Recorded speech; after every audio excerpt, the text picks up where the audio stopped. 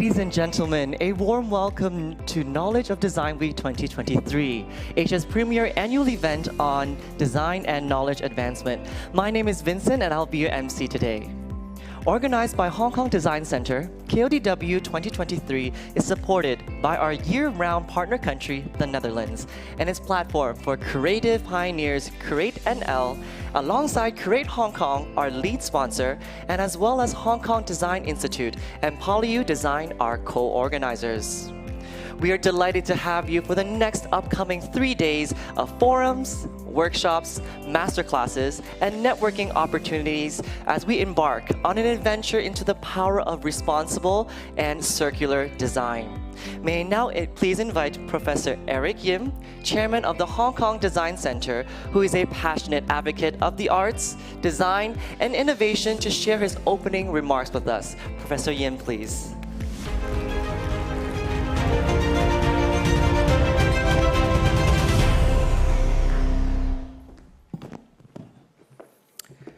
Secretary Kevin Yang, officiating guests, distinguished speakers, moderators, media friends, ladies and gentlemen, good morning. On behalf of Hong Kong Design Center, I would like to welcome you all to the opening ceremony of Knowledge of Design Week, or KODW 2023. How thrilling it is to see so many familiar and new faces gather here at the Hong Kong Palace Museum in person. We extend a very warm welcome to our guests from all corners of the world, and we are especially excited to have the Guangzhou Design Week and Macau Designers Association as our strategic regional partners joining us in person. Their physical presence here is a testament to our efforts to strengthen the Greater Bay Area's networking and foster collaborations. After 3 years of virtual and hybrid editions, KODW, our annual international design conference, is finally making a full return to in-person events and is now taking center stage on the global arena. This year, we are excited to have the Netherlands as our year-round partner country. Since March this year, we have already kickstarted our partnership by organizing a visiting delegation to the Netherlands, followed by KODW Now and the concurrent design circularity exhibition at the Central Market, culminated in the upcoming collaboration in Business of Design Week 2023 at the end of November this year. We are also delighted to join hands with Creative NL, the platform for creative pioneer from the Netherlands, to offer new cultural perspectives to you all and foster cross-learning within the international community. Over the course of the 3-day event, 18 forums, 9 workshops, and 2 master classes will be presented here at the Hong Kong Palace Museum and off-site in our partners' premises. Over 40 local and international creative and business leaders from innovative brands, companies, and academic institutions will share their insights under the theme, The Power of Design, Innovating for a Circular World, and demonstrate the creative power of design from the Greater Bay Area to around the world.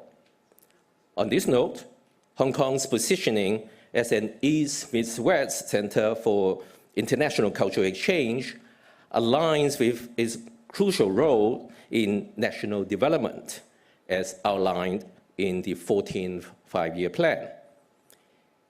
In fulfilling this role, we believe that it is crucial for us to foster the development of the design industry and economy to build sustainable growth for Hong Kong as an international city. I would like to take this opportunity to thank all our speakers and moderators. We believe that their contribution to this event is unparalleled and will bring great benefits to the design industry.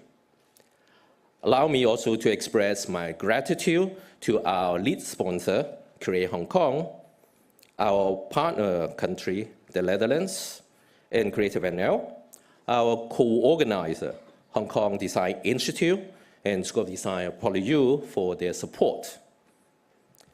On a final note, I would also like to express my appreciation to Dr. Victor Loh, Chairman of KODW Steering Committee and HKDC's Board of Directors, as well as the team from Hong Kong Design Center for making all this possible. Ladies and gentlemen, I hope you will enjoy the rewarding programs we arranged for you and get inspired.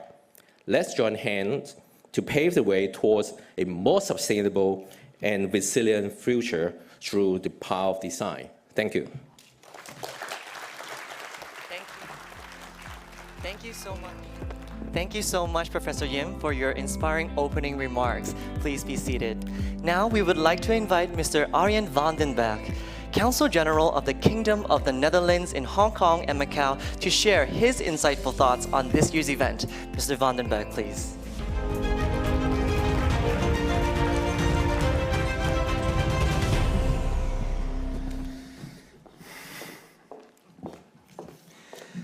Secretary Young, Professor Yim, distinguished speakers and participants, ladies and gentlemen, what an enormous pleasure to be here to assist in the opening of the Knowledge of Design Week 2023.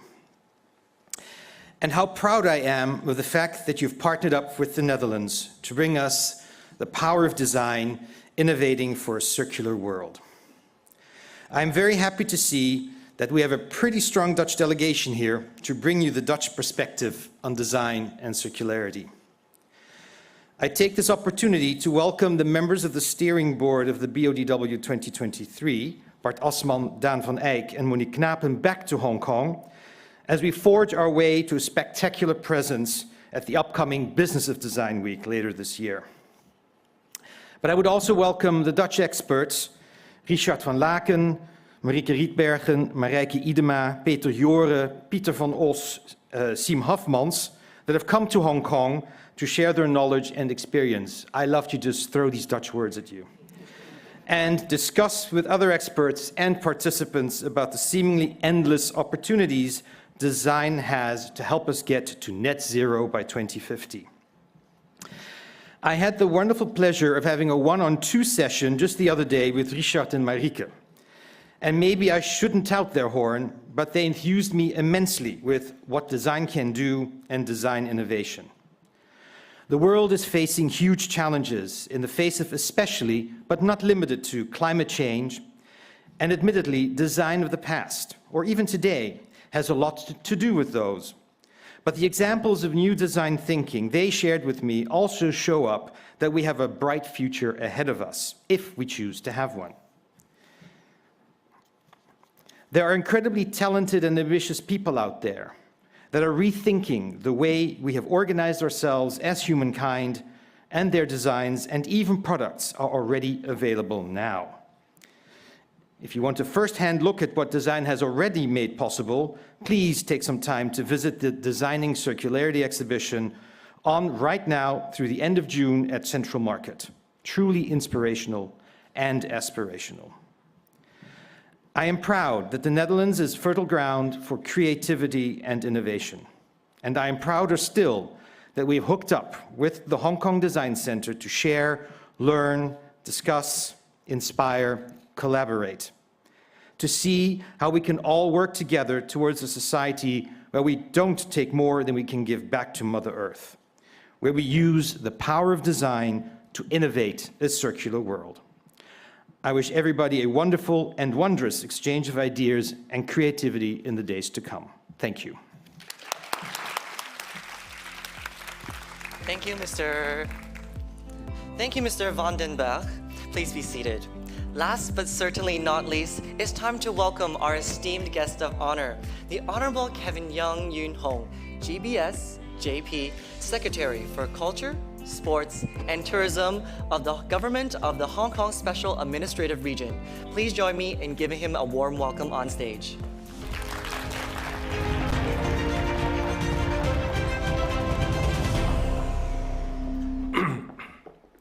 Professor Yim, Dr. Low, Mr. Van der Bern, distinguished guests, ladies and gentlemen, good morning. It's my great pleasure to welcome you all to the Knowledge of Design Week 2023. I'm really excited to greet our international guests in KODW with a full return in physical format this year. Riding on the theme, The Power of Design, Innovating for a Circular World, over 30 creative and business leaders from around the world are gathering in Hong Kong today to share their knowledge and innovative ideas. In the coming 3 days, a series of face-to-face forums, workshops, master classes, and networking events will bring together experts and professionals to explore the application and impact of innovative practices in design for creating a more sustainable and resilient future. The Netherlands has been taking the lead in implementing and championing green designs. I recall during my last visit to the Netherlands in March, the dialogues with the officials and local industry players were rewarding and inspiring. We are very pleased for the Kingdom of the Netherlands to be our partner country of both KODW and Business of Design Week BODW this year. I look forward to the in-depth exchanges and sharing on circular economy amongst the design leaders from the Netherlands and other countries. The current term government is committed to fostering Hong Kong's arts, cultural, and creative industries under the National 14th Five-Year Plan. With an additional 500 million injection in the Create Smart initiative, we will continue with our efforts to support the development of Hong Kong's creative industries, including design, with an aim to reinforce Hong Kong's position as an East-Midwest Center for International Cultural Exchange. I would like to thank the Hong Kong Design Center and supporting organization for making KODW happen again. My special thanks go to the Consulate General of the Kingdom of the Netherlands in Hong Kong and the Creative Netherlands, which have been facilitating the partnership for KODW and BODW this year. I wish KODW every success and all of you a fruitful and enjoyable event. Thank you very much. Thank you, Mr. Young, for gracing us with your presence. Please have a seat as I invite other additional guests on stage to start off KODW 2023. First, I would like to invite Professor Kun Pyoy Lee, Dean of School of Design of the Hong Kong Polytechnic University.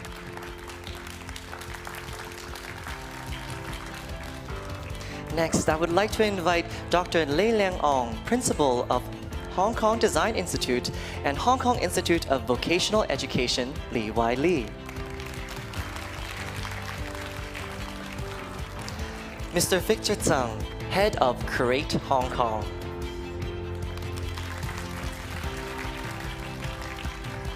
Mr. Bart Asman, Managing Director of Click NL. Professor Eric Yim, Chairman of Hong Kong Design Center. Dr. Victor Low, Chairman of KODW Steering Committee. Mr. Arjen van den Berg, Counsel General of the Kingdom of the Netherlands in Hong Kong and Macau. Lastly, the Honorable Kevin Young Yoon Hong, GBS JP, Secretary for Culture, Sports and Tourism, HKSIAR Government. Esteemed guests, if you could kindly have a look at the video screen behind you, there are circles on the video wall. Now, can you please walk forward to the circle directly in front of you atop the platform? On the count of 3, I will invite all our guests to place their hands on the circle to officially kick off KODW. Are we all ready? 3, 2, 1. And with that, KODW 2023 has officially started. I would like to invite all of our esteemed guests to take a step forward for a group photo. Our cameraman is right in the center. Please share your lovely smiles this morning.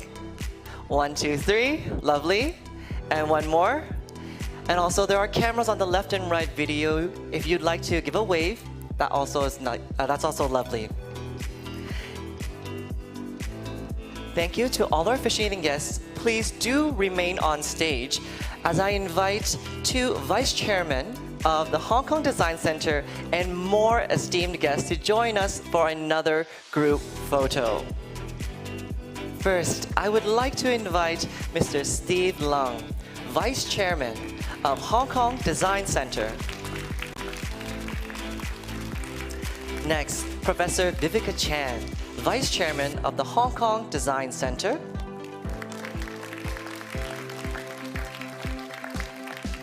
Dr. Louis Ng, Museum Director of the Hong Kong Palace Museum. Mr. Felix To, CEO of iCable Communications Limited. Ms. Claudia Young, Chief Information Officer of Brand Hong Kong.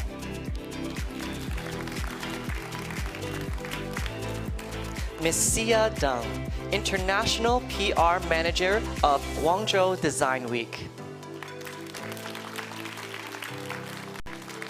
And lastly, Mr. Zhou Xiaoliang, Chairman of Macau Designers Association.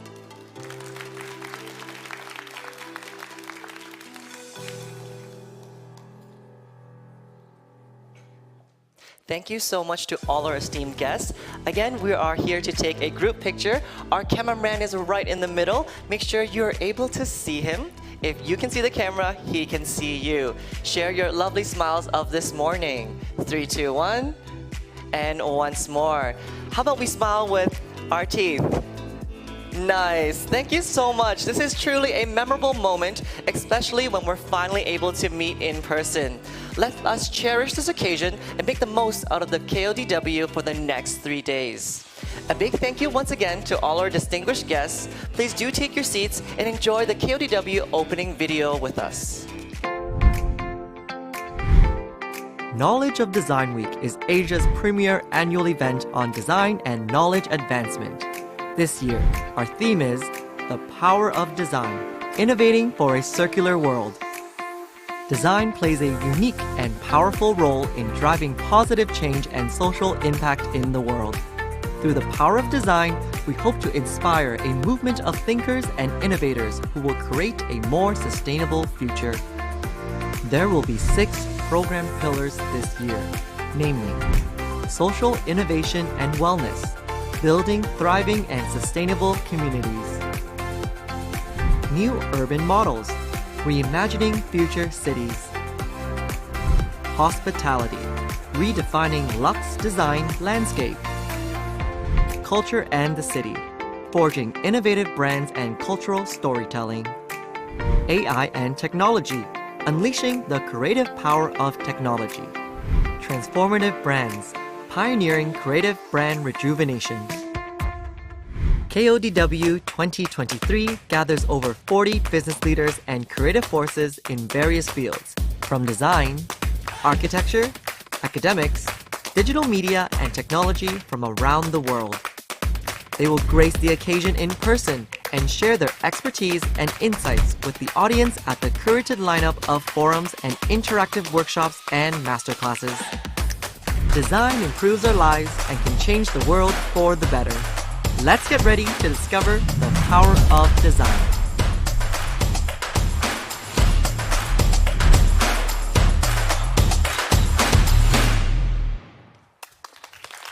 What an incredible start to our event. This year's theme is the power of design, innovating for a circular world. Through KODW 2023, we seek to showcase how responsible and circular design helps further activate the movement of using the unique power of design to build a more equitable, sustainable, and resilient community benefiting both businesses and societies. Before we kick off our first panel, we'd like to ask an expert on his view of this year's KODW 2023. I'd like to invite Mr. Bart Asman to share his thoughts with us this morning. Good morning, Mr. Bart Asman. Good morning. How are you doing this morning? I'm fine, thank you. You can have a seat, it's okay. I'll sit down. Okay. That's more So I have some questions for you, and we all would like to hear your thoughts on it. So what do you think is the most powerful example of design that you've encountered, and what made it so impactful to you? Well, I'll have to go back a few years for that, because it's, it's like comparing, as you say, apples and oranges. But I'm very fond personally of the designs of the Dutch banknotes. That was between 1966 and 1985 by our esteemed Dutch designer, Professor Oxenaar. And because those banknotes, they were very distinguishable because of their colors, bright colors, lots of humor in there. And they evoked special emotions among people, but they were always very easy to use because you could immediately see the value of each banknote. Oh, well, I'm Canadian. I'm just wondering, are the banknotes plastic? Were they, I don't know, that was a memorable impression for me.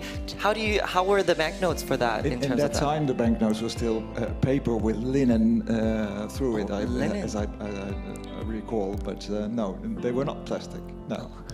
Thank you so much. And as we continue for KODW for the next 3 days, we'll hear more from local and international innovators and award-winning creatives and business leaders on how design solutions can positively impact our lives and pave a way for a more sustainable future.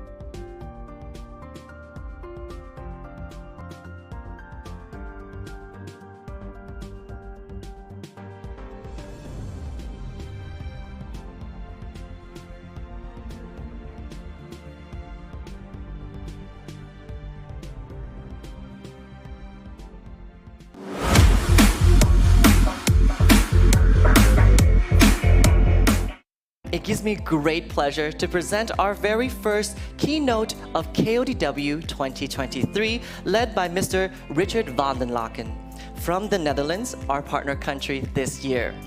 He's a co-founder and creative director of the esteemed international organization What Design Can Do. And he himself is an acclaimed designer, entrepreneur, and an ambassador for promoting using design to tackle social challenges. Welcome, Richard. Thank you. To moderate this session, we have invited Ms. Sarah Mui, co-founder and design director of One Byte Design Studio in Hong Kong.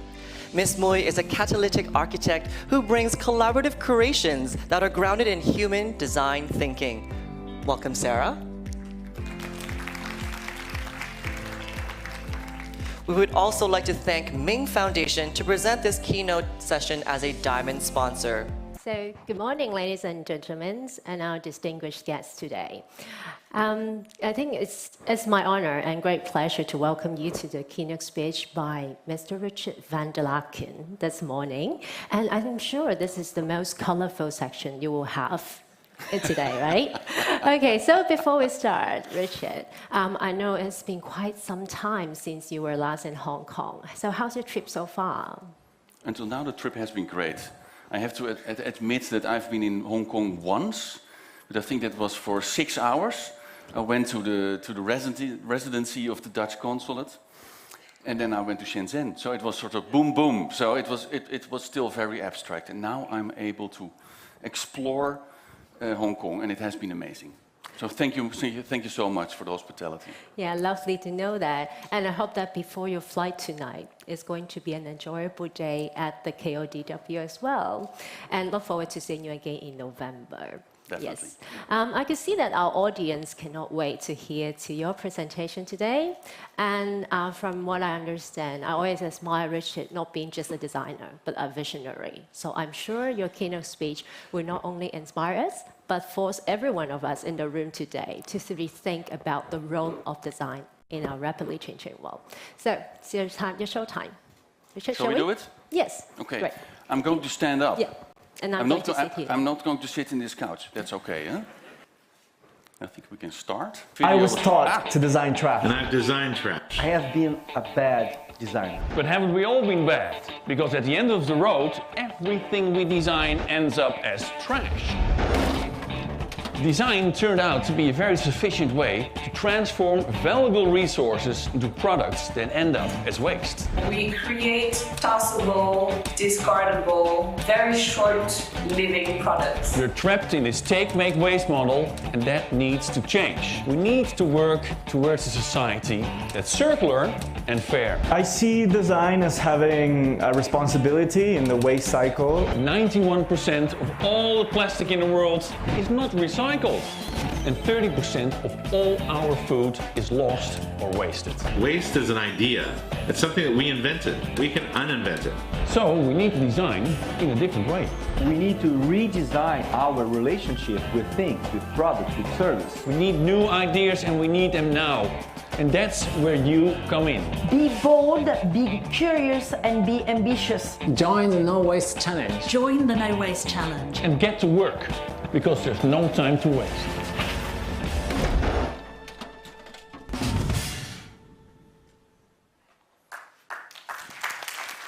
Well, as you could see, I was wearing a yellow suit, but my daughter said that I look like Tweety. So now I have a red suit, but now she calls me a tomato. That's a pity, but that's what it is. Again, my name is Richard van der Laken. You pronounce it very well, Richard van der Laken, just like the consul. I'm a creative director, and I'm also the founder of a graphic design studio called the Design Police, or Design Politie in Dutch, the Daily Gorilla, which is a visual column in a Dutch newspaper, and of course, What Design Can Do. And for What Design Can Do, I'm going to tell you a bit more today. But first of all, there's something that I would like to share with you, a few statements. This one. When I think about design, the first thing that comes to my mind is luxury products. Or overproduction and consumption. The clicker is not collaborating. Creative solutions for urgent issues, problems, or campaigns and infographics. Is there anybody who would like to raise his hand for one of these four? Yeah, what would you, that lady over there, what is it in your, yeah, that lady there with the black hair? Yes, you are, yeah. So what do you, when you think about design, what comes to your mind? Creative solutions for urgent problems. Anybody else? Our consul, what do you think? Luxury products, that's what I wanted to hear. Because the thing is, of course, design is everything. It is about luxury products. It's also about creative solutions for urgent problems. In fact, it's all of this. And I will give you a few examples. This is a submariner with a swimming pool. So it was designed and produced for somebody who wanted to go under the water, including a swimming pool. Design can also be very trivial. Here you see a golden banana that also gives light. But design is also something else. It's also indeed about creative solutions for urgent issues. Maybe you know him. This is Francis Kéré. He's an architect. He's from Burkina Faso. He had his education in Berlin, and then he went back to Burkina Faso. And he used his skills and his talent to help the country of Burkina Faso. Maybe you know Burkina Faso is a very poor country in Africa. And as Francis also said, you have the people and the red soil, the red earth. And with that, with these two elements, he started helping developing this country. So what he did, by the way, he was also recently the winner of the Pritzker Prize. Maybe you know it. It's sort of the Oscar of architecture. And the beautiful thing is that he worked together with people and that red soil to build public spaces, libraries, schools, etc. And here you see some beautiful examples. So they don't use air conditioning, but they use ancient old knowledge for a natural cooling of the buildings. I think it's a beautiful example, quite literally, of what design can do. Okay, statement number 2. Design is the problem. Or, you already feel it, design is the solution. Anybody? Who says that design is the problem? Can I see some hands? No, you all, there's a problem. There's a problem. I like that.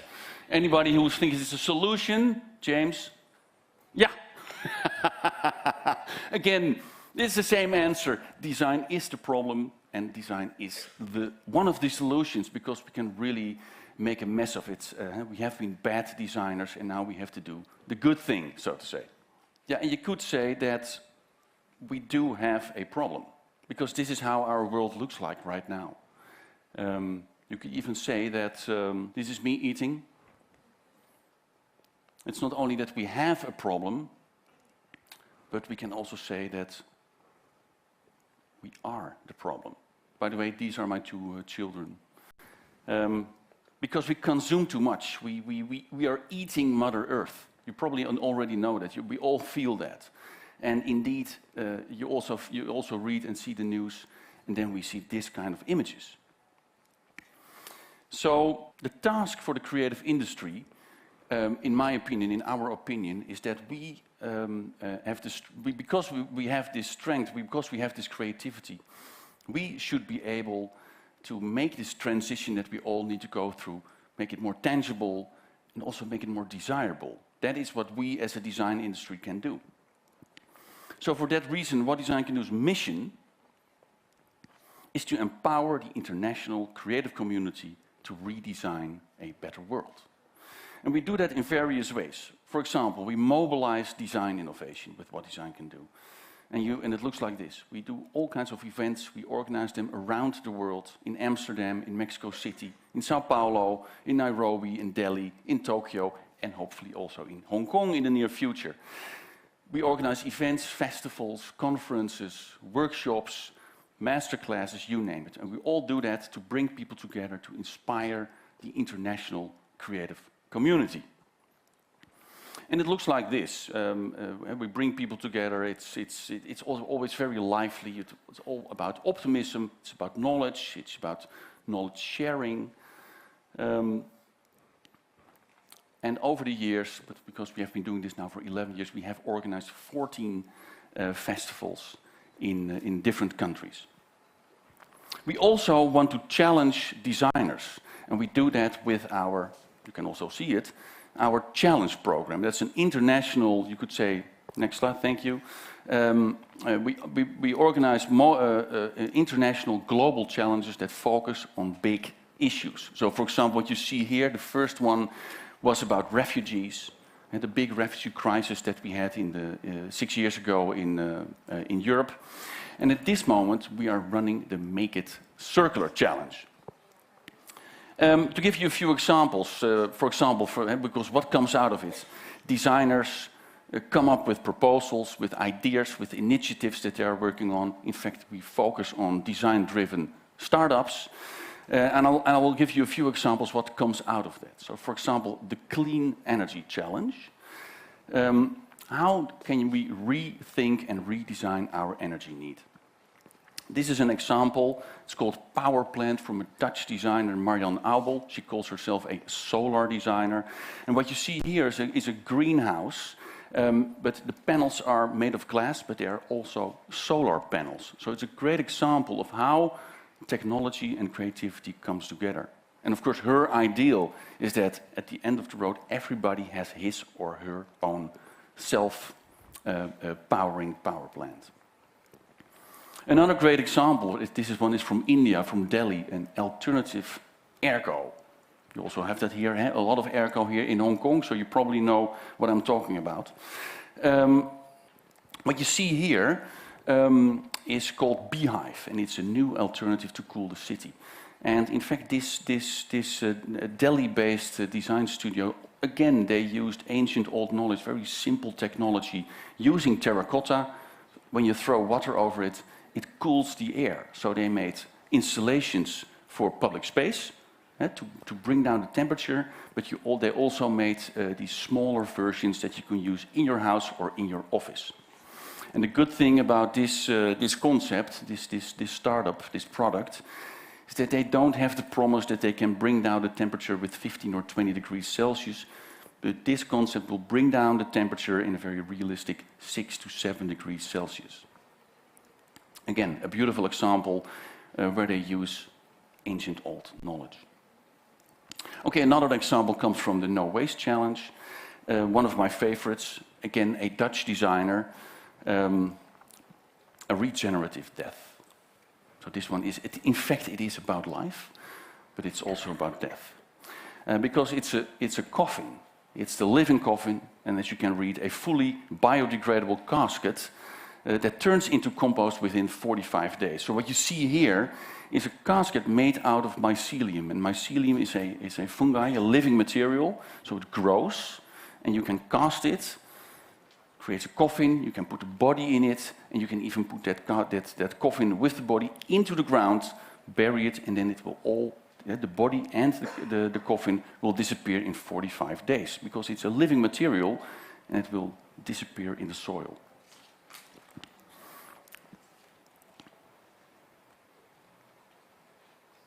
Okay, the future of our children, this one is also, of course I'm also always showing you my favorites. This one is again from India, and it is about education. It is about a project that is for children, but also done by the children in India.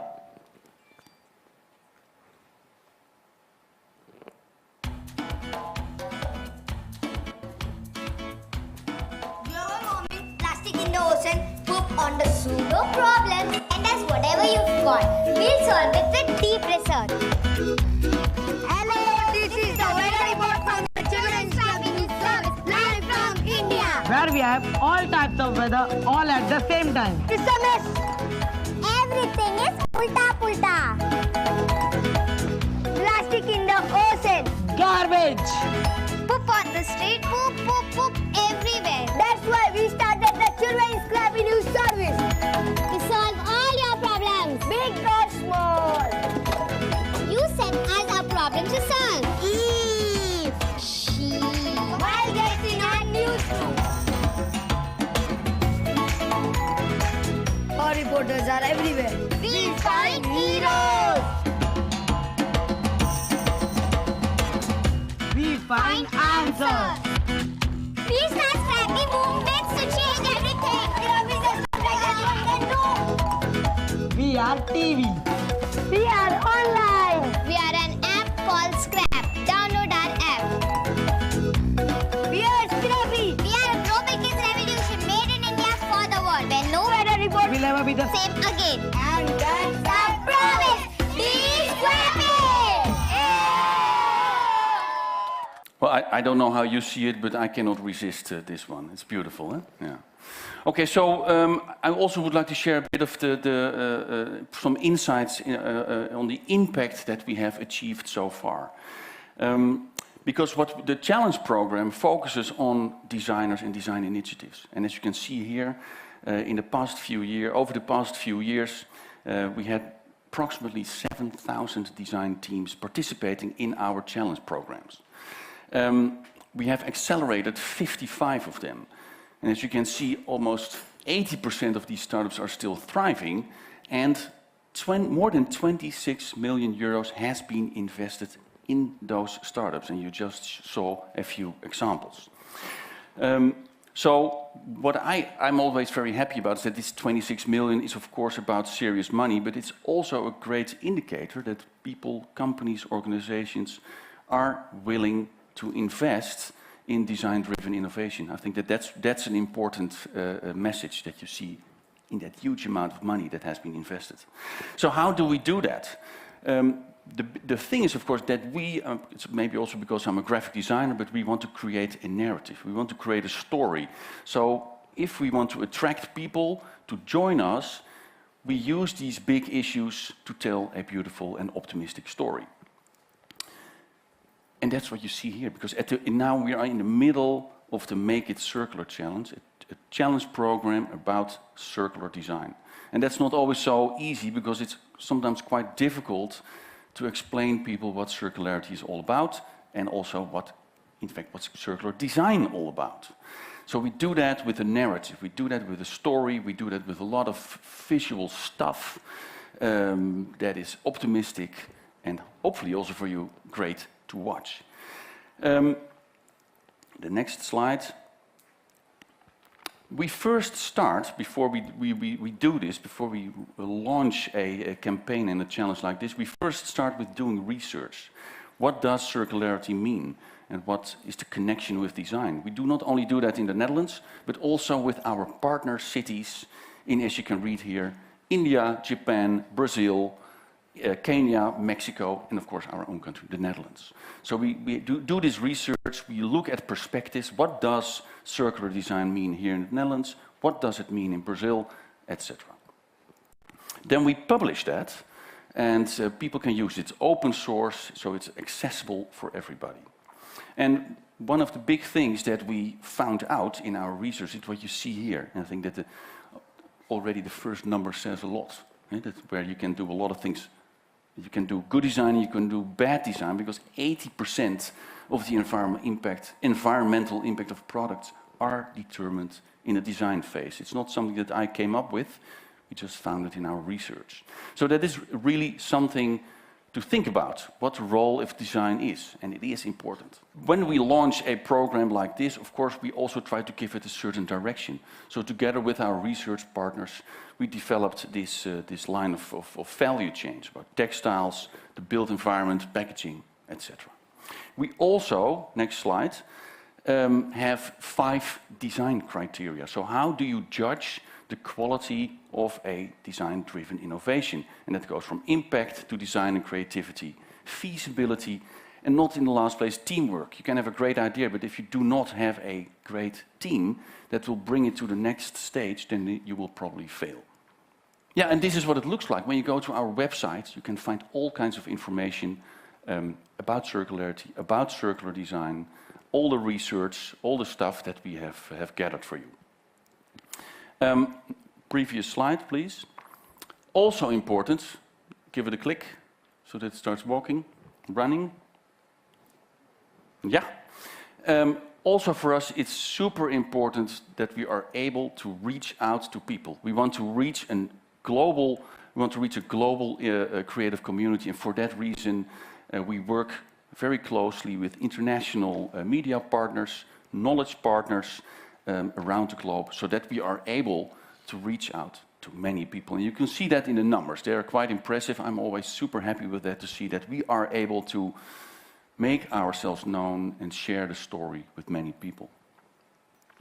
We also work with designers, with creative entrepreneurs that make the things happen that we, in a way, promise. So what you see here is, for example, Dutch designer Bas van Abel. He's the founder and designer of the Fairphone, and many other great people that we invited to be part of this video campaign. And I'm going to show you one video of Arthur Wang. He's a designer, innovator from Taiwan. Here we go. We are constantly producing loads of My name is Arthur Huang. I'm an architect and engineer and the founder of this company called MiniWiz. I'm most angry about people talking about circular economy and not doing. Talking, not doing. That's all I want to say, actually. Is that angry enough for you? At MiniWiz, we see trash as a possibility. It's really not trash. It just misplaced resources. We find it very exciting to turn that into something that's unimaginable. And that is the magic trick. So every product we design can be disassembled. Everything is modular, so everything can be separated back to its original form and content. So material not only have one life, it has multiple lives. Join the Make It Circular Challenge.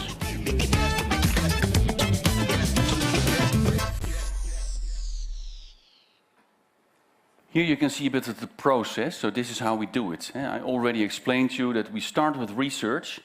At a certain moment we start a campaign. You just saw the video with Arthur. Then we select the designers, and finally we select the winners. We do that with an international jury. And at this moment we are in the acceleration phase. So at this, I'm here now, but all the winners are at this moment in Amsterdam, enjoying a week-long boot camp. So where they all come together and where they start learning, because we will, in the coming months, we will offer them a program with all kinds of experts from the Netherlands and abroad to learn more on your design skills, so to say. And it goes from prototyping to design mentality to branding, presentation skills, etc. And as you know, you saw the numbers, it works. It will give people the opportunity to attract investments, to build their company, and make their design innovations reality. We also offer people something. As I already mentioned, this is, by the way, the jury. We'll go to the next slide. Next slide, please.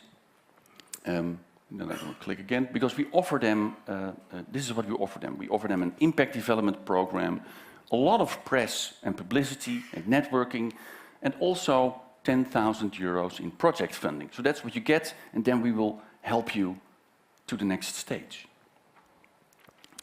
So, previous slide, please. It's always a bit messy. Yeah. So this is what we focus on. We have a global community of more than 180,000 designers. And of course, it's amazing to see that we are able to help them, to bring them to the next stage. Not only by this challenge program, but also by connecting people, giving them information, etc., etc. And it looks like this. All these people share their beautiful ideas and their initiatives with us. And I must say that also makes me very humble, because being a designer myself, it's a great pleasure and a great honor to be able to help these people. So my question to you is, work with us, because there's no time to waste. Thank you so much. Thank you, Richard. You're welcome. I love the beautiful screenshots of the videos in your last screen. And I feel like your work has inspired not only a generation of designers, but also to actually provide a platform for, you have been mentioning a few times about optimistic. Like how in today's world, we do have a lot of pressing issues, how designers can still be optimistic and think and break through what design can do. I think it's a really lovely message from your keynote speech. But riding on circularity, I would actually love to ask a few more questions on that. Because you've mentioned that when we talk about circularity or design for circularity, and I'm sure different countries or cities, they have different interpretation of these. Yep. So even through your research stage, or how do you grab the language that they speak so that you can convince the designers and find out that what design can do? Yeah, that's a very good question, because that is something that we noticed by collaborating with other cities in other countries. That circularity and circular design means something different in, for example, the Netherlands, than it means in a country like Kenya, or what it means in Mexico, or what it means in Japan. And I can give you a few examples. For example, in Kenya, in Nairobi, people don't understand this whole idea of circularity. And with that, I mean that they just don't talk about it. In the Netherlands, we also have a lot of conversation, there's a lot of discourse around it. And in a country like Kenya, the whole design infrastructure is not there yet. I mean, it's the same here in Hong Kong. You have this great knowledge of Design Week, the business of Design Week, institutions. There's a great infrastructure, so designers know what you're talking about. In a country like Kenya, when you talk about circularity, it's much smarter for us to talk about recycling, for example. In fact, it's not really about circularity, but it is at least a sort of a first step, because the danger with this whole phenomenon of circular design is that people don't understand it. And what you saw in our previous challenges, for example, when you talk about the no waste challenge, that's a problem. Everybody understands that. I mean, you also, when you're at home, when I'm at home, I throw things away and I sometimes feel a bit bad about it. So everybody can relate to this whole phenomenon of waste, because it is a problem. But when you talk about circularity and circular design, in fact, you talk about the methodology, so it's more abstract. And so for us, that was also the reason to really think about how are we going to communicate about it. And that's, for example, we said, make it circular. So it can also be a first step in the direction of circularity. And it's also a call to action, so that, in fact, everybody around the globe can understand it. Next to that, we also, in our campaigning, we do a lot of stuff on social media, but also during the open call, we have a wide range of online workshops, masterclasses, etc. For example, done by professionals, but also online workshops that we do with previous challenge winners. So that if you want to apply for one of our challenges, you can also check in one of those workshops, and have a conversation with one of those previous challenge winners or with an expert on circularity. Oh, that's lovely, because how the challenge prepares a common ground for everyone to feel comfortable and easy to come forward and to be part of the community. Exactly. Oh, so apart from talking about circularity, I know you have been partnering with teams in Tokyo and also a lot of other cities. And when I look at Tokyo and Hong Kong and some cities in Asia, we do experience some common social and also environmental problem, including aging population. So is there any tips you can give us, or anything as a first bite-sized step that we should take? Well, you already have all these escalators, so that's okay here. No, but so yeah, you I take think the escalator, not the steps. We're promoting a walkable city here. Exactly. No, I think it is indeed. It's important. It's not only about the design in the form of objects, but it's of course also how you communicate with people. And what I always sense, also in the stuff that we do, is that you need to be aware of who you communicate with. So if you have a population that becomes older, you need to be able to communicate in a different way than the way you communicate to people who are 25 or 30 years old. So it all starts with being aware of how you communicate to a specific target group. And I think that it's also something to consider that 60 is the new 40. So I think that also people who become older still feel young, and I think they also, and that's in a way also true, because people become older. It's very normal to stay very active. So I think that is something to really keep into account when you develop your society or your city here in Hong Kong or in Japan. Yeah, so the power of communication will be very important to bridge the gaps and see what we can do for them. Yeah. Yeah, so I know that I have to open the time to the floor. So any questions from the floor that you would like to ask Richard today? Oh, yes. We know that would be questions. Yeah.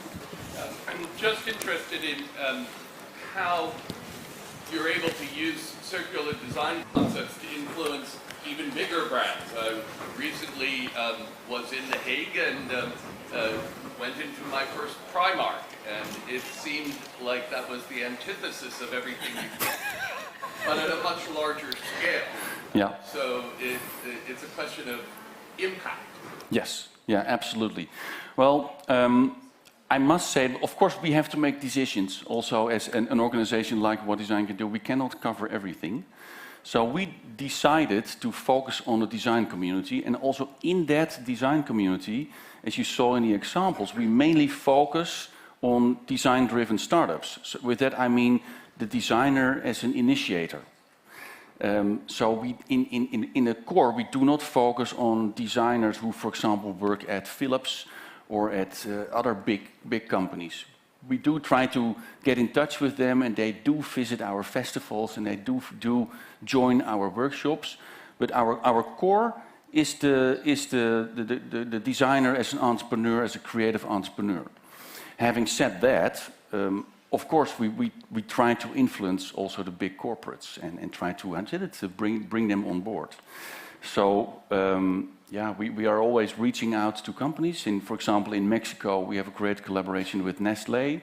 Also, by the way, with HSBC, the bank you all know. In the Netherlands, we have been working with governmental bodies, but also with companies. So it's a big variation. But yeah, the danger is that you also try to, when I try to reach everybody, I also spread out too thin. So my main focus is the designer as an entrepreneur. Any second question? Oh, great. Yes, the gentleman's over there. Shout it out. Good morning. Hello. Thanks for that presentation. You said that 85% of waste, I believe, is built into the initial design phase of a product life cycle. Yeah. But as a designer, when you sit down, your corporate master or your client might say, make it cheap, make it flexible, make it fit with a luxury lifestyle, something like that. So if the initial impetus of the design brief is not circularity, how do you balance those different economic and social factors in the design process? That's a good question. I think that also is part of the problem. I do not point a finger at the designer. It's not always so that he or she is the one who did things wrong. It's of course also the whole system that we are in. And it's more that for me it was an important thing to discover. And in a way it's also a no-brainer, because when you design it wrong in the beginning, yeah, at the end of the cycle you have a big problem. I mean, to make it very simple, because we also had these quite interesting conversations with waste management or companies, etc. They also told me that if you have a piece of packaging, two materials, and they are glued, melted to each other, then they cannot take it apart, so they will incinerate it. But still, I think it's important that designers, whether they have their own organization or they work at Philips or Unilever or whatever, that they try to push the needle. But I totally agree with you that companies also need to change. And by the way, there's also a huge responsibility for the government, because if they say that you can do this but you cannot do that, of course then companies will change. And then they will need designers again to make that change happen. So in fact, for designers, it's always a good story, because you need creative thinking and creative making to make the transformation happen. But yeah, I must admit that sometimes it also makes me cynical that I'm pretty convinced that there are many designers and creatives who want to do it in a different way. But yeah, the market demands are always very strong, so that's a big hurdle that we still have to take all together. I think that will be a future where even clients or other parties, when they actually design their brief, designers should always be part of that. Yes, absolutely. I think that would be a lovely vision. Yeah. Yeah. Okay, thank you for the question. Do we have other questions? Oh, okay, James. Do you need the mic? Yeah, and James, maybe you also have to stand up, because I have a red suit. You have a beautiful pink suit. I really appreciate that. So Richard, we've had a chat before, and I've learned a lot from you. Do you believe that we're trying to solve the situation by tackling this issue of circularity, but actually the fundamental problem isn't circularity. The fundamental problem is the other word with a C, which is consumerism. Yeah. What's your comment on that? Yeah, of course, we also all talk about responsible consumerism, because we don't want to go away from this whole idea of consuming less. And of course, that is always a bit of a taboo. And in all honesty, I'm sometimes also a bit cynical about consuming less. I mean, just look at yourself. I don't know how you are doing that, but I also like buying stuff, and I also like new stuff, and I also like fashion and all those things. But it's a dead end. That needs to change. And sometimes I also am wondering how we are going to do that. Because as you and I discussed 2 days ago, when you're getting older, you will also see the different values in life. But when I look at my daughter, on one hand, she's, by the way, 20 years old. It's a generation that is very aware of the boundaries of our planet and of our behavior. And on the other hand, yeah, she grew up in abundance, in a world, in a society, and I also feel responsible for that, where consumerism is a sort of a basic necessity almost. So yeah, we need to change that. But that will be a tough one. And in all honesty, I don't really know how we can change it. I think we can, with design, we can push it in a different direction. But this whole notion of that things have to shrink, I find it really difficult to believe that we are able to do that. It's a bit of a, yeah, again, a cynical remark. But that again means that we as a design community have to put, because sitting on our hands and doing nothing is no option, in my opinion. At least we have to try, and then maybe it will happen. So riding on that, will consumerism be the next challenge topic? Can you share with us what's your plan for the next challenge topic? She wants to know it already. Yes, I really want to know. Do I have to wait till next year? Yeah. Sorry? Give us some hints. Sure, yeah. No, we will definitely continue on this road of circular design. You also have something that's called regenerative design, so we are now also exploring that. And on the other hand, again, taking consumerism into account, we will also have to deal with the consequences of climate change. So we are also researching at this moment a climate adaptation. So how do we adapt to climate change? Which is also, I think, a very important issue for Hong Kong or for Amsterdam. For many, there's also how do you work on resilient cities? Because things are changing, they will change, and again, also there we will need the power of design and creativity. I will look forward. Do that. Yes. Yes, because I've been asking Richard this question since this morning. Yeah, so finally I got my answer. Okay, so I know time is up, and please join me to thank Richard for this lovely sharing this morning. Thank you so much. Thank you so much. Thank you so much.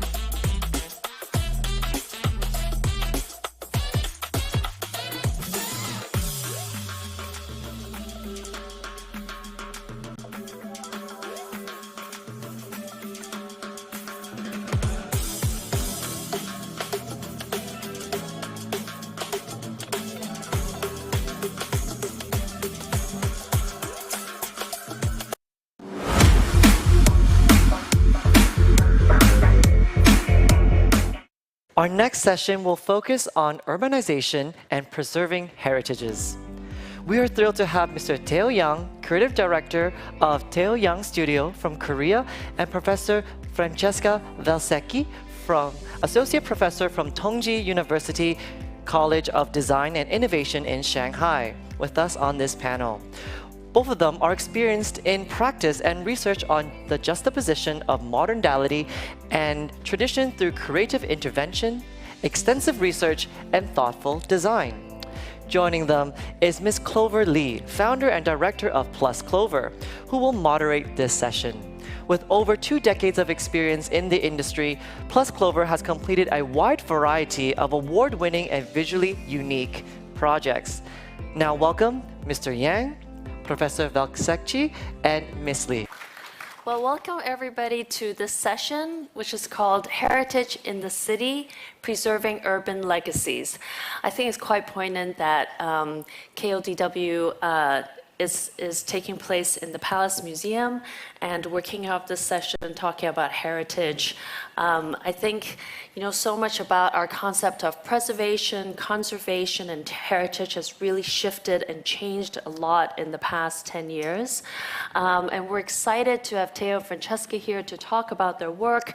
I think their work really spans a spectrum in terms of, the different forums, from the kind of professional and commercial to the more academic forum at which your work takes place, and also the range of scales through which they both work with heritage and notions of legacy. So I'll let Theo get us started. Thank you. Okay, good morning, everyone. My name is Theo Yang. I am from Seoul, Korea. I am the founder of Theo Yang Studio, which is a very small studio based in Seoul, Korea. Even though it's very small, there's this one thing that really sets us apart from other design studios in Korea, that is that we work with traditional heritage. As you can see in the image, I live and work in a traditional Korean home called Hanok, which is nestled in a very small residential area, which has a really long history of more than 600 years. This is a place where I come from, and it has been a very great stage and a source of inspiration for many of my design projects. I'd be very honored to share you a few projects, maybe not few, but the recent ones that I have done during the pandemic, and really show us how I am using our studio as sort of tool to discover and reintroduce local culture and heritage in our modern world. So as you can see in the images on the above is the 1950s and the 1940s in Seoul, and the images that you see in below are the nowadays of Seoul. Seoul has shifted so much recently, and it's keep on changing. Even though I'm missing maybe 4 days of Seoul, and I go back and you see so many new cafes and restaurants opening up, and all of and things are being gone. So a lot of people even say that we don't even need a guidebook for a city like Seoul. And we have about 10 million residents in Seoul, and within this very dense city, innovation and competition becomes everybody's business in the everyday. And within that condition, sometimes we get lost of history, and we get lost of local heritage, and we really don't recognize the importance of where we need to go. And everybody just comes into this race of how to be better than other people, that sometimes we lose the real values that we need to keep. So our studio, we're really trying to step out of this race and really take our design practice as a long-term marathon, and step aside from everything and really look back at what we can bring back together, and really think about what are the data that we could gather and share with people. So it's not just the final product for us, but really create something that could be utilized as a resource for everyone. So I think I probably used heritage like 100 times already, but what is heritage for me is very important. Heritage for me is almost like a future resource, almost like a natural resource, but in a different term. To me, it's a very equivalent value that I take value in. And also, heritage is a luxury for me.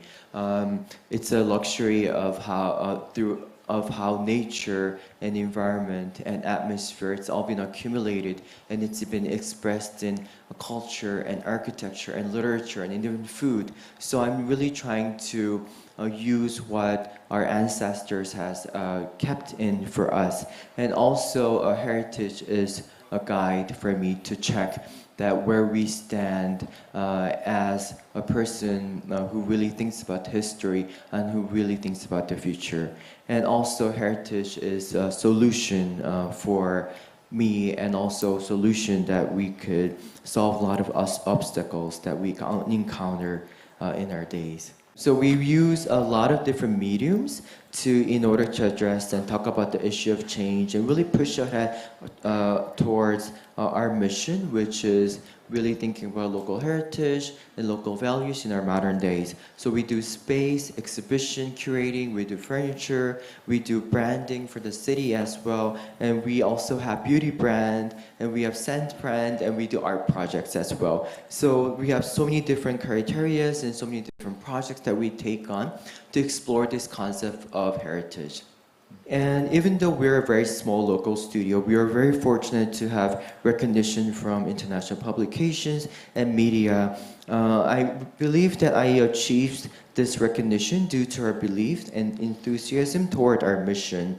It took more than 10 years of constant focus on the same topic and really showing the world that we need to tackle this theme, and we need to really think about this theme. And I think we're really starting to create a consensus that we need to bring heritage into our design and into our society to make a better place for all of us. So we've been working with a lot of medias, and we've been getting a lot of rewards. And I'm not really just trying to say that, oh, these are the things that we have accomplished, but I think it really shows us that we're going into a right path, and we're really getting these feedbacks because we're doing something right for the society as well. The time is ticking so fast that I'm getting so nervous, but I only have about two more minutes left to talk about myself. But it started as like no project for a month. Now we're working with more than 15 projects at once, and I'm running 3 brands, and our clients span from museums to international luxury brands, and work dynamic has changed so much as well. By sharing our missions and sharing our purpose to the world, we are now, clients aren't clients anymore, they're our partners, and we're really working together to create something meaningful together, and we become the project leader on the design creations that we do. So this is the Hanok in the studio that I live and continue my practice in. I feel very lucky to live in an environment with the rich history and contents. And this home is a constant reminder of where I stand in history, and really makes me think about what kind of role I need to play in this history of design of Seoul. And also, it repeatedly tells me that I need to think about not just space-wise, but art, music, food, sense, and all these 5 different senses, how I need to incorporate within my projects. And I'll just share a few projects that I have done recently. There's some public projects that we use to introduce local heritage, such as the public restrooms that we have done. And next slide, and this is the National Gyeongju Museum that we have done. And really trying to make people feel more close to heritage, and and really share with people that heritage is not something that's kept in the museum, but it's something that we could utilize and something that we could be inspired by. And now we're rebranding the image of Seoul, and we're really trying to work with the mayor about how we could change the experience of how foreigners and even the locals are introduced into the core values of Seoul and what we could offer. And some more commercial projects that we do. A lot of people ask us how could we translate heritage and use this concept in a corporate setting. So we really sometimes invite neuroscientists, and we invite Korean philosophers, and we're trying to find the common grounds in those tools and make those old concepts really contemporary and show it through the space as well. And some spas and hotels that we have created to really think about the hospitality of South Korea. And we do extensive research on even like the beauty routines and how we took bath in the old days, and really try to incorporate all of that. And we create so many data, not only for the space, but we share with other brands as well. And we recently redesigned the Blue Bottle store in Myeongdong, and really trying to invite the philosophy of Korean traditional architecture and how you present your space to the outer world and how you view the outer world through your private space. So we're really trying to think about the philosophy of how the heritage visions have seen and how they communicated with us. Yes. And we do a lot of collaborations with international brands like the Savoy Beds from the Savoy Hotel London, and Fendi, Louis Vuitton. And even working with these brands, we are always constantly telling them that we need to talk about heritage, and we need to think about heritage as well. Next. This was a fun project that I did with Fendi. They asked us to design a peekaboo bag for their exhibition. Instead of designing a bag for them, we decided to really think about the role of a bag in our society and for the women. So what does this expensive bag does for us? It really creates an image for certain people. And so we asked ourselves, does people know the history of how women's images were portrayed? And we asked ourselves how the women's images were made throughout the history. So we did a research on that, and we created a book. And that was actually the final product of the design. And we work with wallpaper design and designing fountains for a city in London, in one of the parks, and using Korean philosophies on how we utilize, how we cope with nature, and also designing wallpapers for Digorne, and really trying to introduce the aesthetic of Korean traditional paintings as well.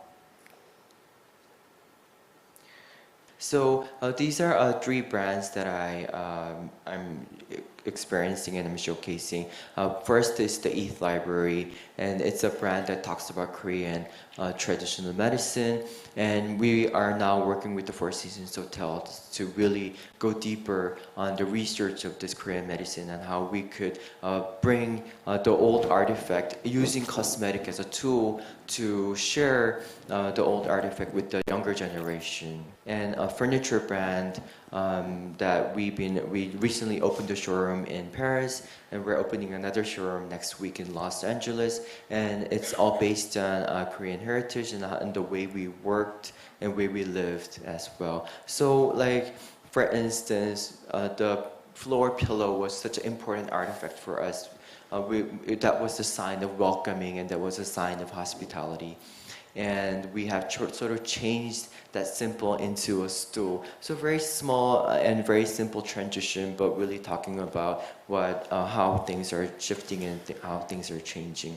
And a scent brand that talks about different time zones, and we're using we have this persona who's a time traveler hiding in that hideous building, and we have created a very special store in this sort of abandoned electronic complex that was built in the 1950s. I hope you guys can come to Korea and experience all of that. Yes, I think my time is up already, and I think that was really fast. I hope I had an hour to share that with you, but I hope you get a glimpse of what I do. Yes, it is a very short amount of time to show a very impressive range of work, you know, from spaces that are using materials, sticks and stones, to, you know, beauty products, scents that are much more sensorial. Now we're going to take a shift in scale and look at Francesca's work, which is at the urban scale and a very different model within a different kind of more academic environment. Francesca, please. Thank you. Good morning, everybody. Thanks again for having me, and thanks all of you for being here. And this morning I want to share some work and some reflection about the urban regeneration process and practice and how they can influence the idea of urban heritage. So these images are from the Skip Garden, which is a movable garden in King's Cross, in an area of London that has been under continuous renovation for almost 15 years. It is movable because it floats around the King's Cross area, and somehow it skips all the construction that is also moving around. So at the same time is mingling with all of the cranes that are in the landscapes. It's run by a local charity and involves hundreds of resident citizens and workers in the maintenance. After years of roaming, it may find a permanent house in what is the new King's Cross final execution plan, which is expected to be completed next year or so. And I speak of this garden because of this feature of, because it's movable, and this feature of temporality, which is a concept that I want to share today regarding a way to create urban regeneration and at the same time to contribute to the concept of urban legacy. There are several paradox or contradiction or tension that we can observe in regeneration processes. So coming from Europe, I grew up with a very strong sense of heritage preservation, and cultural and urban heritage are they often come along with the idea that something is endangered, that we need to protect from decadence, and yet sometimes such preservation involves forms of nostalgia of the past, and this sentiment is quite the opposite of the spirit of transformation and the dynamism of the cities. So some other times also preservation demands very high investments, but not necessarily is able to maintain a social and a community function around the building and the heritage. So if I think, for example, about Shanghai, where I've been living for a long time, the traditional Lilong architecture is transformed in a commercial space, which are very beautiful, but also they lose the community sense. And this is, I think, is a good example of this decadence and like this concept of decadence I would like to share. So the dilemma of urban regeneration is often evident around us in our city by unfinished neighborhood, brand new buildings that are standing empty, or district which doesn't really have too much of a soul, or a dynamic of displacement of population that we call usually gentrified areas. And it does not matter if a building if we're talking about a building of hundreds of years, or if you're talking about an industrial architecture, or if you're talking about a large new urban areas. All the master plans, they take years, if not decades, to be completed, and they consume investments, and usually they leave the place often unused in the meanwhile. So the heritage of the bricks, not so directly can bring along a living heritage of the function and an evolving heritage of a community. I'm showing you images from our research project, which is trying a new approach in urban regeneration. This is Bilbao in Spain, an area of the city which the master plan has been designed by Zaha Hadid in 2004. So it's almost 20 years ago. The vision is very grand. It's like a large innovation pole in the city. Yet for the past 10 years, in this huge construction site, who has been mainly taken care and animated the places where small stakeholders and cultural organization and social association. So once the master plan will be complete, this social heritage may also disappear because they technically do not belong to the master plan, even though they belong to this transformation process that is happening. So in this dialogue between heritage and regeneration, how can we make sure that we avoid decadence and emptiness? I argue that urban regeneration is not only about the city hardware, such as the buildings and the infrastructure, but regeneration is a fundamental reboot of the city software, the social, the economic, and the cultural fabric that makes the city thrive, and that can mitigate against present and future risk. This software is not made by big plan, or not only, but more of like continuous and diverse and temporary intervention. So this is, T-Factor is the name of a project, like a research project that is funded by the European Commission and by the China Ministry of Science and Technology. And T stands for time, transformation, and temporary. And the project has this idea to multiply and to spread the use of temporary and meanwhile uses as a tool for more inclusive and sustainable and flexible urban regeneration model. The core idea is that the waiting time between the approval of the master plan and the implementation of the master plan can be transformed into opportunity for collective city making. So this experiment also can be so successful that they can inform future forms of development, but they can also become permanent regeneration solution. So at this stage, we have 7 cities around the world where we are working on. And since 4 years, we have been doing dozens of experiments to demonstrate how citizens and different stakeholders can co-create temporary intervention in these meanwhile spaces that are meaningful and valuable for the local community.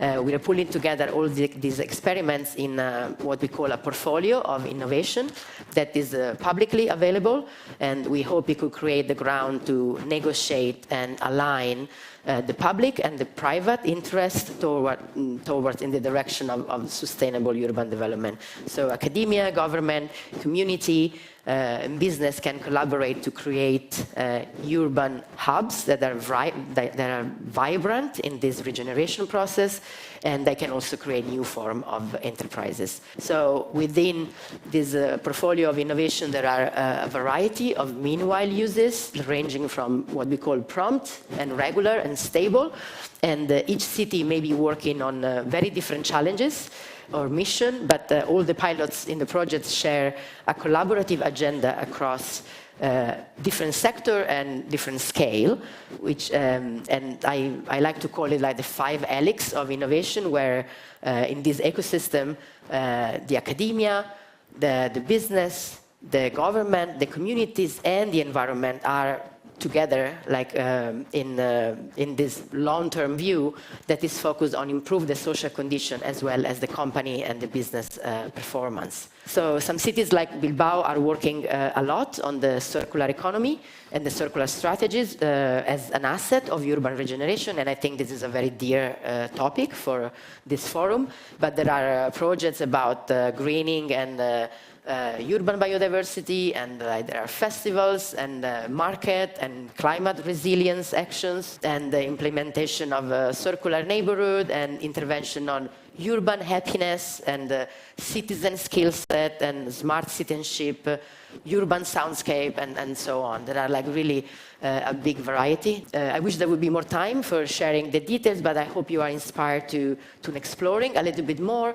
And I just want to finally mention about Shanghai, where we are tackling the regeneration process in industrial heritage by experimenting on public governance. So in this place, there are currently a kitchen, a co-working space, a garden, a playground made by the families, a place where sustainable brands can share like a company and atelier, studio, and art residency program, and a urban ecology lab. And all of these projects are managed in a grassroots way. With being in Hong Kong in these days, we're also going to some field work here, like to see some very promising cases of meanwhile organization and projects, and we hope that we can create more connection. So that's just a little conclusion for today. Like, consider temporality not as the idea of like the short terms, but as a dynamic that in which the city can work in a networked way, and the capacity of the city to actually perform and to evolve and to regenerate in a network and in a diverse and inclusive way. And hope that what we're doing and sharing can be an inspiration for cities and citizens all over. Thanks. I want to ask you two what kind of coffee you guys drink, because the amount of, how much you guys tackle is very impressive. I would be guessing that you guys don't sleep, both of you. Just, Francesca, looking at the T-Factor list of cities and what you mentioned in terms of each city, the stakeholders engaging from academia, government, business organizations, and then there are like 8 cities on that list. So I think not only there's kind of a tremendous amount of stakeholders and people to deal with, but also, Mike, can you talk a little bit about how these different cultures and geographies affect ideas about heritage? Because, I think what Theo was also talking about is, I think, the experience and what each person understands as heritage or legacy is quite different. As you mentioned, being from Europe, it's almost ingrained and built into you, whereas, in Hong Kong, we certainly have a very different history and attitude about heritage and legacy. Yeah, well, that's, I think, is for the project. I mean, the European Commission was funding the project with the idea that each of the city can actually work on these very different ideas. So if I think about Kaunas in Lithuania, the heritage is industrial heritage. So big warehouses like emptied and to be renovated also like physically, architecturally. But if I think about Milano, the area that we're working on is the former Expo area.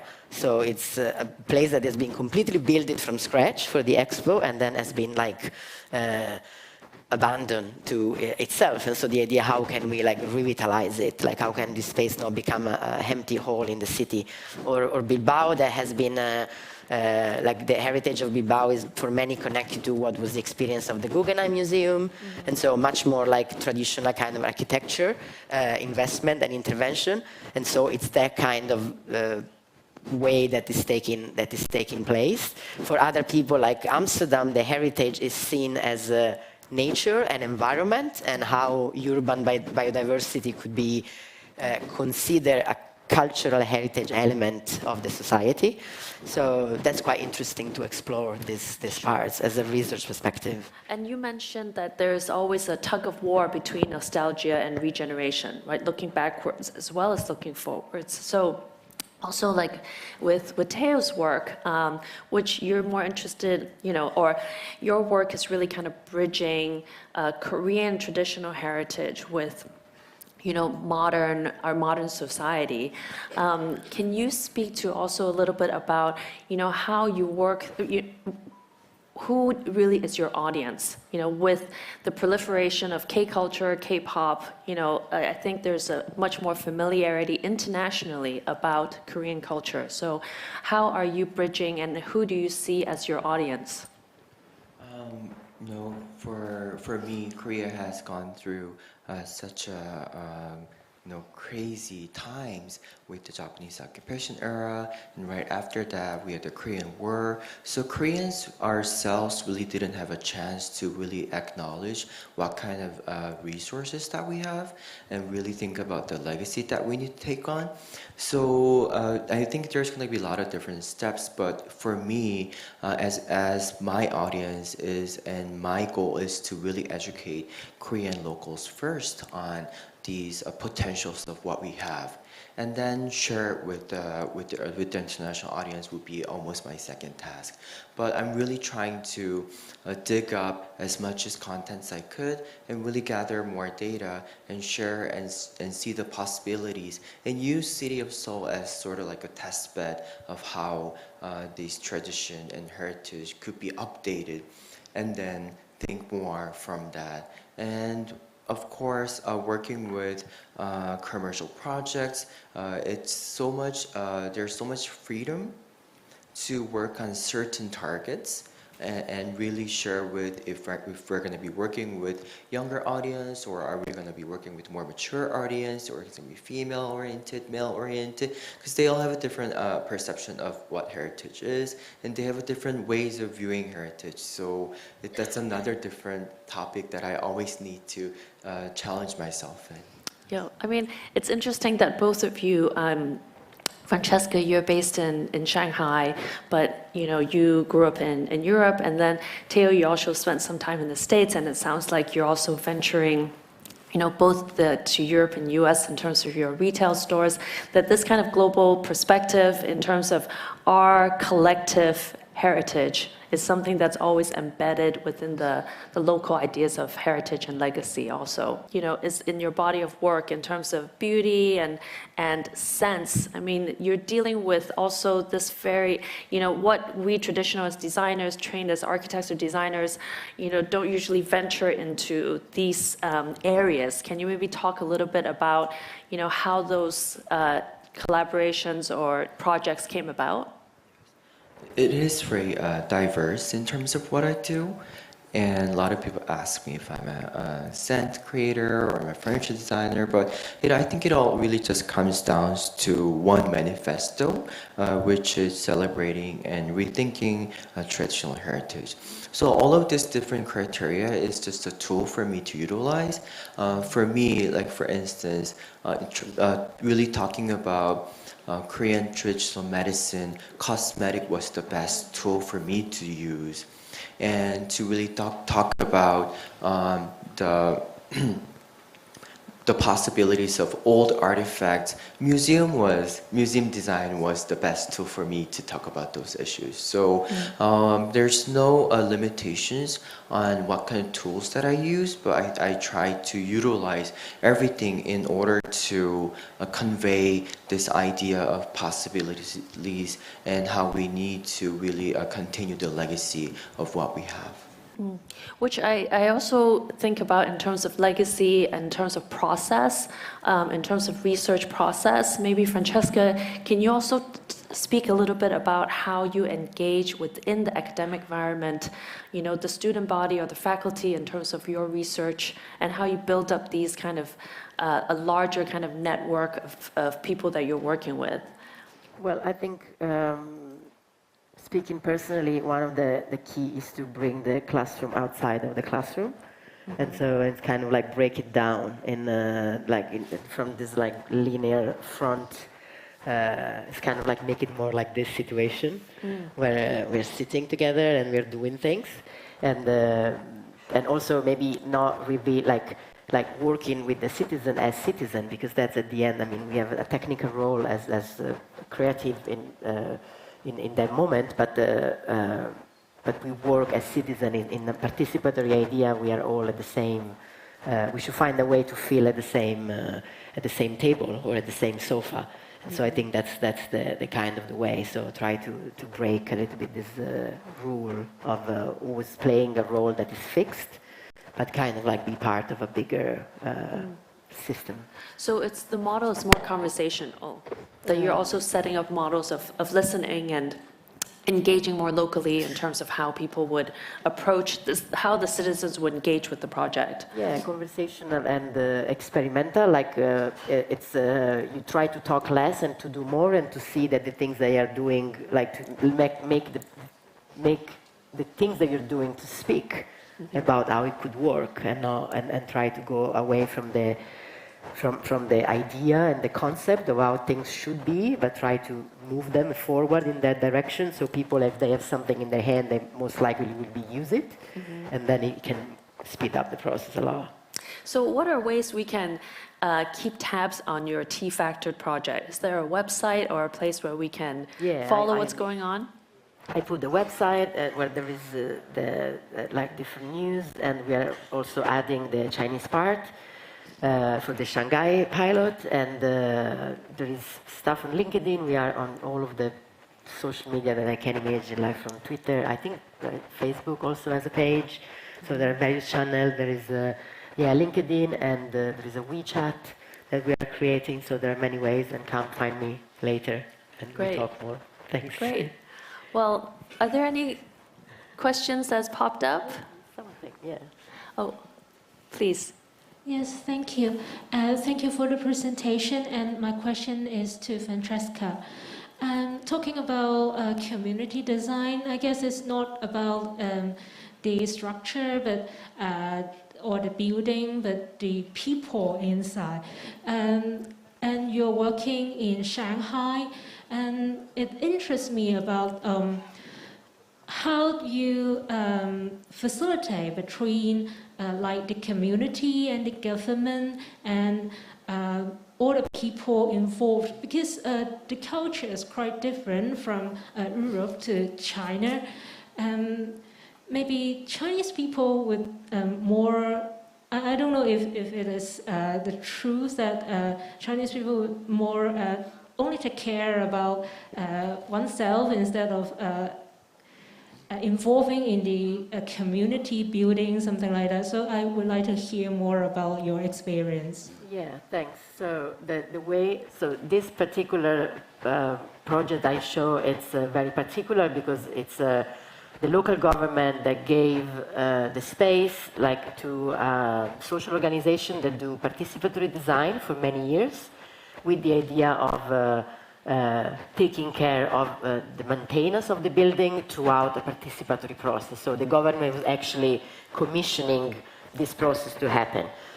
We have other pilots that work in a very different way, but the idea is that, I mean, the government is always there to listen, and the citizens are always there to listen, and sometimes it's a mediation kind of work. So in this case, there are opportunities, and so what is happening is that some of the building has been renovated for a basic use, but then everything that is happening inside of the building is really built day by day. I go to work there 3 times a week, and the first things I do when I arrive with the bicycle is to take a walk for 10 minutes and take a photo of everything that it was not there the day before or 2 days before. And there's always something. There is always an activity. Maybe someone is building something new. Maybe they're reshuffling the table, whatever is the purpose. So I think this is process, once they start, it works very well because people like to do stuff. So if they have a sense of belonging of the place, that they can do things, then the mechanism is quite okay. So I think in this case, the condition, also the relationship with the government is very good, and they're interesting to see how participation can work for improving that area of the city. So that's like a great opportunity to chase, yeah. So it seems like the secret is to really get everybody involved, hands-on involvement. Yeah, because you speak less, so you don't have to agree or not agree. You're just doing things, and that makes things to go much. Then you can discuss later. Right, which I do think is the power of design. You know, to get our hands into it and to be involved, to make and to do. Well, with that, thank you. Please join me in thanking Francesca and Theo. Thank you.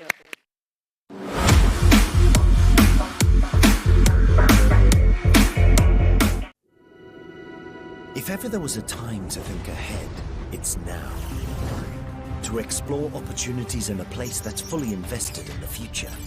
Here, in this city of great openings, you'll find a sandbox for the inventive, a launchpad for the adventurous, and an all-access pass to the Greater Bay Area, to China, and to the world. Life is made richer, not just by enterprise, but by culture, cuisine, and adventure. Here, you can unleash your potential, scale the peak, raise the bar. So, bring your foresights in fintech, biotech, and robotech. Welcome, dream chasers, startup makers, and innovators. Welcome to a global business hub that's connected and dynamic. Welcome to Hong Kong, a world of opportunities.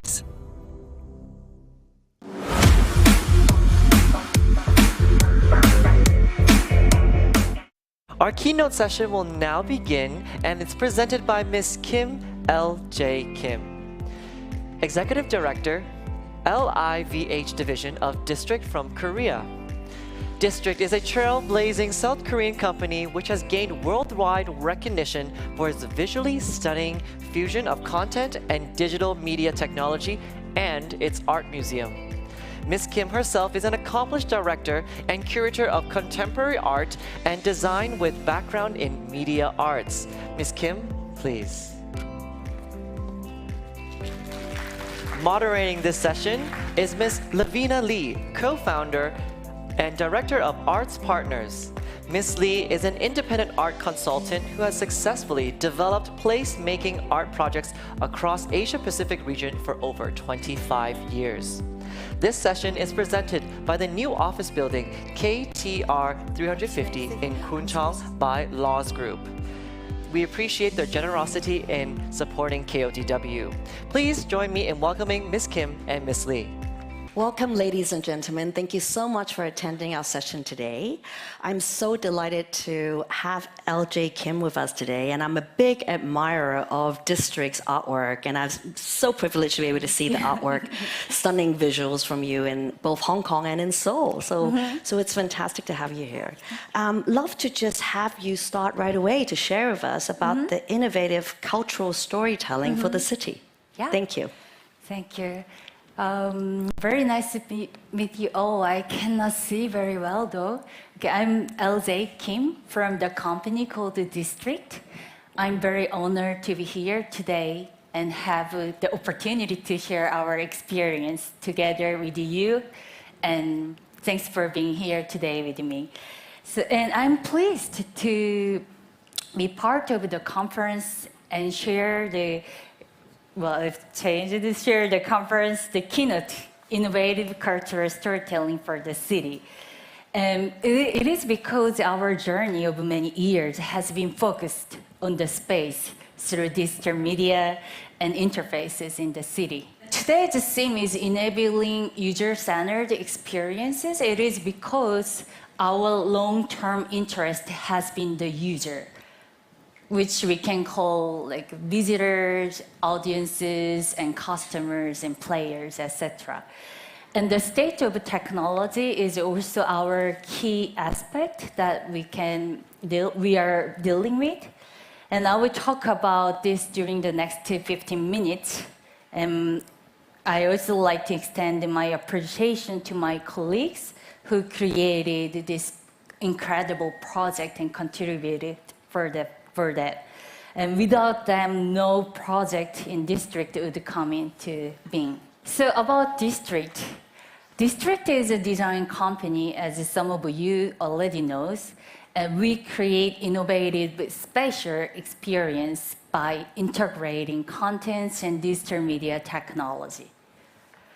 We have this mission and vision. Our vision is to generate new value with the digital media experiences and creating a meaningful experience by integrating imagination and engineering. We call it Imagineering. It's interesting, we started 2 decades ago already in 2004. We started as a web agency in the beginning. Well, it was before smartphones, so at the time, web is the main major media at the time. So we started as a web design company, and we had numerous clients at the time. And thanks to the advent of new media and immersive media technology, we were able to broaden our scope of work and now providing a variety of spatial experience that combine digital and media contents together. And here, today, I will introduce 2 significant and distinctive paths we are actively developing these days, as well as in the initiative project that brought us here. So when you think about digital media these days, you can first think about your phone here, and your pocket and your hand.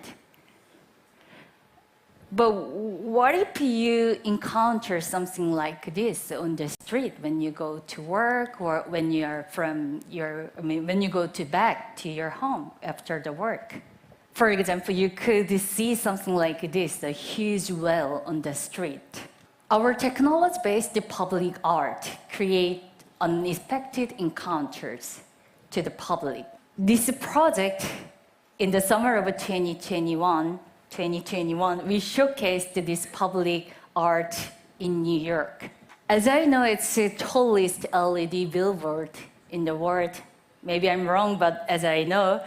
And imagine that one day you encountered this piece. Usually you saw the advertisings and commercial purpose before, but suddenly one day you see this waterfall on the billboard. So this art experience, you don't need to get ready to see the art like you go museums or galleries. This unfiltered art in the urban space gives you like embedded experience, and you can enjoy this intuitively. Well, this has a sound, but I can just speak. So what you're watching is Wave. Wave is our first LED-based public media art that was presented on the largest LED screen in Seoul in 2020. It was during the COVID. And this screen is 4 times the size of the basketball court, as I know. And it received extensive attention from both locally and globally. Why? You see, District transformed this media, character of this media as a commercial purpose media board to canvas for art.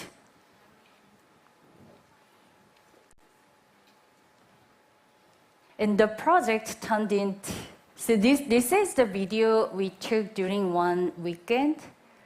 Once we get the fame of this piece, people started to gather in front of this screen and wait until they see the art here. So ordinary space changed differently with encountering this type of public media art piece. I will talk more about later. And another important project I would like to introduce today is our new art exhibition platform called Art Museum. This is not on billboard though, but we created a new space to meet art and enjoy of it. The project has been showing how immersive media technologies are contributing to making visual art more accessible, democratic to the general public. This is one documentation. Maybe you can volume up.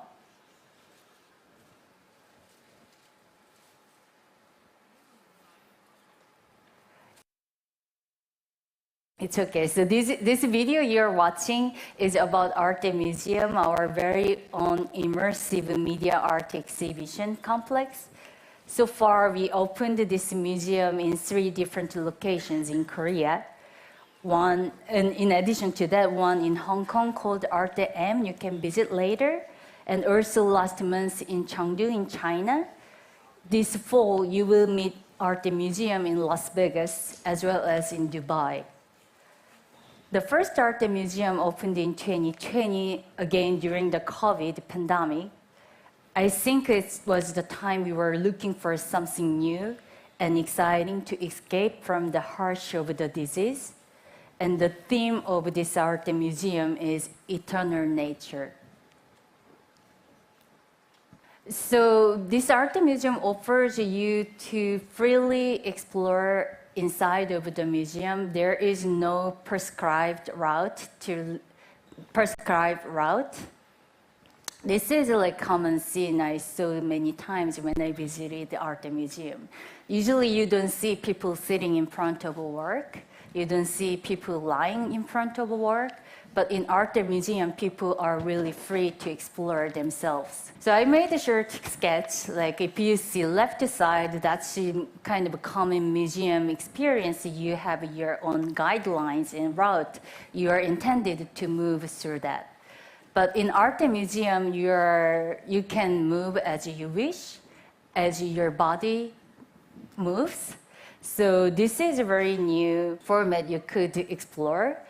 And immersive technology also allowed us to bring this new art space model out of many different locations. And at the same time, because we have a hardware and setting, we can adopt the contents for each locations as well. These 2 images shows different contents for different locations we added in addition to original contents. And the main theme is nature, as I mentioned, which is universal. Also, we can make locally relevant as well. Thanks to these features, we welcomed more than 4 million people so far with our art museums. And by 2026, Art Museum will open 20 plus global locations. The project I just showed brought us here, but you might be curious where it all started. And today, I'm very happy to be able to introduce our very special project that was a starting point of this unique journey.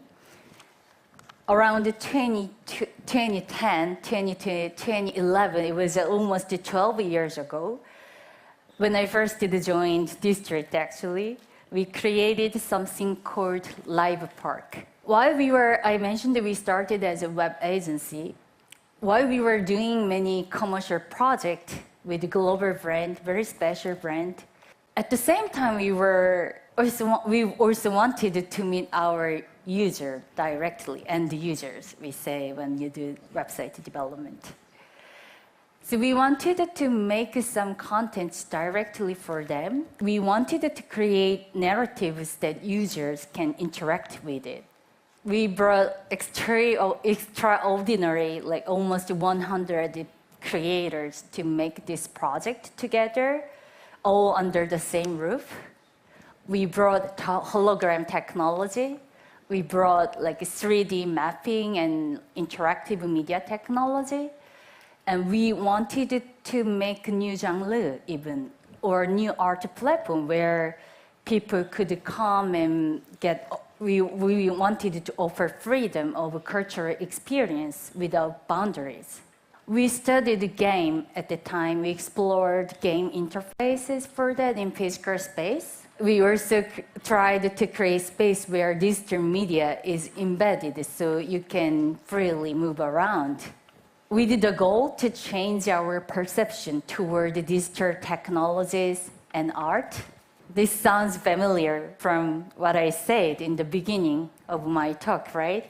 So this is documentation of Live Park.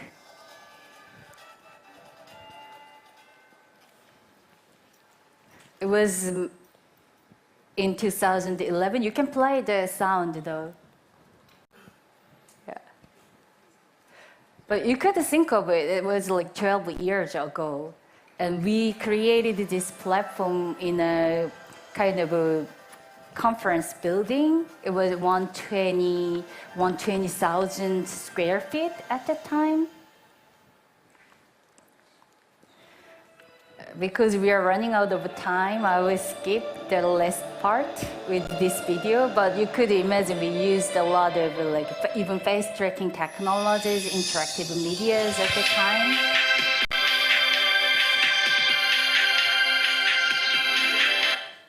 Yeah. So starting with the Live Park, we have been roaming along this long journey with placemaking by integrating media and creativity. This is short video is what we've been doing last 3 years. And we will be meeting public in different locations for different projects, like museum space, like the public art I explained shortly before. It's the well. And we also try to make a new art day with NFTs. And this is art museums and brand spaces. We are meeting a lot of public people and we are learning a lot from them.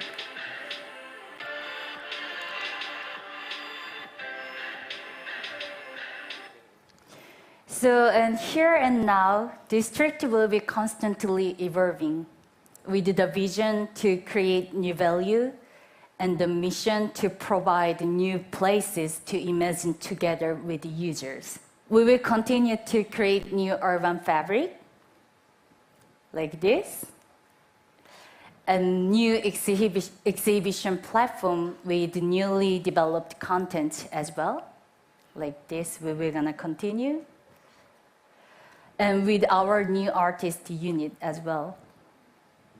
I didn't explain this before, but district has our own unique media art unit, which consists flexibly and will continue to collaborate with the others. This is one project we already made in 2020, collaborated with one of the most prominent galleries in South Korea called Gukjae Gallery.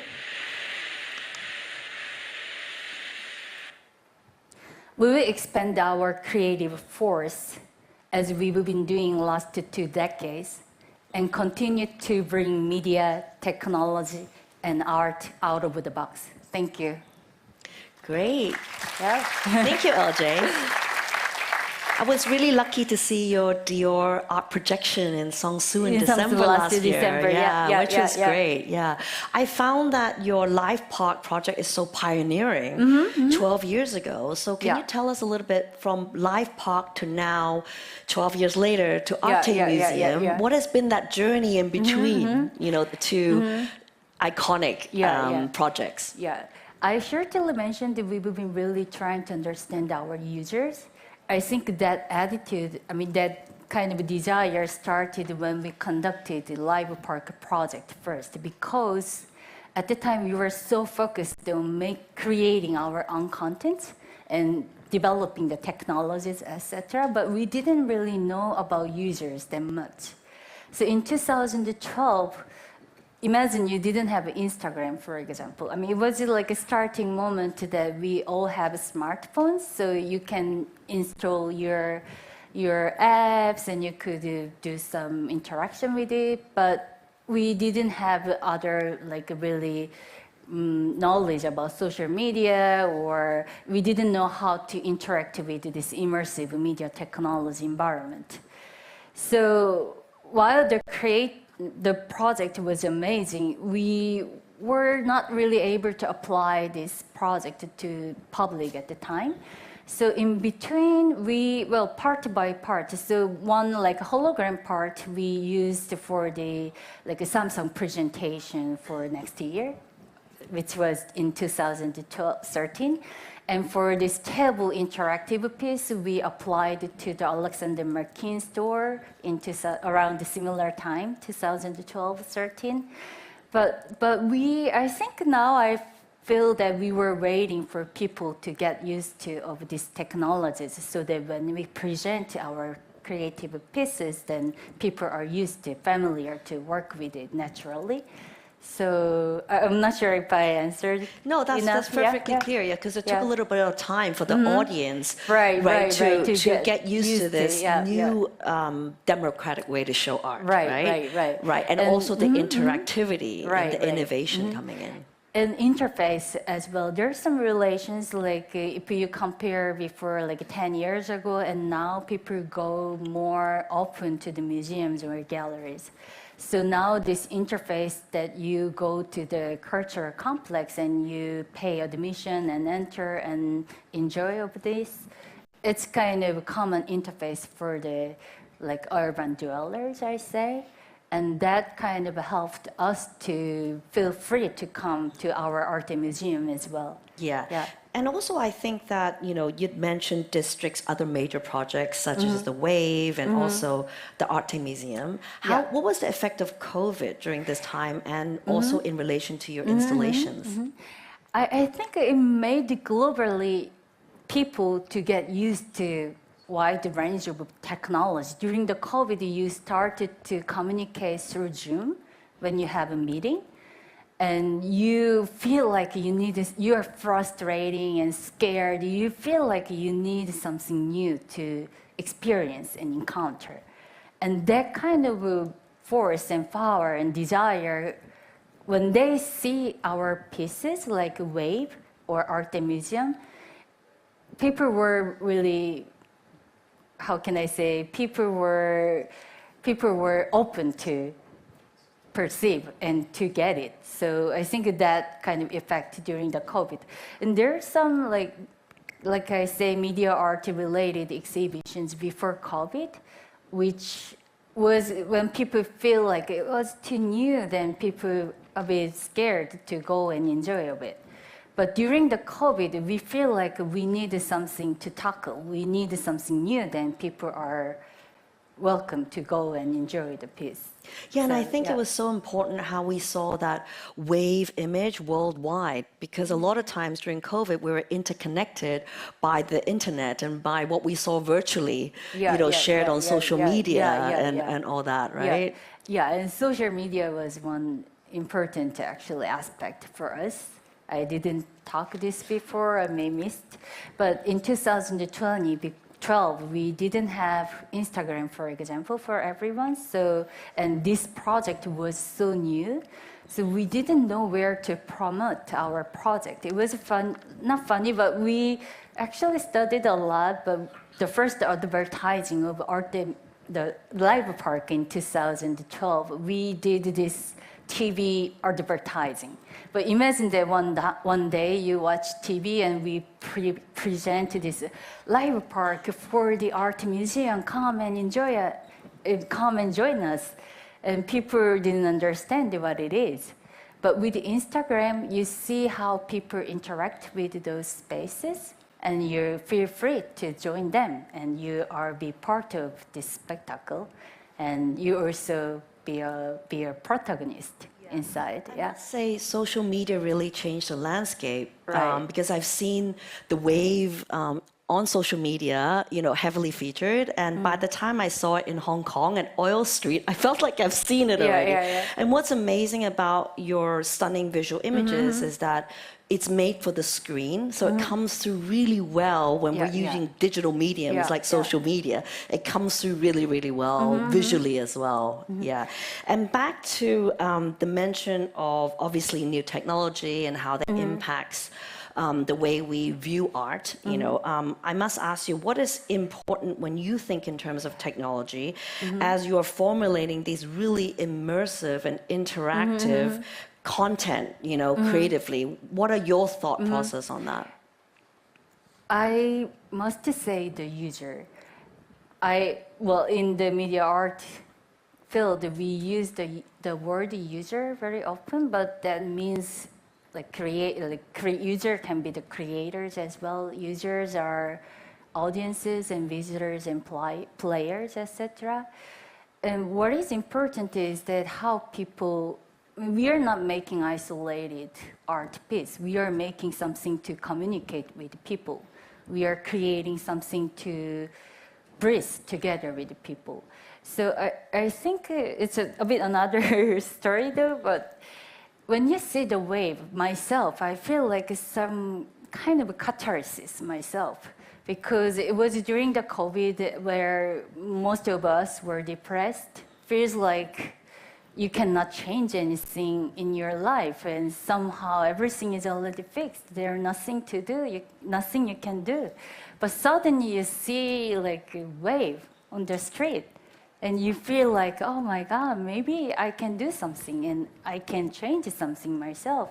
And I think that affected it to people as well, because I'm one of them. And when I feel like that, I could believe that people feel like that as well. Yeah, it was very, very positive, right? And to bring nature into the urban environment. So I've had a lot of questions with LJ. I'd like to see if there's any questions on the floor for LJ. Oh, there's a hand up on the, okay, perfect. Thank you very much for that presentation. I'm keen to understand the how and when you bring brands in, and how and when you're just doing public art. So what's the difference between So that's why we still use our company title as a design company.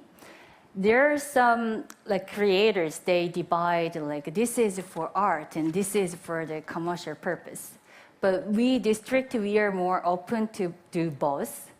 And when there is match for our kind of desire to create, we work with a brand. Sometimes we work ourselves, like a district inside of the district, artist unit inside of a district. Sometimes we just create what we wanted to do, and sometimes we create what client asks us. But when client asks us to create something, there's always merged interest that what we like to do and what client needs from us. So that I could say that's the differences. I think there was one more question on the left. Oh, there's one right here. Thanks. Hi, thank you so much for your presentation. I absolutely love the designs and the surrealism that they offer in terms of the cities that we're actually living in. Now, this is sort of a question that's probably going to be asked a couple of times, but there is AI coming into a lot of the designing that is happening. We see Mid-Journey and we see a lot of surreal designs. Yeah. Yes.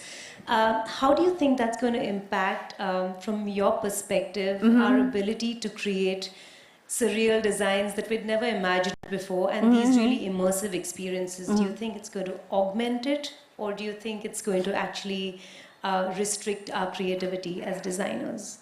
Yeah, that's kind of important but difficult question.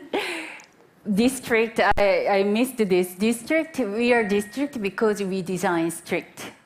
So far, when I see Mid-Journey, they don't design strict. So when we are developing our design and our art, public art, our museum, we really work precisely, and I don't think that will soon come to like AI's ability. But maybe someday it will gonna be changed as we changed our media from website to design to immersive media technology. Maybe we will move on to another, maybe we create another platform based on this. So I don't think that we're gonna restrict us, but not only us. I think when just as one human, I think we will find like other layers that we can do. Maybe we can take the advantages of AI because they can do some dummy email, like work. But maybe we have a time, then we do question more about the world, nature and human. And these days there is a discourse that if human and nature is separated. I mean, before we always say it's together, but nature is nature and human is a human. But why? If you see through this machine perspective, is it true? And when we started to have the distance between nature and us, maybe not very long. So we can have a lot of discourses and conversations and make our life more plentiful. I wish.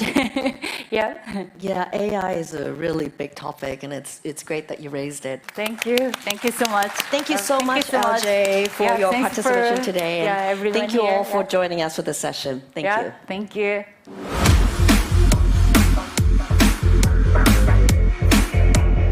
Hong Kong, a city of opportunity.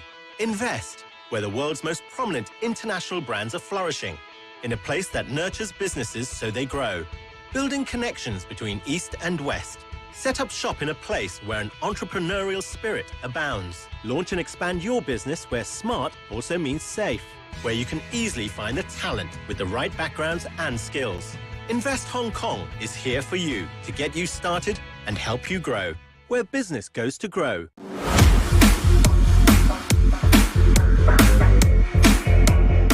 Now we will be talking about hospitality design and redefining luxe design.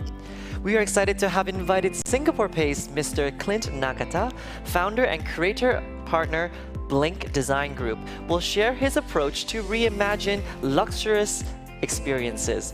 Born and raised in Hawaii in a Japanese-American family, Mr. Nakata has spent decades developing big ideas for his passion, travel, hospitality, and design around the world. We also welcome Mr. Edmund Lee to return to our summit to moderate this session. Dr. Edmund Lee is General Manager and Head of Group ESG Initiatives of Gold Peak Technology Group Limited.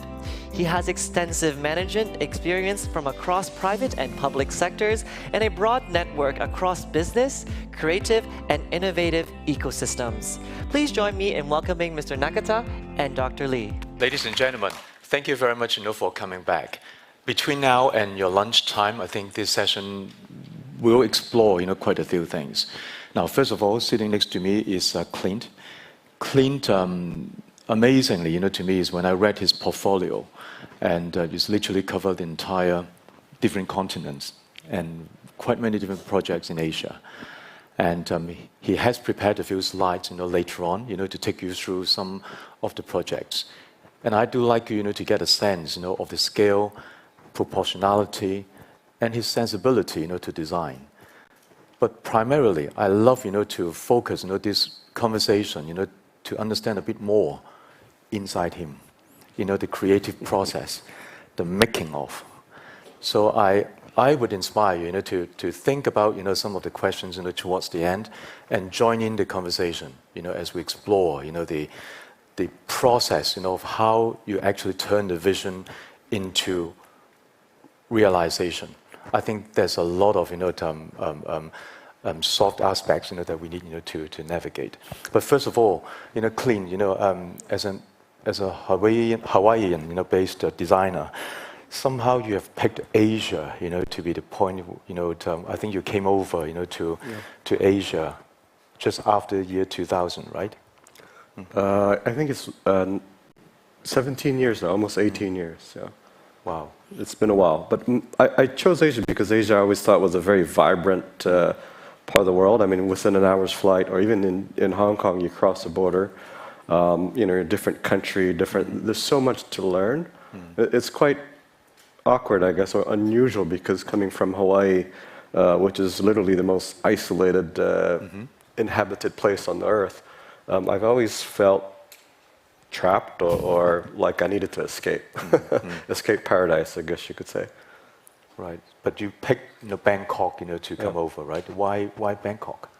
Back then I would travel from Hawaii to Asia every 4 weeks or so. And I really got to love the city. And one day I remember I was in the airport and I picked up a book. And it was Bill Bensley's first book. I think it was called Tropical Resorts. And I was really inspired by what Bill was doing. And I looked him up, and we got together, we became friends, and he sort of showed me his behind the scenes of his studio. And that really inspired me to move there. And so that's when I decided to make the move. Yeah, we can talk a little bit more, after your presentation. Sure. Because Bill actually staged a KODW. He was last year. Yeah, last year. And he's a larger-than-life kind of. He was a bit taller, a bit crazier than me. Yes, I guess it's different dimensions of the design spectrum, right? Yeah. Now, but coming back, you have projects quite amazingly. You have projects in Hong Kong, in different cities in China, in Vietnam, Bangkok. Quite a few projects in Japan, for example, in Kyoto.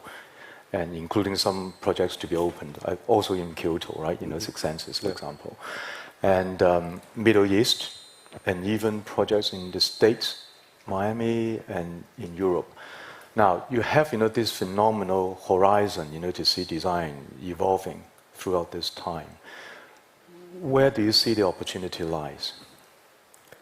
I mean, I think I've always been fascinated with the idea of exploring.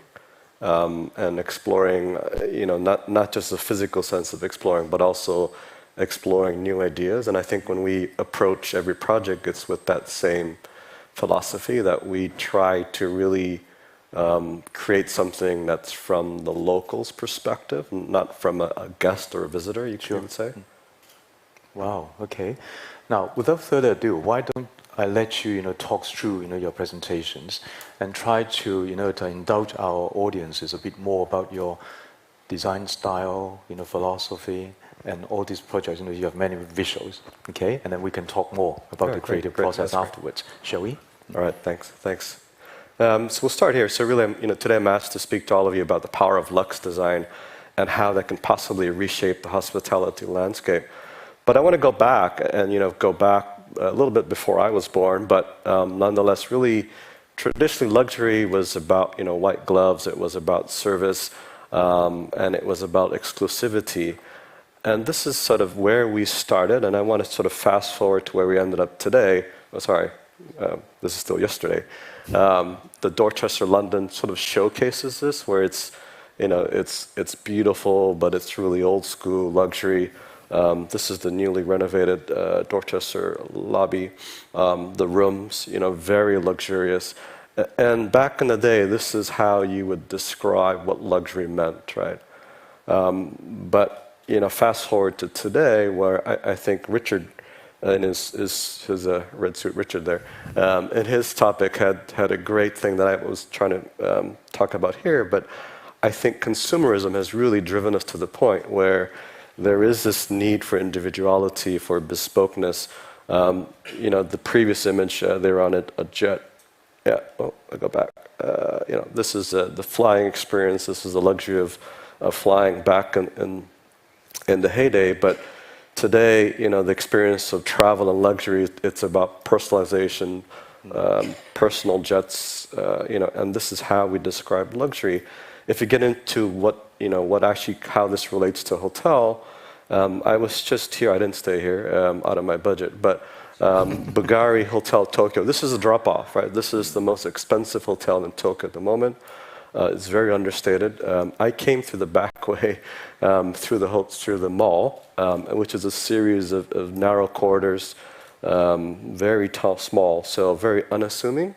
And this is sort of the state of luxury now, where this is the entry. You're on the hotel main floor.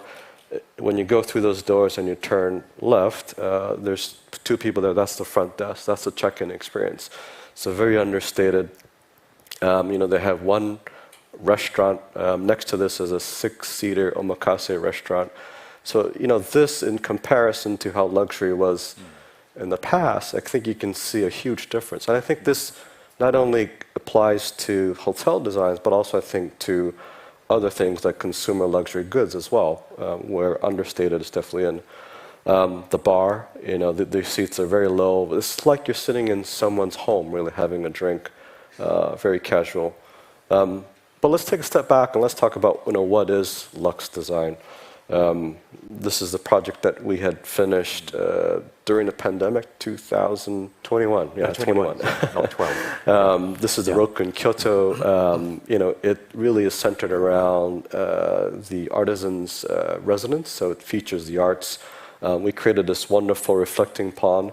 There was a picture someone sent me during the winter time, this past winter, with the snow. Very beautiful setting. But then it comes down to details and craftsmanship, and this is a lobby. Again, it's the scale. It's very intimate. There's 120 keys, I think, but very small check-in lobby. The check-in desk is at the end there, so you actually check in seated. We're also showcasing local arts here. But being luxury is also about being functional, and in this case, this is the Regent Fukuoka. This is one of 4 public pools, and I think there are 230 private pools. So it's a big property. But functionality, I call this the Asian pool because most Asians like me prefer not to like to sit in the sun. So this has sort of become one of the featured hallmarks of the resort, the covered pool. And then adjacent to one of the restaurants, we created this wonderful, it's called the Jade Bar, very small, jewel-like bespoke cocktail bar where you can host your friends. I think it's only about 20 seats. So again, scale, intimacy, much smaller nowadays. And finally, at the Regent, when it comes down to detailing or personalization, the ability to sit down in this restaurant, which is a French-Japanese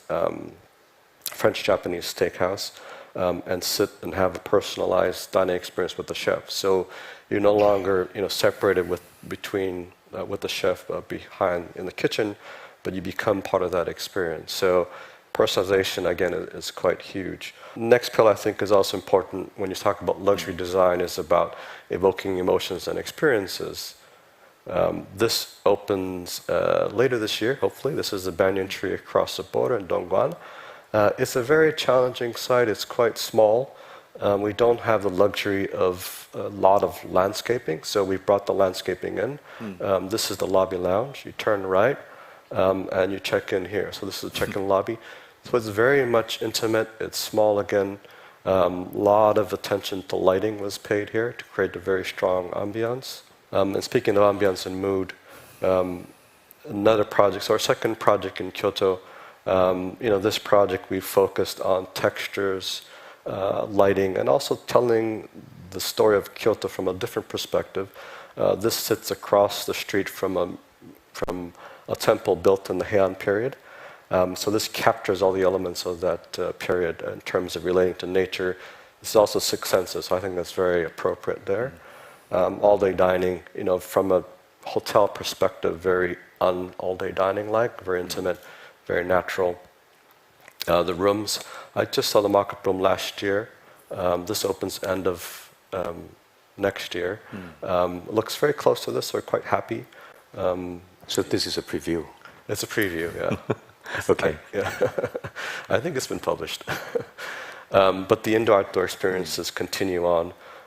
Bathrooms, again, it's no longer enough to have a double sink, but it's about his and her now. So that customization comes in play there again.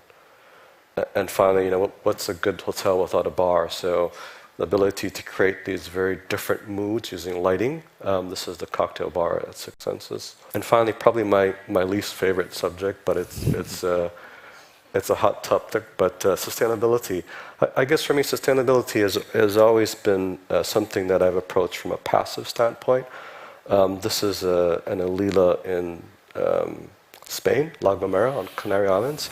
And it's really for us about creating environments using local materials. So when you look at these villas, they look like they've been carved out of the site. This owner from Norway really wanted to use extensively local materials, and that's how we that's our approach to sustainability, really. Bathrooms, very strong resort experience. And finally, I think this is one of the two more examples left, but just to share with you about placemaking, I think the other two speakers today talked about this. I'm sort of calling this tailored placemaking. So we start a project, we really dive down to the exact location. This project is somewhere in the South Pacific where voyaging by canoe, like the Hawaiians did to find Hawaii, was a very part of their history. So this sort of became the focus of the design. We looked at different elements of voyaging. The Lahala mat on the right side is a prominent feature. So everything sort of became a temporary inspiration and sort of evolved images of what the room could look like. On these sailing canoes, there was no beds, but they would sleep on these hammocks, and I thought it would be quite fun to have that as part of the room. More images showing materiality and finishes, furniture, and then just some sketches. This is still on our boards. The image of the hammock on the left side over a pool would be kind of a fun experience. So again, reaching back, looking historically what the place had to offer to create that sense of place. And finally, sort of from my perspective, what's next in the next 5 years or so? I think biophilic design is still, and I think it still will be an important part of us. The pandemic has sort of forced us to rethink how we live more healthily, hopefully. This is an urban resort. The middle part that looks like water, that's actually a glass artwork. It lights up, so it trickles, the light quality changes as the water sort of trickles down. And the room, so very quiet, understated. And I think this is sort of where we're headed. Again, it goes back to what I started earlier about less is more. I think that's really the message of the day, right? Bathrooms, very spa-like bathroom design, and that's it. Wow, thank you very much, Clint. Having glanced through so many visuals, talking about the design philosophy, is there anything like, the bling design, so to speak? Because I see different projects, different scale. Simplicity seems to be the linkage, of all of them. But what's the design philosophy? Yeah, it's a question that we always get asked, and I always had the hardest time answering that, because when you're actually doing it yourself, things become second nature to the point where you don't really. I haven't really tried to put it in words, but I think having given more thought to it, it's really about exploring a place. And looking at it from a local's perspective again, and then taking a bunch of ideas and keep editing and refining it, till you end up with just a few items or points that really resonate with that particular location. So it's a process that we have applied on our projects. But as I said, I had the hardest time trying to put it in words for the longest time. Yeah. Now, Clint, we have around 15 minutes plus, for this conversation. So, do put up your hand if you do want to join in this conversation. I think you are in a much better position to see hands, coming up, right? I can see hands. Yeah. Right now, so going beyond, you talk about tailored placemaking. Now, it's great, start from Richard and a few, panel speakers this morning. It's all about placemaking. So we get a sense of what it means, when you integrate the space, environment, the interactions, all these things together. But tailored, is that something that you define your role as a designer? Yeah, I think we talked about this a little bit outside before our session here, but tailored to me means different things, and tailored, yes, to the place, but also tailored to the owners. Sometimes there's multiple people with ideas, and the brands, different hotel brands. So I think tailored for me has more than one definition, and it's, as we were saying, it's almost an art to try to juggle how to tailor it in which direction, depending on the different players or people at the table, or characters at the table in some cases. Now, interesting when you say so, because what you present is the final realization of the project, which is amazing, okay? But the making of process is probably the behind the scene, type scenario. And there are many different stakeholders involved. Far and foremost are the project sponsors or the investors. So I'm sure they bring in, some of their expectations or needs. And you as a designer also bring in kind of the creative vision to the table. Okay, so how does this process actually start to gel together? Yeah, it's an interesting point, because as an interior designer, I think it's fair to say that most of our clients feel they're interior designers as well, and that's fair. And I sort of look at our job as really to take their ideas and thoughts and help guide them to the point where we need to end up in the end. And it's not so much about me or my firm employing our ideas over a client.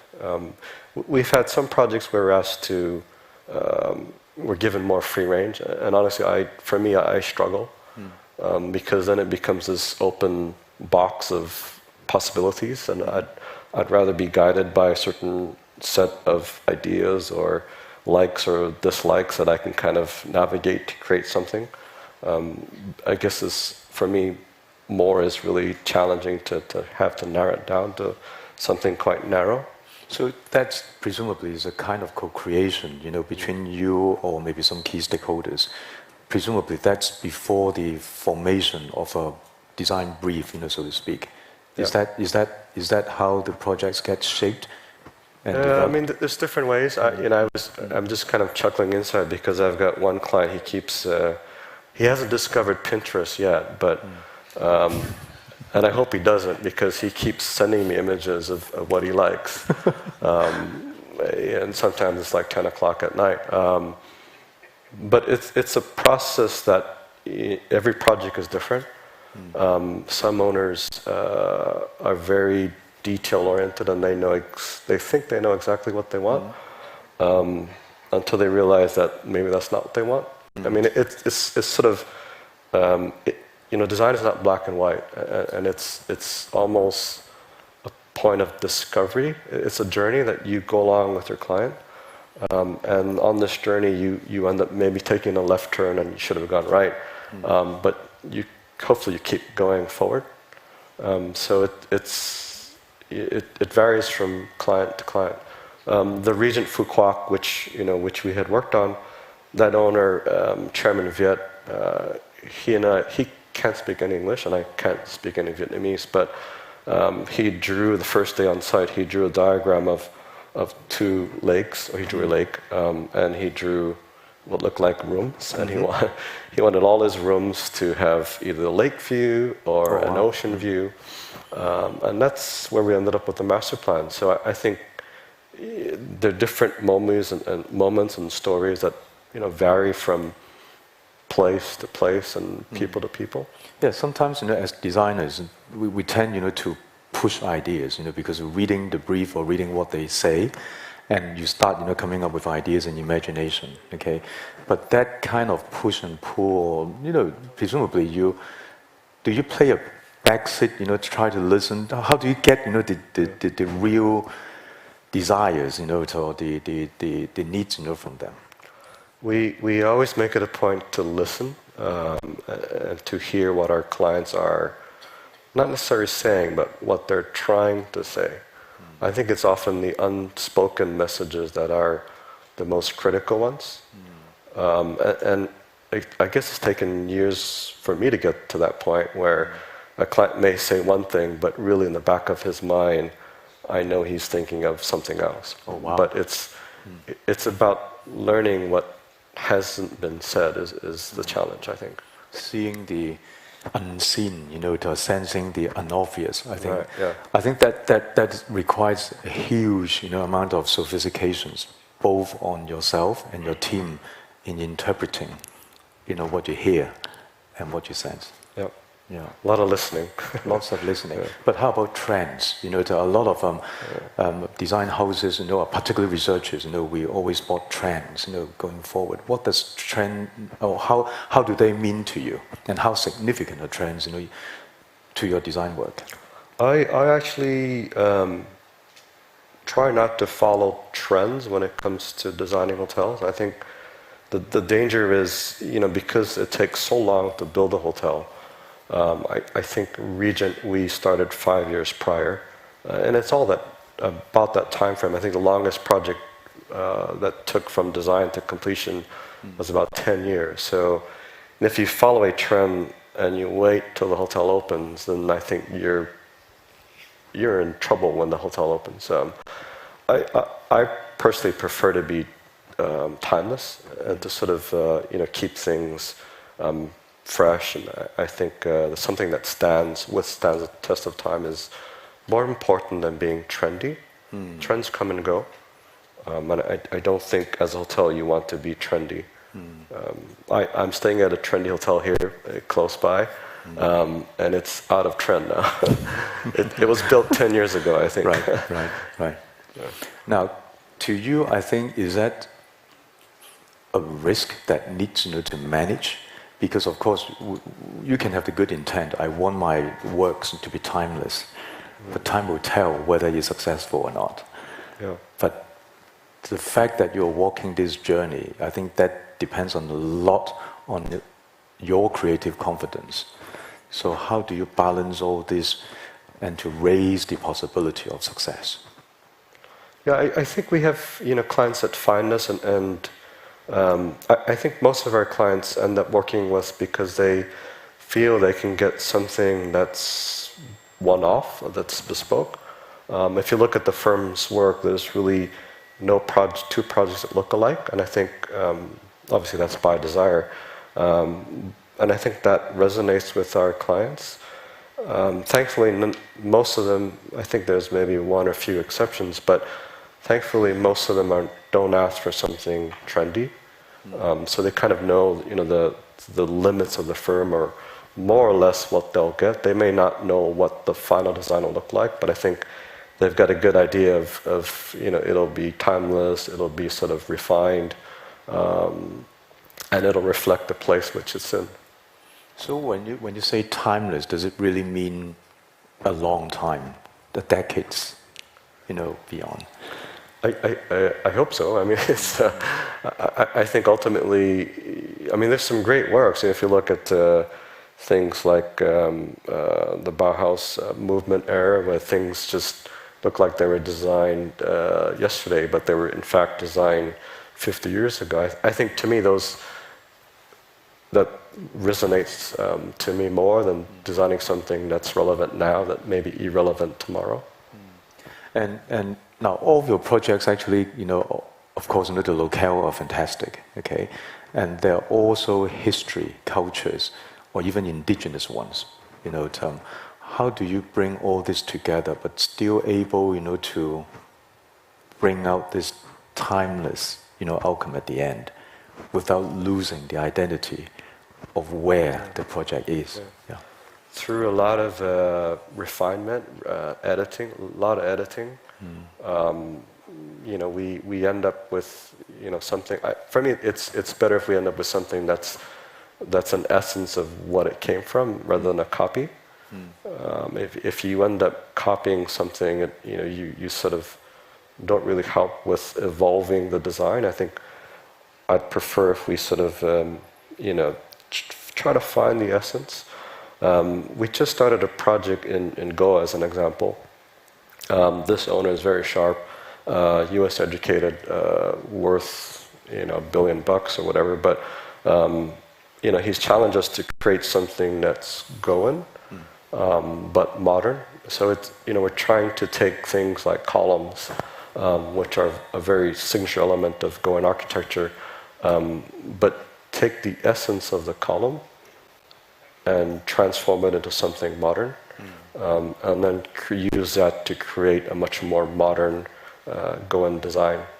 So I guess that's how you also build in sustainability considerations, preservation techniques, a lot of things into your works. Yeah, if you start with local materials, it's very hard to screw up in terms of not reflecting the place, right? I mean, it's a given. I think it's something. It's a shame to not use local materials. Right. Now, any one of you love to join this conversation, Richard? Yeah. Hello. First of all, congratulations with the amazing work that you do. Two things. First of all, this story about your vision. You just have to ask somebody to write down a vision. I did the same, because indeed, you're completely right talking about your own work, because you just do things because you do them. It's so difficult sometimes. But on the other hand, I was wondering, because I was triggered by the thing that you did in Spain, in the Canary Islands. How do you relate in that sense to locality? You have this for example, this Spanish designer, maybe you know him on Lanzarote, this Cesar Marieke. He's from that area, he's from that island. And he created and designed amazing things there, but it was really so deeply rooted in the local situation. So, do you design on a global level that it needs to fit everywhere, or do you really try to connect in that sense with the locality? I think both, because I think from a luxury perspective, guests have that dual perspective where they've got the need to be local, but at the same time, often with luxury hotels, they're coming from a distance place, so they have a certain expectation in terms of luxury at a global level. But for La Gomera, we went there, we visited the site, we spent some time looking at local architecture. We just started a project in Tanzania, which is just going through the same process, having to spend time in the land, understand. We can see two mountains, Kilimanjaro, and I forgot the second mountain. But I think it's really immersing yourself in the local culture as much as possible. Yeah, because I can imagine with, same counts for me when I'm traveling. On one hand, you want to experience the local identity. But on the other hand, for example, when you go to a hotel, it's very nice that you, almost like McDonald's, you know what you get, whether you're in Shanghai or in Amsterdam. Is that also, so that's obviously not the way you approach it, or do you? I mean, I love McDonald's too, but I'm not saying that I like it, but recognize it everywhere. It sort of tastes the same everywhere. Is that something that you also try to achieve with when you work for a client on different locations? Yeah, I mean, it's about framing the problem or looking at the problem from different perspectives. And I always feel that if you look at it only from one perspective, you only get one answer. And oftentimes there are multiple answers or perspectives. So we always try to remove ourselves, look at from a local perspective. You know, like I always joke to my staff who are Thai, you know, Thai is, you know, if you've been to Thailand, is a vibrant culture. And at the same time, you wouldn't want to see a design full of elephants, you know, in a hotel, because that's not very Thai. But to a foreigner visiting Thailand, that's the best thing. But I think it's that ability to pull back and have a different perspective from the local as well, but also from someone visiting for the first time. Talking about, you know, the projects, have you ever got projects overrun in terms of time, budget? All the time. Honestly. Yeah, I think it's someone asked me what luxury meant to me, and I said time. From a work perspective, because nowadays clients always want things tomorrow. You know, we've actually tried to push the envelope of time for us to get more time for designers. We've been exploring the idea of the global studio. We call it a 25-hour studio, where we've got someone in Lisbon, and the other direction, someone in Miami. So, you know, trying to stretch the idea of time. So, someone starts and then they hand it off to someone's also in Sydney, and then they hand it off to Asia, and then off to Dubai, and then to Lisbon. So, trying to stretch time. Budget is a huge problem on all of our projects. A challenge, I shouldn't say problem.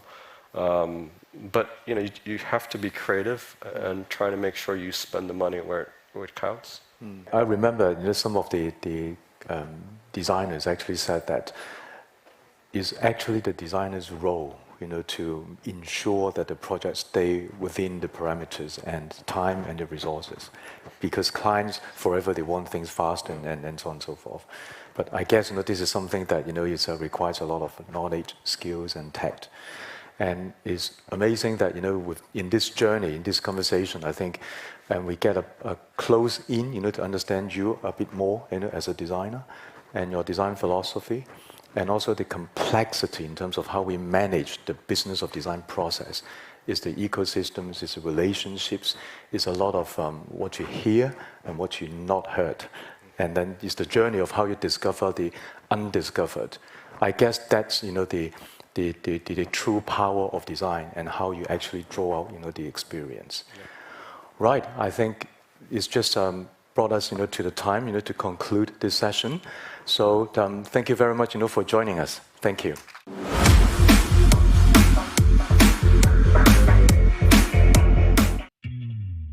Images, lasting forever.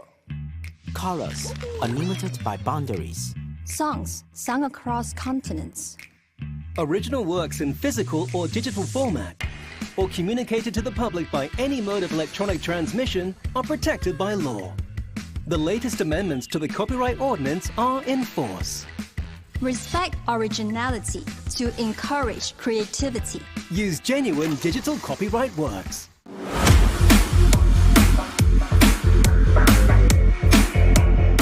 The session will be presented by Dialogues on Restaurant Design and its Impact. We are pleased to have invited two distinguished Hong Kong-based speakers, Mr. Sean Diggs, Director of Diggs Design Plus Architecture, and Mr. Johnny Moreland, Head of Design of Parada Group, to join us today. Mr. Diggs' B projects range from archetypical chairs and high-concept Michelin-starred restaurants locally and globally, while Mr. Moreland and his team completed designing over 10 restaurants in just 2 years in town, offering creatively immersive experience. Both of them have experience in leveraging design to elevate brand perception and cultivate brand loyalty. Moderating this panel is Ms. Charmaine Mock, Food and Wine Editor of South China Morning Post, who has over 15 years of experience in food media. We're thrilled to have them again this year. Please join me in welcoming Mr. Diggs, Mr. Moreland, and Ms. Mock. Thank you so much. It is a real pleasure to be speaking here at Knowledge of Design Week. This is actually my third time moderating, but the very first time seeing actual people in the room. So when we're talking about immersive dining experiences, I don't know how many of you were in Hong Kong over the last 3 years, but I feel that immersive dining has played a huge part in our mental well-being over the last 3 years. Because what is a restaurant? A restaurant is a place that nourishes you, but it's also a place that can transport you to places. Sean, you've got a lovely little presentation for us, I believe. Honored to be here today.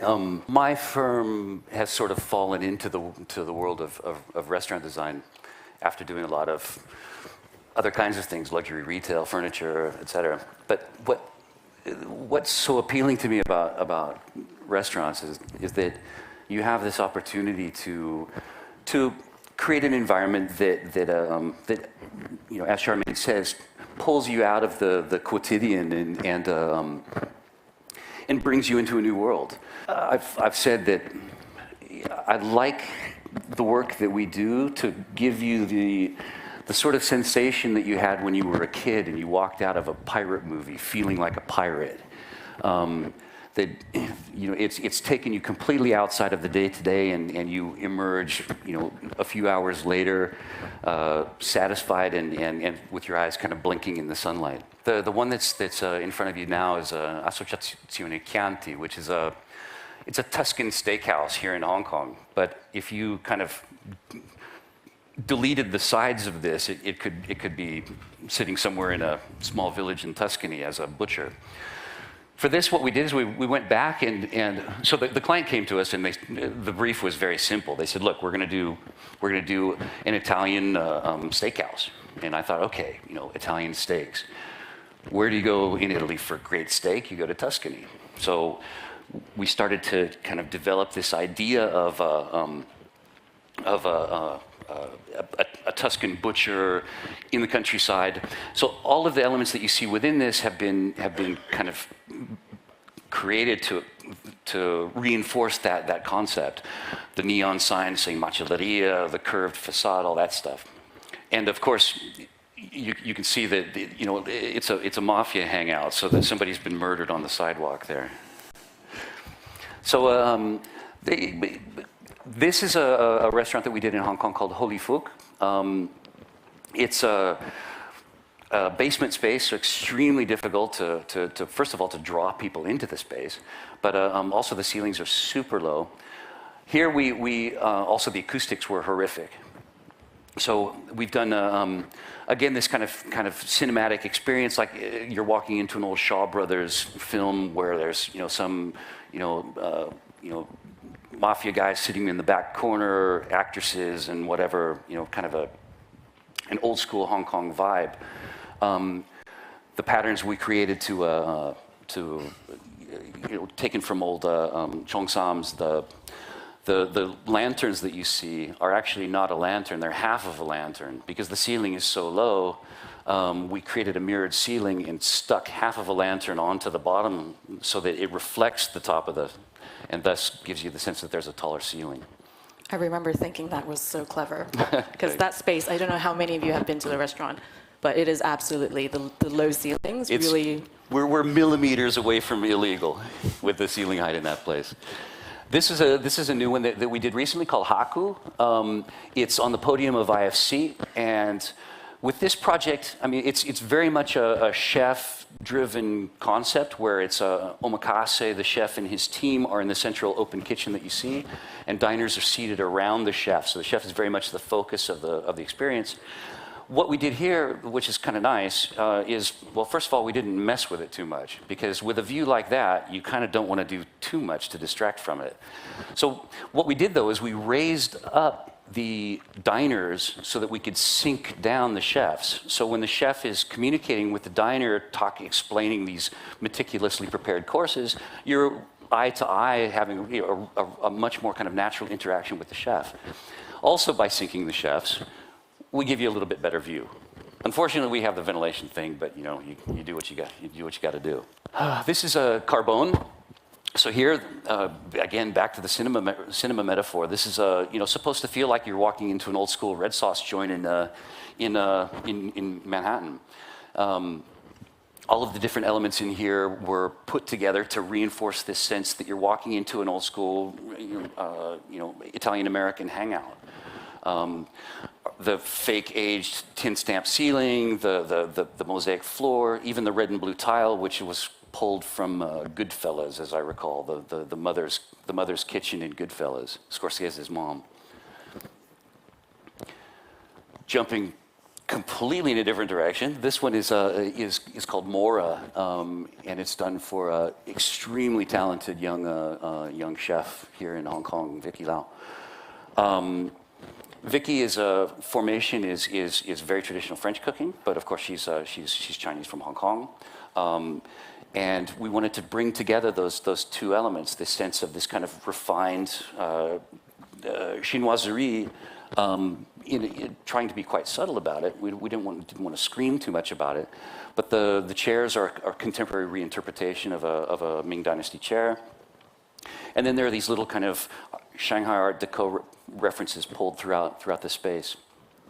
This one is the main concept of the restaurant is tofu. She created her own factory so that she can produce all the different types of tofu that are possible. So tofu skin, tofu sheet, and each of the dishes that she serves in some way incorporates tofu. So we tried to incorporate that into the space using things like textured burlap on the walls, which recall the wrapping around a fresh tofu. The flooring and the sculptural bar in the back are made out of very open pore travertine, which looks very much like tofu.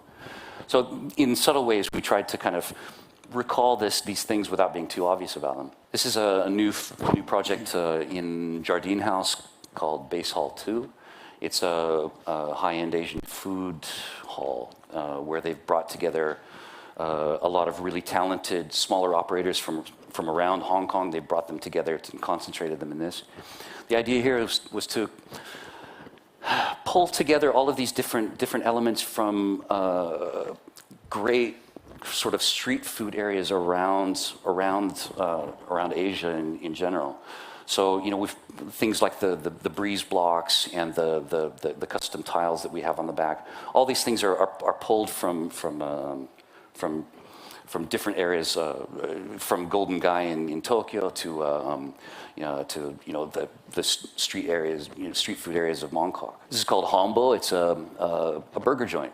And this guy does super old school American burgers. And I'm from Kansas City originally, and Kansas is actually where that whole smash burger thing started back in like 1918.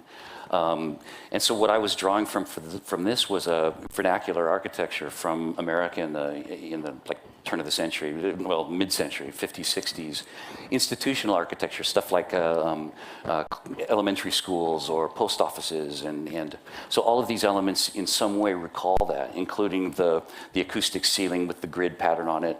It looks like something from a film. This is called Love Rice Noodles. It's a small chain here. There's 5 of them.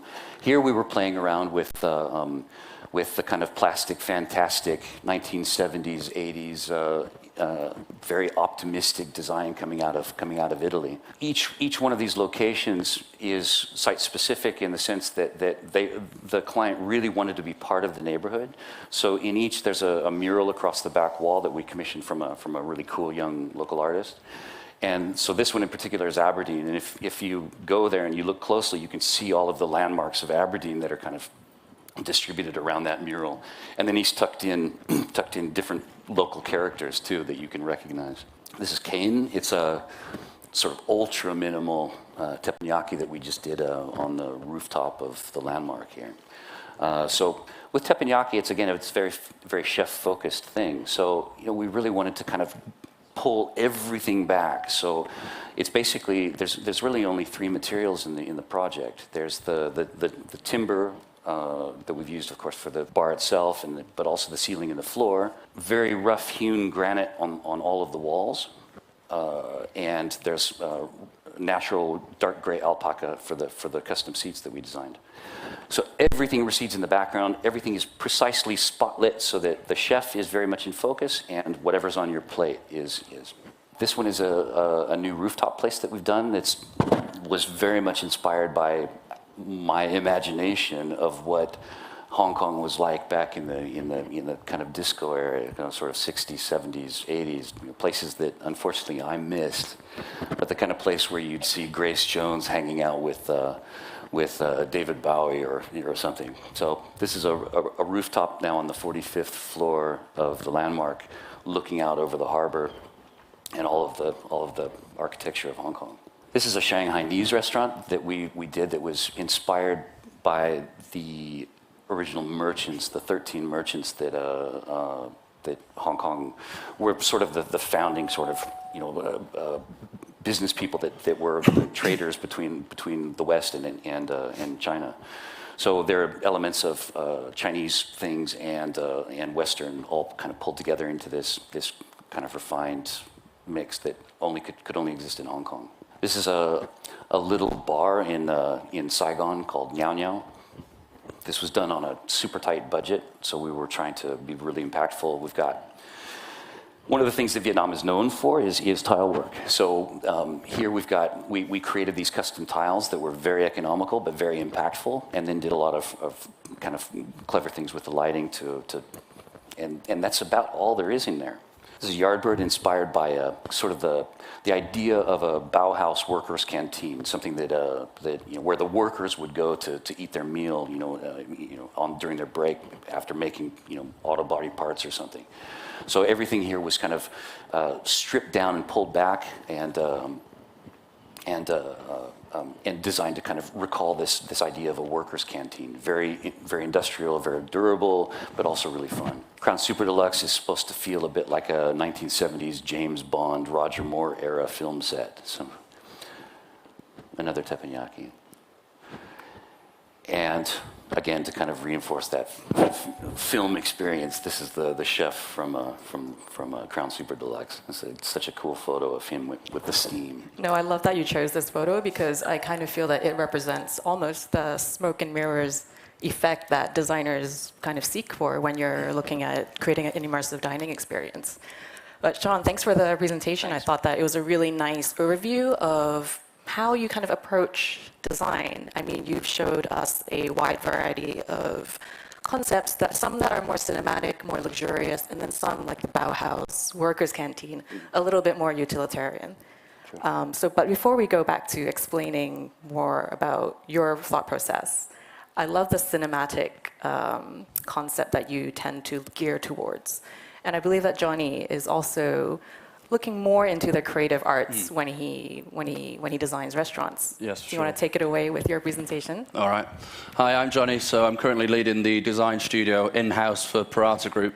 And we have over 26 restaurants across Hong Kong, and we're looking to expand across Asia. So it's really important that we work out what it is to create an immersive restaurant and what the processes we use, and hopefully by the end of this you'll have a bit of an idea of how we do that. Firstly, it's quite difficult to define what something is in terms of immersive or how to create it. So we start with something quite visceral, quite esoteric. So we'll start with a music playlist, and that really transports us to that culture or that complete scene, and it allows us to then distill the design from that. So here you can see a snapshot from TMK Funk. And we've done all the work in-house, so we'll capture all the images. You can see the Clash, Joe Strummer, all the graffiti we do, so we have that control over the final design outcome. Storyboarding is essential to the work we do in order to break down the journey and refine it into bite-sized chunks where we can start to analyze and work immersive experiences into the restaurants. So here you can see how we've got the entrance. We wanted it to be bold. You can see we got into this main sushi or sake bar for more of a communal atmosphere. Music, again, is essential to this. And also working with the culinary teams. The benefit of having an in-house team, it means that we can work with the chefs and really start to create a holistic design where the design or the interior works with the food and works with the branding. So altogether it creates that immersive outcome, which is ideally what we want. So here's the final outcome. This is TMK Funk. This was inspired by James Brown's recording studio. And we've got authentic elements here, so we put a heavy emphasis on styling. So for instance, all these vinyls we got ourselves from Sham Shui Po, and they were originals. And then we got all the light independence, a lot of the bold textures, the patterns are reminiscent of that whole period to create character, and also working with lighting and acoustics to, again, build that holistic, immersive design. There we go. TMK Wrap and Rolls. This was inspired by our former CEO's, I think it was his bedroom. He was big into hip-hop in his early days, so we had to do this one justice. And you can see there's a floor-to-ceiling boombox wall, which was sourced from New York. The guy did a goodwill gesture and changed all the boomboxes at the end stage of the project, so we had to redo all the joinery, delay it, naturally. And then we have suspended neon lights, which really set an atmosphere, and also working with the smaller details. On the right, you can see we have a cassette bar with over 500 original cassette tapes sourced by a friend in Manchester. So it's these little details working together to create that united front and that immersive experience again. This one's Kyoto, our new restaurant. It's just opened up off Causeway Bay. And again, we're storyboarding, breaking it down into smaller chunks. You can see how we want that artisanal effect, or we want to bring in local artists and really transport people to Madrid, this tapas restaurant. So here you can see the facade. It's just been completed off Fashion Walk. And again, so we've got hand-painted tiles on the facade, and we did all the artwork in-house for that. And we worked with the culinary teams to come up with local Spanish idioms and phrases to bring back that nostalgia and connect it with its food and its operations team. And then on the right, you can see we've got Elsa. She works with us a lot, and she's doing a lot of the murals, and it creates that spirit and really allows us to connect it with the local community. This is the interior shot. So we've actually got quite a neutral palette, and we've got bistro chairs and things like that, contrasting the heavier ceiling. But we've just done insertions of murals of pastoral scenes of either the countryside or inner city flamenco dancers. And this was also inspired styling-wise from a 1920s flamenco dancer and her heirlooms and things which we managed to get and then adorn the shelves with. There we go. This is our next phase. So for Pane Latte, it's already one of our signature restaurants, and it's an authentic Italian bakery. And here we're looking to expand this across Asia and Hong Kong, but now we need to really ask the questions of what is it, what makes it immersive, really break down the bare bones and trying to cement this. So what we've done is created this storyboard in order to see where we need to retain the human element, where we can add technology without, being detrimental to the overall brand, and what is the brand in itself. And these processes allow us to do that effectively. So here's the original one, the Pane Latte down in Stanley. And this, we've got a friend, and she's got one of the best jobs in the world. She basically goes around markets in Europe and sources oddities that we've got in the restaurants. But it really gives it that authenticity and that character. You can see the full massive ceilings. Choosing a site is really important as well in order to create an immersive space, because it's that journey, or it begins the journey. Here we have the luxury of high ceilings, where we've got pink Venetian plaster walls, and then just those little eccentricities, and again, working with the furniture, the textures, juxtaposing finishes in order to really engage the users or the guests. And lastly, creating a lasting visual impact. This is a shot from TMK Funk. We've got light boxes with iconic artists on there. It's that every time you go, we want you to see something new, so we do multifaceted design, so it's an exploration. And then when you leave, you want that memory or that journey to be complete. So thank you very much. Wow, that was nicely timed, Johnny. Yes, yeah. So, gentlemen, I think that between the two of you, you have created dozens upon dozens of restaurants that I would assume at least half of the people here have been to, or if they haven't, they probably will want to go to after they attend this talk. So, let's just dive into it. I think that one of the questions I really wanted you to define as designers is how would you really approach and differentiate what is immersive design and what is something that can transport you? I think that restaurants have that ability to take you to different places. So how are you looking at this when you come to the design process? So for me, I see transportive design. If you look at pubs originally in the UK, that was to take people or an escapism from the daily life. Whereas our aim is actually to accentuate the dining process and instead create a sensory experience. Instead of transport them away from it, we're allowing the user in the dining experience and the culinary team to have their say and also just working symbiotically with that. Right, because there is that relationship. Yeah. Not only, you can't work in a silo, not just I'm the designer and this is my vision, but you also work with other people in the business. And Sean, I think you have some experiences of perhaps when you've designed something and then something else takes it into a different direction. I'm not sure exactly what you're referring to specifically, but yeah, I mean, always what we're trying to do is we're trying to pull you out of today and create an experience for you, give you the opportunity for an experience where you kind of set aside the day to day and you're enveloped in the experience where you know the focus becomes on your friends, on the great food you're eating, and you're outside of the day to day. And I think that the use of cinema, as I was referring to before, has a very strong influence on a lot of your designs. For sure, yeah. I mean, it's a nice way to work, I think. You know, if you start to think of things as creating this complete environment that people walk into. You know, if you think of film sets, or at least when I think of film sets, I think of something that's more real than it really should be. Like it's a bit too real. There's all the pieces are kind of in the right place. Everything's sort of Wes Anderson. Everything is perfectly symmetrical. You know, you're controlling the focal points within the space. These are things that I use a lot in our work in my office, where we're trying as much as possible to control what you see, what you experience, and again to distract you from whatever you left behind. And that distraction is also something that you are looking at, right? When you Yeah, for sure. I mean, again, distraction in terms of, I mean, just elevating the senses. And for us, the main point, or the climax, as it were, is where the food's put on the table. So we need to facilitate that. So our journey is to clad the skeleton, which is the operational or the functionality of the restaurant, with design. Particularly in-house, it matters significantly. So yeah, our aim is to accentuate and cloak that, if you like.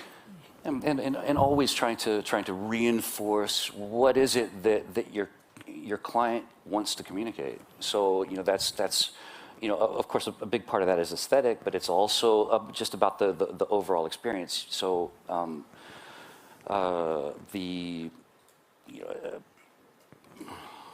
can I put it? So not just about aesthetic, it's perhaps how people move through the room. Thank you. Yeah, it's trying to control all elements of the experience, a lot of which are hopefully invisible, right? They're the things that it's a bit like a carburetor on a car. You know, you know you need it and it's doing something, but you don't really want to think about it. So you know, I think a lot of our work is helping to hide that, you know, mechanical stuff, the operations, right. Make things as smooth flowing as possible so that people are focused on their experience. Hide things in the seams, you know, again, smoke and mirrors a little bit. Yeah. So how about let's go on to like, what do you think are some elements in immersive design that are perhaps underrated or underappreciated, or maybe perhaps that we as diners don't notice so much? I mean, in immersive design in general, I think it's easy to sort of clad things or use smoke and mirrors to hide a lot of the operational aspects instead of celebrating that as well. And also for me personally, a lot of the history or the knowledge or the research that you've done behind it isn't necessarily apparent if you've got a lot of audio visuals, and it's good to demonstrate that or give design integrity to the designs that you're producing somewhat.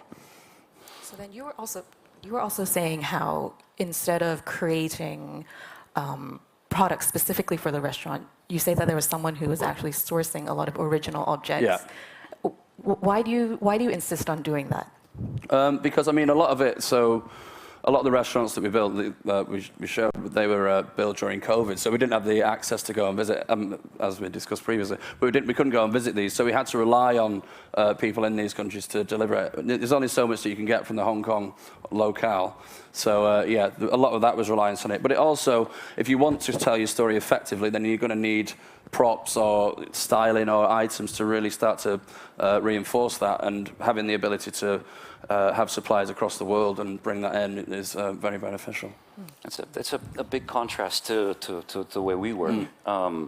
Extremely valid, of course, but it's almost the opposite. I find that for the most part, it's so much easier to just design the stuff than it is to try to source it. Right. So in our case, virtually everything that's incorporated into the project, whether it be the door handles or the chairs or even the table bases or the decorative lamps and stuff, almost always, whenever possible, we actually design that stuff, which is one of the ways that I think helps us create this more kind of holistic experience where, because that chair was designed for that restaurant and to reinforce that concept that we're trying to communicate.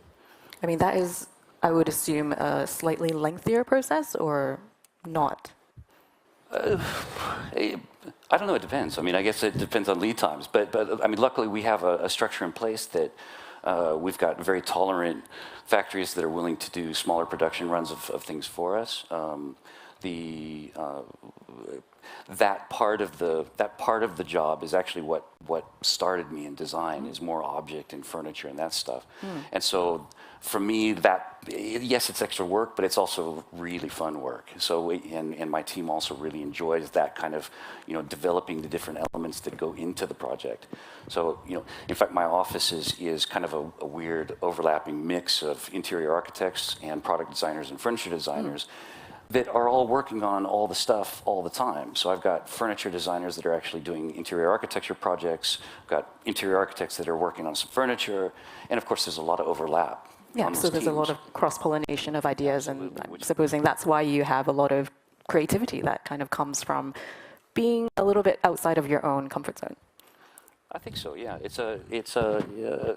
And of course, different people on the team have different skill sets. So, there's going to be, one of those people that is much better at designing furniture than the others. So they'll, at a certain point, take it over and do the refining stuff on that. Well, actually, to bring it back to the concept of creativity and the process, I mean, we had a very short discussion just before this panel about, AI and Mid-Journey. And, what are your thoughts on it? Because is there a challenge you see in the future where people are not surprised by certain environments or certain types of settings because of these crazy, wild imaginations that are brought on by technology? I think, firstly, the initial question is, in terms of integrating AI into the design processes, I think is tremendous to be able to facilitate and streamline certain design processes and give you more creative freedom quickly to produce a lot more ideas. So I see there's a massive benefit to that. Secondly, in terms of actually introducing it into the restaurants or in terms of immersive design, I think there's massive applications. We've obviously, we've done some menus in AR with AR artworks and things, and this really starts to elevate or create, especially as it becomes more or easier to integrate into your phones and things. We see it as a massive opportunity to just really elevate the immersive experience and the design experience. And then thirdly is for accessibility, for engaging a lot more people, or for, if you're traveling country and you have access to all these restaurants or foods or different languages, and being able to use this technology in order to facilitate that, I think it's really beneficial. So it's kind of cutting the speed and making things a little bit more efficient for you. Calculator. If you know how to use it. Yeah. And how about you, Sean? What are your thoughts on this? I draw most of my inspiration from a huge, dusty bookshelf behind my desk. So really the opposite. I go back to primary sources, for like the Tuscan butcher. We started looking at examples of architectural details that you would find in 1940s, 1950s butcher, and figuring out how to reinterpret those things and refine them and apply them in this. So I mean, for me, AI, I don't see it being a big part of our work. Also because I think a lot of the technical aspects of what we do, which are, again, hopefully the elements that you don't notice as a guest, right?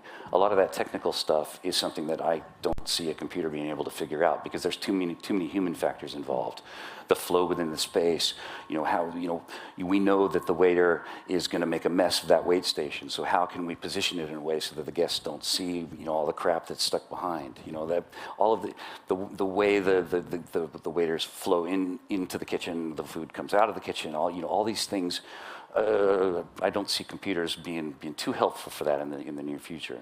But there's, to respond to your earlier point though about surprise. I think surprise is overrated. Tell us more. I think that a lot of design is, it's like humor. The first time you hear a joke, it's funny.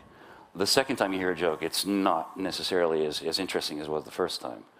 And I think a lot of what we designers do in general is we're in pursuit of this element of surprise, which is great for the first time, but the second time maybe not so much. So a lot of what I'm trying to do is create an experience that where there are some things to discover, as Johnny mentioned earlier too, where there are different layers in there. So the next time you go back, you notice something else, and maybe you didn't even this other thing is a more subtle thing in the back corner, or in the case of the big food hall, for example, there's a kind of a journey of discovery because there's stuff over there in that corner that maybe you didn't see the first time you came. My gig, I think, is about creating an experience that you want to come back to. Those are the kind of places that I want to go to. Where we're not trying so hard to surprise people, to entertain them with novelty, because I'm just not convinced that novelty ages very well. So that's an interesting point, because it's not just about kind of giving that maximalist impression. Sometimes it's like less is more. Or like small details as well. It's cool. You get you get your guests in there to do their Instagram moment, and you get your free advertising for your restaurant. It's everybody wants that, and it's completely valid. But like those Instagram moment things, I think are things that I try to kind of concentrate, like the waving cats in Holy Fook. We have this entire wall of gold cats that wave at you as you come into the restaurant, and it's cute and wacky. And it's perfect for an Instagram shot, but then you move on and you move into a space that's a more kind of coherent experience. I think at the end of the day, for the both of you, the aim of what you do is to really just get people into an experience, forget about their lives, enjoy their dinner, enjoy their meal, and then emerge. I think, obviously, I think there's an analog means of doing it. I don't think the AI necessarily negates for that, or the AR. Although I do feel as though as it becomes more and more integrated, or easier to use and integrated into our phones and whatnot, that there'll be this liminal boundary with what is analog or what is digital, and eventually there'll be a convergence of the two. So I feel as though they'll meet in the middle somewhat. Yeah, we'll just have to see. I mean, well, I think that we actually have some time for questions if there is anyone in the audience that is keen. Got these two design legends here. There must be some questions. Oh, we've got one up there. Hello, my name is Mia Mønster. I'm from Hong Kong Polytechnic University School of Design. I do research on interior design, store design, and I'm interested in knowing if you as designers think about creating a sense of belonging to the spaces, thinking about the customers creating a sense of belonging to your spaces in the design process. You mean the customer belonging in the space? I mean, if you think about, if you consider, you just mentioned that you want to create places that people want to revisit, and I guess revisiting has to do with belonging as well. That you feel that this is a place where you belong, or you have some attachment to that place? Yeah, that's a nice question. Yeah, definitely. I mean, I think a lot of what I do, I'm kind of a neurotic guy, so a lot of what I'm thinking about when I'm creating a space, and it is, how do you feel? How do I feel? First of all, sitting in that corner, for example, I mentally walk through the space and sit in it and look at how the waiter's going to pass me, for example. A lot of what I'm trying to do is make people comfortable, because mostly I'm not, and mostly I'm not I don't even like going out to restaurants that much. You spend enough time designing them. Because it's an occupational hazard, of course. If you go to another restaurant, or God, even worse, going into one that you've designed yourself, and you see the things that you could have done better. You're always noticing the things that could have been done better. But yeah, very much so. It's also trying to create the sense that you've created a place for cool people, right? But you want everybody to feel cool. So you kind of absorb some of that coolness from those guys over there. I think that's a big part of what we do. I think it's a huge success of Yardbird, for example. In terms of belonging, so a lot of it, as we're in-house, we work a lot with the operations teams, and it's the guest experience starts fundamentally with them as well. So it's looking at the design as a whole. So for instance, they've got systems where they can make notes on people who come in, and then they can bring up things when they see them, or have that familiarity with the guests. And also, the design should work with that and facilitate that as well. So I think there's a whole package of ways in which you can create the sense of belonging, and a lot of it is actually the guest experience, or allowing the operations to have that opportunity to connect with the guests and working that into the flow and the processes. I think we have time for one more question. This gentleman over there in the middle, or we've got more than one question.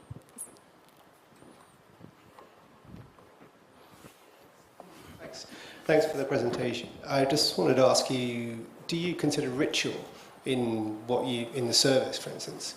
Because you create very evocative spaces which kind of tell you about a Tuscan environment where you want to eat a Tuscan steak, for instance. But do you maybe give cues to the operations team and to how they deliver the service? Because the authenticity could probably drop if you have someone who doesn't address you in the same refined manner that the interior presents.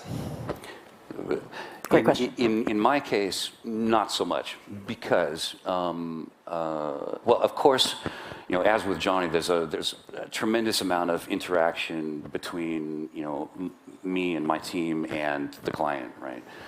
Client in terms of operations, sometimes also the chefs, but like in the case of Chianti, from the early stages of the design, they explained to us, through our discussions, that they wanted to do some tableside service, so we needed to design carts that would help them, do that, and of course create a space that allowed space for these carts to roll through the room.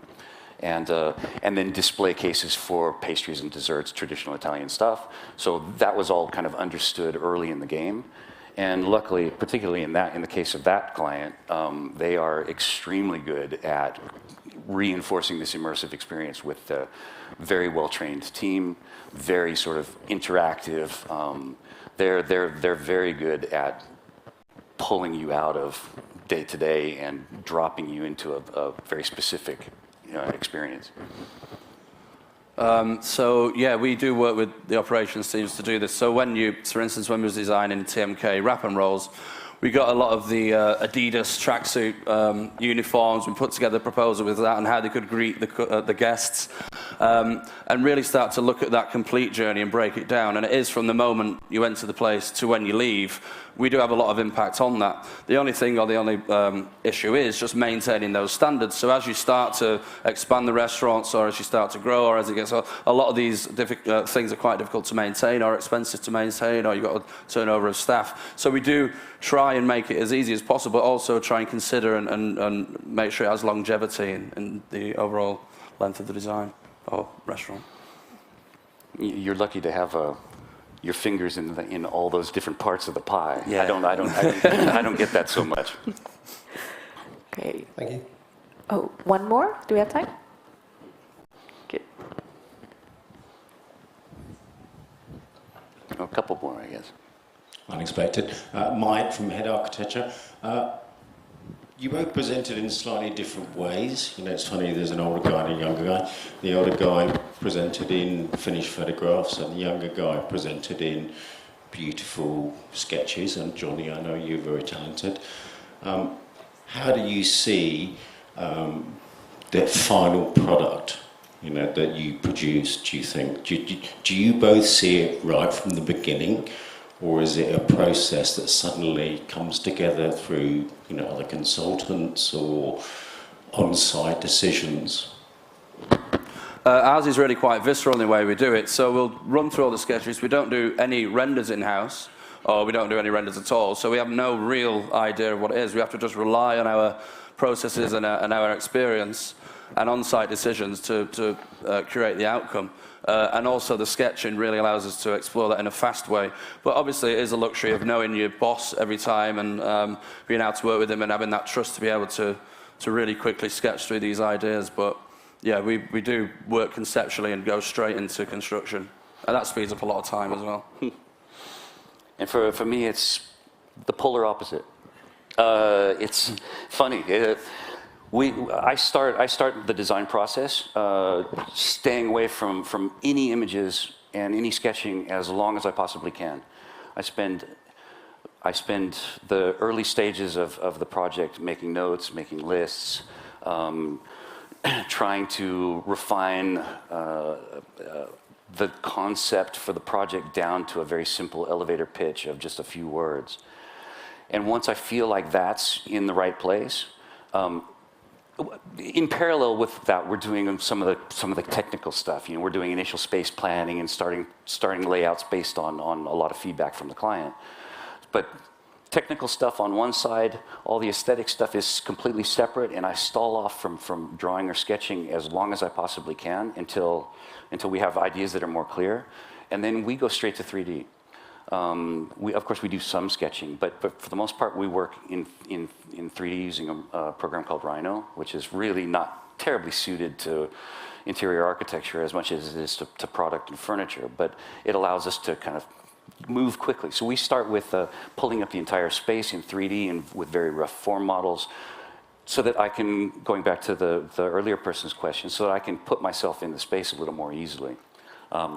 So yeah, and then we do our own in-house renderings poorly. We're not very good at it, but good enough to help us understand, to try to get the balance right of forms and colors and materials and all that stuff. But great, thank you for that question. It's good to get some more of the technicalities behind design as well out here. And there's still a question up in the middle, and this. Oh, just right here in the middle, yeah.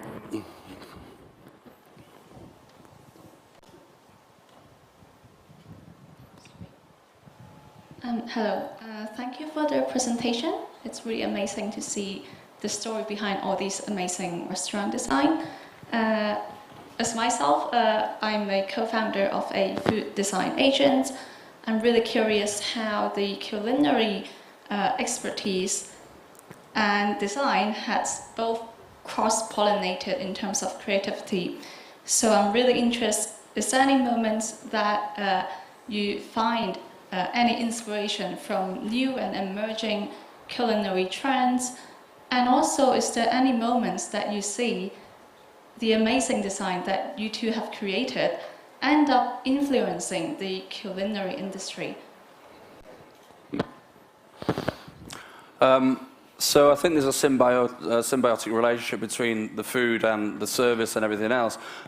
So for instance, with KODW, we just recently opened, there's a chef called Victor who just came in from Spain, and he's got this rich history of working and doing tapas and all over Spain. So we worked very close with him to ensure that the design, and he was quite involved. He loved being involved with all the design process and the aesthetics and things, and we made sure that we had a complete package to deliver.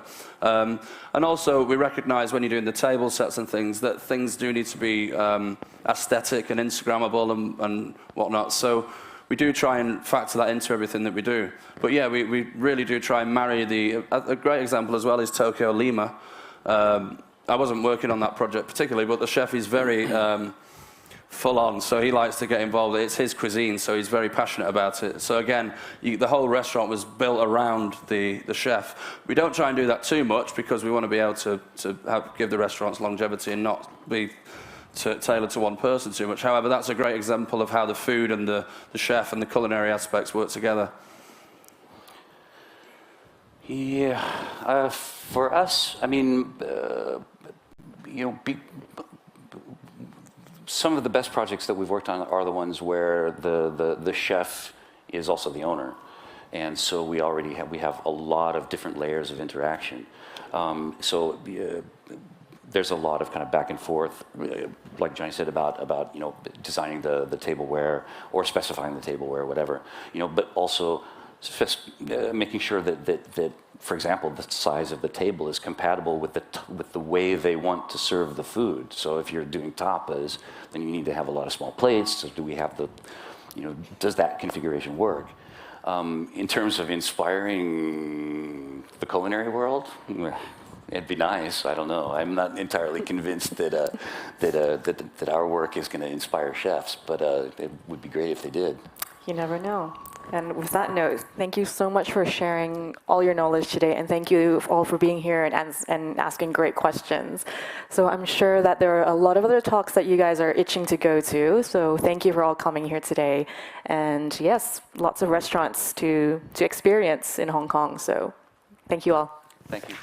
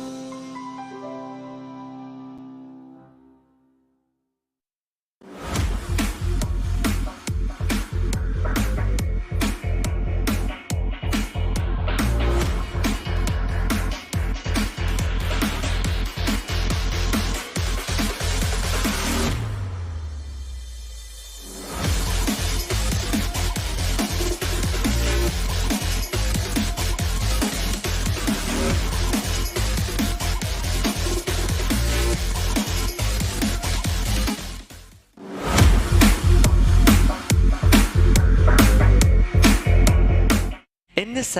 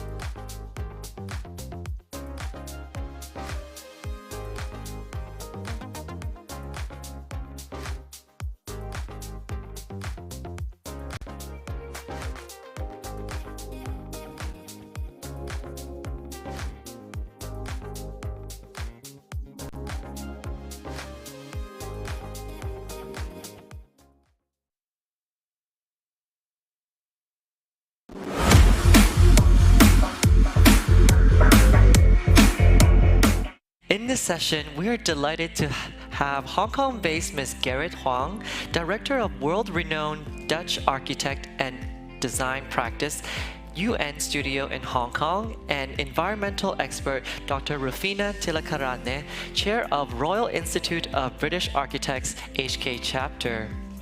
Ms. Huang also joined UN Studio in Shanghai in 2011, followed by managing the Hong Kong office since 2007. She has worked on many key Asia projects, including the work-in-progress Lyric Theatre complex next door here in West Kowloon Cultural District. And as for Dr. Tilakaratne, she is a qualified green building professional with over 20 years of international experience in academia and practice, and is now the chair of RIBA HK chapter.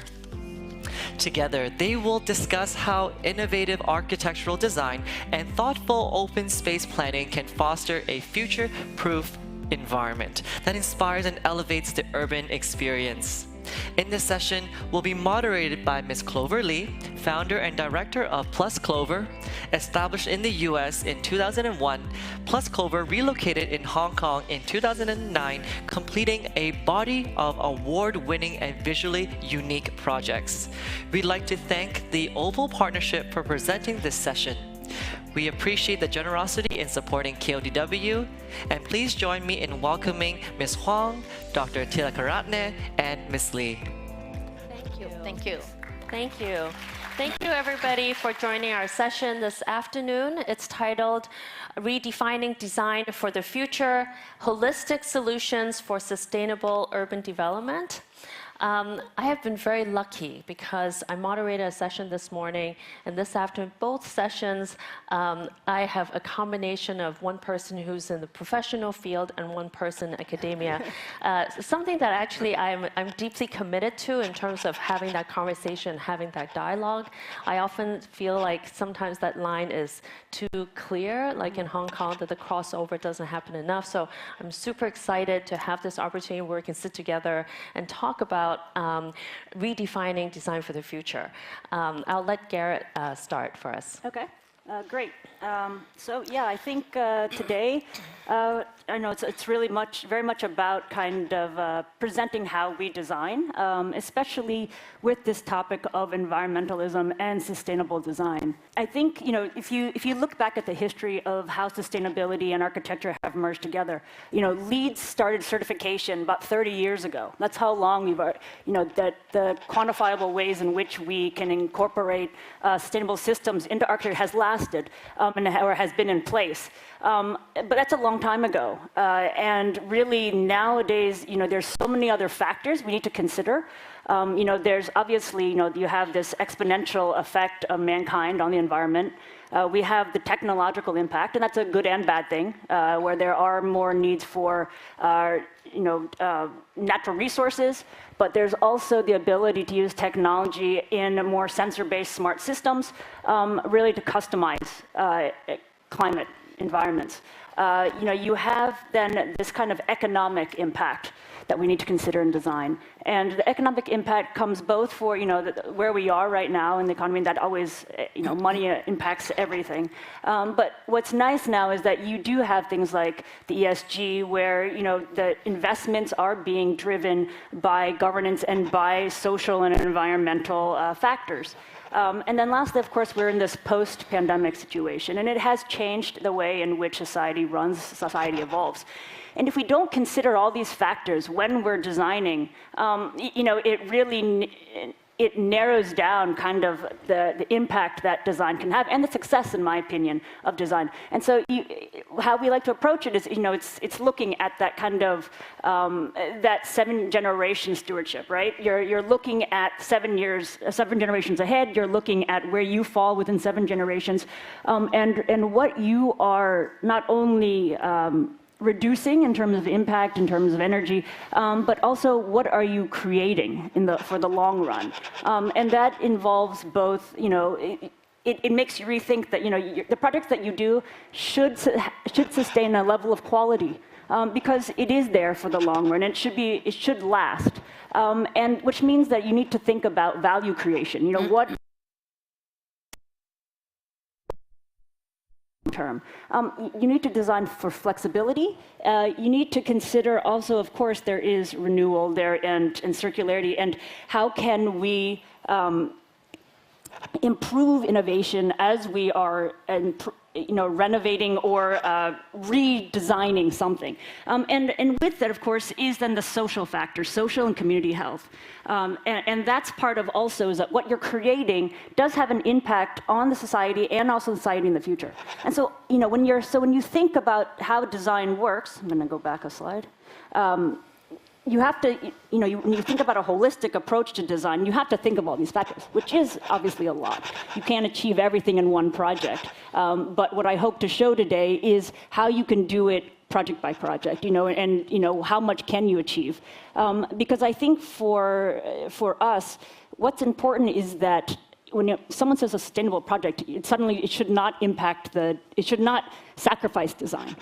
And in the same way, when you have projects that are said to be extremely sustainable, but then you don't see it, that's also something I find very interesting, because they should really work as one system.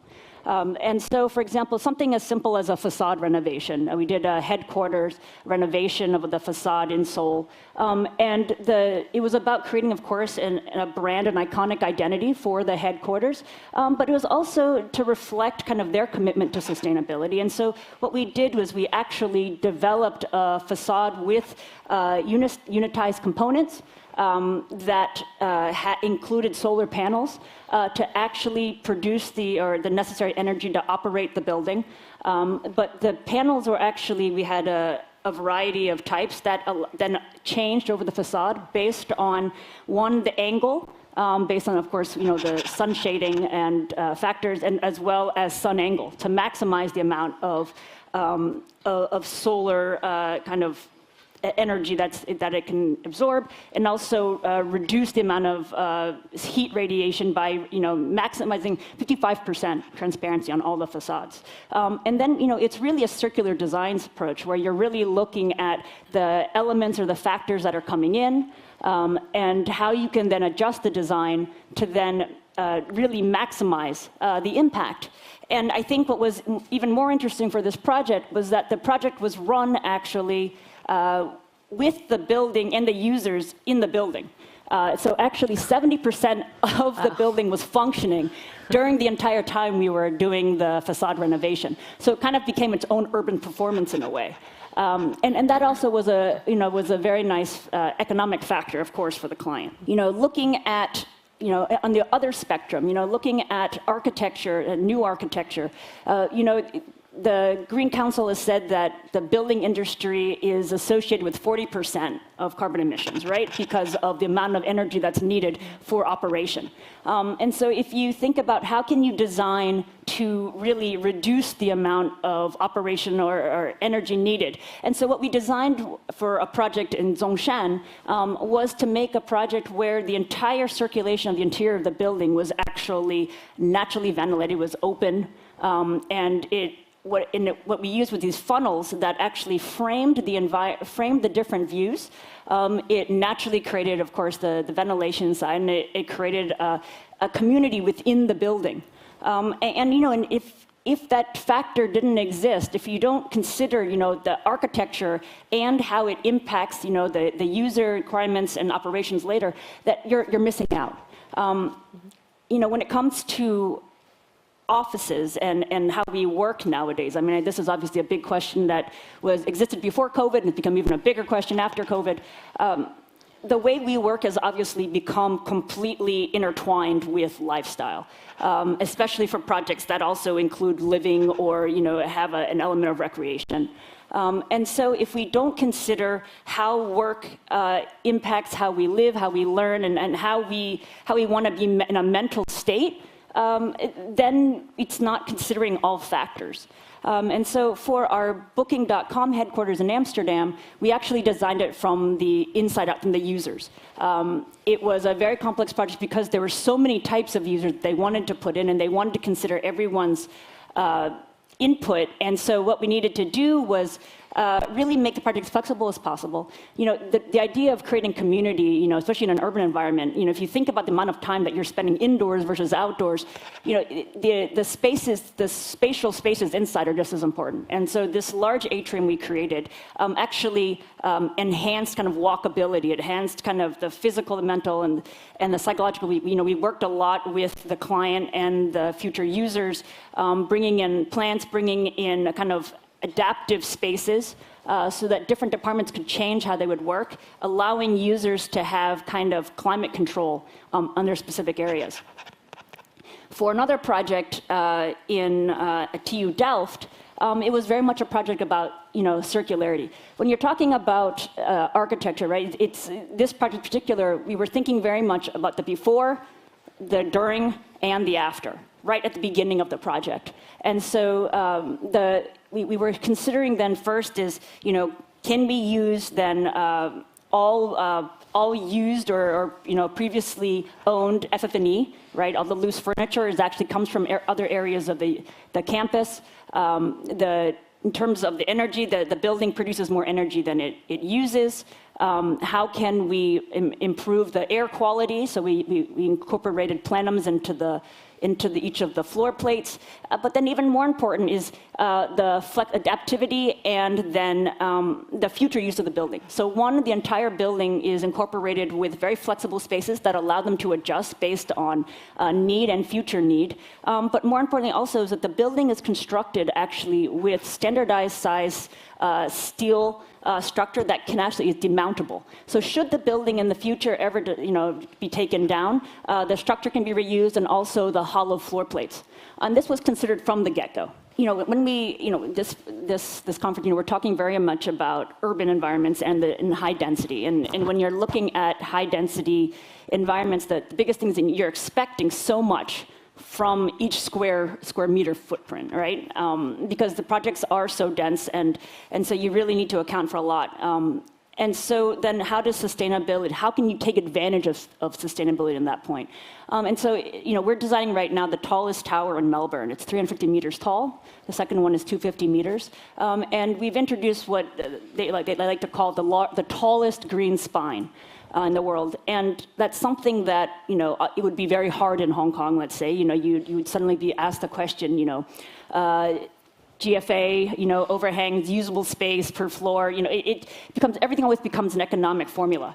But this project, what we really wanted to create was not only, the environmental sustainable systems. We have kind of a copyrighted air circulation flow. There's, each of the floor plates are adjusted based on program to allow for also based on where to maximize daylight and where also to provide sun shading based on program types, because the building is actually mixed use, has a hotel, has service apartments, it has cultural. The Centre Pompidou is doing a museum in the podium.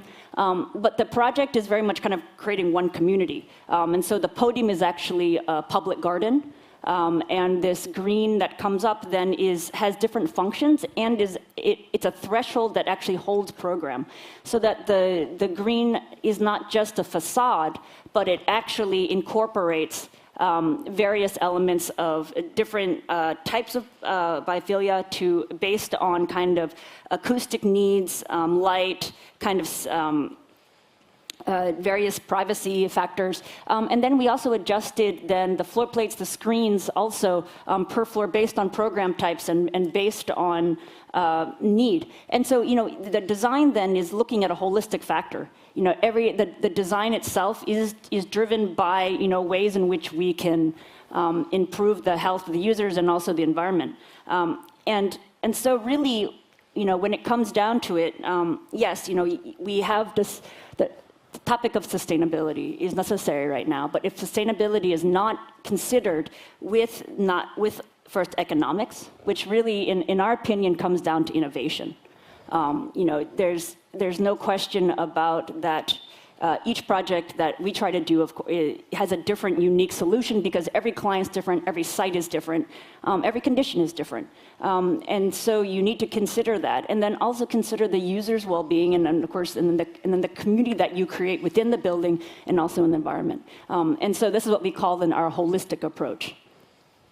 So. Thank you. Thank you. I mean, it's amazing to see the diversity of types of projects in terms of program, users, location. But one thing I notice is it seems that more of the projects is commissioned by the end user. So they do have a commitment or they have a vested interest in the long-term operational cost to them. And I'm curious, do you see that there's a difference when, let's say, working with a developer or somebody who doesn't have a kind of long-term use, it's actually a real estate, venture, and they're going to sell it off. So it's harder to get them on board to invest into these sustainable kind of design elements. The budget is the biggest factor, of course. I think that things are changing now because what's happening is, especially let's say in China, the government is not going to allow you to buy a property unless you commit to creating a sustainable project. So it's even if, so a developer might want to sell, let's say, they might be selling one of the towers, they might be selling, the hotel or a residential, the apartment section or something. They're actually encouraged now and almost enforced in many situations now to incorporate sustainable elements, energy-saving elements, because otherwise they will not get the land. This has become a very important responsibility. In Europe, it's been going on for a very long time, and it's become more and more strict. The problem is, of course, you have to work within the conditions and the constraints of every country. Solutions that we have in Amsterdam do not work in Germany, do not work in China. But definitely, and especially in Hong Kong, also, there is this commitment. You do, of course, that the question is that what you'll find is that the client will say, okay, if we have this budget, if we're going to invest this much, in the front load with all of these sustainable systems that have future costs, then we're going to then cut down on a design. And this is what I mean by, well, these two things are working together. If your solutions are incorporated, where there is no such thing as your facade budget and your environmental or budget that they call, it doesn't work. They're the same thing. So if you work together, then they can't sacrifice one for the other because it's all working as one system. Right. For the Lyric project, I mean, yes, it is user at the end, but it's also a district-wide commitment, right? So our Lyric project is it's going to achieve BEAM Gold, and it's something that the district as a whole has been very adamant about. Making sure that we consider all the user factors and everything. So of course, private developers they tend to they have more of this kind of money sign in their head, but things are changing. That the requirements that to even get land now and what they can get out of it makes it more. So it's starting to have positive. more of a kind of top-down. It's top-down pressure on executing more circular and sustainable design, which I think is a great way to segue into Rufina's presentation in terms of your research work. Thank you, Garrett. Thank you for the wonderful introduction. Let me start saying you might not see beautiful pictures and impressions on my presentation, but some questions that are really fundamental to the humanity. So I'm going to set my premise saying that livability and climate resilience are two of the most fundamental indicators or parameters that really affect humanity. If we do not address them right at the beginning, we are going to have serious consequences, not until the end of the century, but beyond that. So that's very, very important. So that's why I think that we need to really remodel the city, the way we design, the way we think, and then we put the economy into the equation. Right. You can see this chart. These are not good grades. If they were good grades, I will tell my boy, well done. But no, they are this is the position of Hong Kong out of 173 cities that were surveyed for livability. So if you can see at the very bottom, we have number of different parameters: stability, healthcare, culture and environment into one, and then education infrastructure. Most of it, Hong Kong is doing very, very well, I have to say. So if you look at how the numbers went down, I mean the position, the appeal of Hong Kong went down. There are two factors affecting stability and culture and environment. More of it is the environment. So you can see on the left-hand side, what are those parameters that we are so driven by? So if you look at the extreme high density and those nano flats that most of us live in, 11 square meters, are critical. And then we live on the sky, about 100 meters minimum kind of residential towers, and then we don't have enough urban open spaces or greenery to come down and get some important ingredients for health and well-being. And then we talk about air pollution index. We do nothing for it. I mean, we don't have private car usage as much as in many other big cities in the world, but our air pollution index is really terrible. It's actually always above the prescribed standards by the WHO. What's happening here?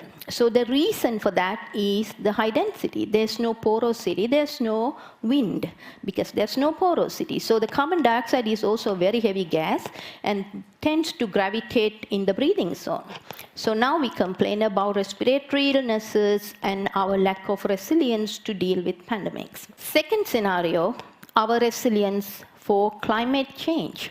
We are going to end up in a health crisis very, very soon. If you look at the urban flooding scenario is already in the high impact zone. We complain, okay, not enough drainage. Why do we need drainage if we did not cover the land with concrete pavement everywhere? If you look at can you find a 1 square meter other than this beautiful complex, we have some greenery. It's very, very hard to find grassland or natural terrain or soil unless you go up to the mountains. So this is a huge problem in the urban areas, urban flooding. And then we talk about increasing temperature. It's hugely paved, hugely artificial material all around us, not only on the ground plane, but to the sky, at least until 100 meters minimum. So that creates urban heat island effect, and we are talking about increasing temperature. Right? And we are a city surrounded by the seas and the sea level rising, and we do nothing, and we build on the ground plane. So these are some of the points that I'm going to address, and to help you at least, in my humble opinion, to take away some ideas to think about. And then the increased greenhouse gas emissions. When the temperature rises, what do? We power up our air conditioners, and then we say, okay, the greenhouse gas emissions. Okay, so these are all like chain of consequences and impacts, all interconnected.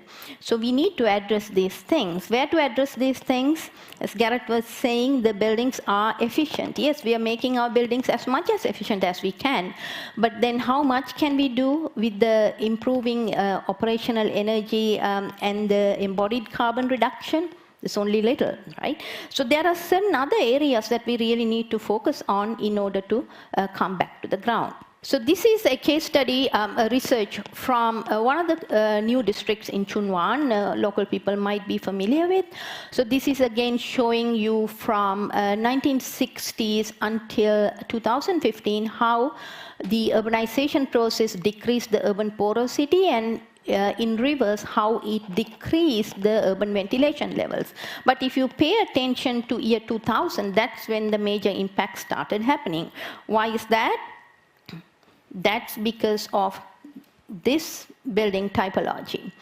You may see that our foreign participants may see this cookie cutter approach: podium, huge podium, 15 to 20 meter podium, and the towers about. We also call it nickname birthday cake and candles. So that's the impact, because the podium covers 100% site coverage. Sometimes it's 15 meters, but if you're above a transportation terminal, it's 20 meters. So that means no way that you can have any space for urban ventilation. You can see that we compared number of different building geometries. So the one that the big lump is the bigger podium, and you can see around no winds going through. And then you can also see the image below is the street level, narrow streets. So it's very, very difficult for narrow streets to actually have some wind moving through. And then on the left side, we have same type of typologies, but different scenarios. So you might attribute that to not enough gaps between those towers. Otherwise, there was a little bit of hope on the top left picture that there is possibility if you create enough gaps, and then if you create no podium type of buildings, then there's the way to go. So here, as I said before, these are all the parameters that are linked to driving towards livability and climate resilience. Here's the big one. We need to reclaim our ground plane. Ground plane is not for concrete blocks or anything else. Ground plane is for ecosystems, ecology, biodiversity. Okay? So this experiment looked at different number of scenarios, how we could elevate the current podium. Just took one of the building estates in Chunwan, and then we used the same development. Nothing is changed, same GFA, elevated the podium by 15 meters. And then we also elevated the podium to the rooftop. That could be very expensive real estate later, because it's like really beautiful views and things like that. And then also split podium. So we compared all these scenarios with what happens when we do these things. So here are some of the outcomes. So we conducted a CFD ventilation simulation, and then you can see when you have the podium on the ground level, what happens. The wind does not pass through, and then when you elevate the podium, the wind tries to move through. So this is just one case study we did, just one development we changed. But if you imagine if you change the entire district with this kind of typologies, what would happen, right? So the last picture on the bottom right is about daylight. So someone might ask, okay, when you raise the podium, what happened to the daylight? Okay, there's plenty going there, right? So now we need really creative architects, designers to think about how do we actually reduce the amount of daylight going there for the required kind of activities that we are going to put in there. So what are we going to do with the activities, right? So when you do this, certain other things happen other than ventilation or daylight is that we get lots of urban porosity. So that helps the ventilation. And when we have greener spaces, now we put greenery. So when we have greenery, that absorbs carbon dioxide, that reduces the temperature. And soil, in fact, can keep carbon dioxide for centuries. And then 30% of the carbon dioxide coming from people can be absorbed by vegetation and soil. So here, an opportunity where we can actually do something about, not really trying to invent new technologies to improve our buildings. So what are we going to do with the ground plane? Now it is released, right? So that is what we do. We create really active urban spaces for people, for community. And then we can also create farming, so we don't have to run into the food shortage or scarcity that we ran into during the pandemic, not having anything to eat, right? So here are certain other options that we can do with this released ground plane. Imagine if the entire Hong Kong goes in this direction, release the whole ground plane, we can put ourselves back in the map saying, okay, here's a city where there are no buildings on the ground plane, right? So here, it's another assignment done by my students about post-pandemic residential design. So this is how, we all know how much we suffered working from home, having kids for Zooming, and the husband and wife for Zooming, and 3 people stuck in the same household, right? So we don't have to face that situation anymore. So this is kind of creating like layered urbanism, different kinds of biophilia integration into the housing. So this is something that's doable when you really look at releasing the ground plane and think more creative. So this is again layered different kinds of interventions of integrating biophilia. Garrett talked about the importance of biophilia. So we really need to look at the ways how we can actually integrate that, going beyond 1.2 meter balconies in Hong Kong currently, right? So So here's my second research project, where I'm looking at, these are the kind of open spaces we currently have, tiny little pocket parks. As much as I value that, people use them, but these are really, really difficult, because I have conducted research on really hot summers to get some wind measurements in these places, temperature measurements, unbearable, I have to say. So it's really, really difficult. So we need to change these things. What if we change all that little pocket parks and put them back into one large open space, or 2-3 large open spaces per district, right? So you can actually see Hong Kong open space per capita. We can't be proud about that, right? Look at Singapore, look at Seoul. So these are some other comparable cities, similar kind of economic growth, similar kind of densities, what they do. So we really, really need to think about how do we remodel our city, what are our priorities, why are we doing it? So these are some of the kind of like open spaces that we need to create. Give people opportunities to recreate, give people opportunities to be creative about, be designers. Everybody becomes designers once you give the opportunity, right? Don't give concrete paved little chairs and stuff for people to say, this is what you get, so live with it. So that should not be the way to go forward, right? So that's what I want you to take away from this presentation. Everything's possible. When you try, yes, you will stumble, but there are ways to go around it. One last is my next ongoing research on post-pandemic architecture. So here's a QR code. If any of you are interested in participating, I would really appreciate gathering information from Hong Kong community about future residential developments. Thank you very much. Thank you, Rufina. Thank you. I liked that you had you tricked us, because you said you had no pretty pictures, and then the first couple of slides were so doom and gloom. But then at the end, I mean, you showed us all these possibilities of what green spaces could be, which is in such stark contrast to those images of open spaces in Hong Kong. I mean, this is the tough question. Why isn't it happening in Hong Kong? Right. Thank you, Chloe. Put me on the spot. It's all possible in the academia, but I would say it's also possible in the practice. In the bigger economic world, we need two things. We need policy. Garrett said very well, ESGs. We need policies, we need incentives. We got majority of the developers to do the right thing by registering projects on the Beam Plus, and they get up to 10% more GFA. So there are ways to do it. It's just a matter of how to do it and when to do it. Why are we not doing it, right? I read a McKinsey report recently which said actually improving livability and climate response increases developers' potential. So that's a good take, right? So if there are developers, here you go, increase your ESG score, and then the government, please make it happen by policy and by giving incentives. I mean, it's not a big thing to change. It's, I mean, not radical, of course, to change the buildings that were built in the last 10 years. We can't do that. But we have a huge stock of old buildings that are over 40 years old, and they don't live up to the potential of the land in terms of economic value, in terms of GFA, in terms of the needs of the building stock for Hong Kong in the future, no. And the other alarming factor is that the building stock in the world is going to double up by 2060. So we really need to think, are we going to just jam-pack everything like a Lego set everywhere in the city, or are we going to be innovative? Let me share another case study, and not actually a case study, it's actually research done by Singapore, WOHA. I really respect their work, and I'm hugely inspired by their work.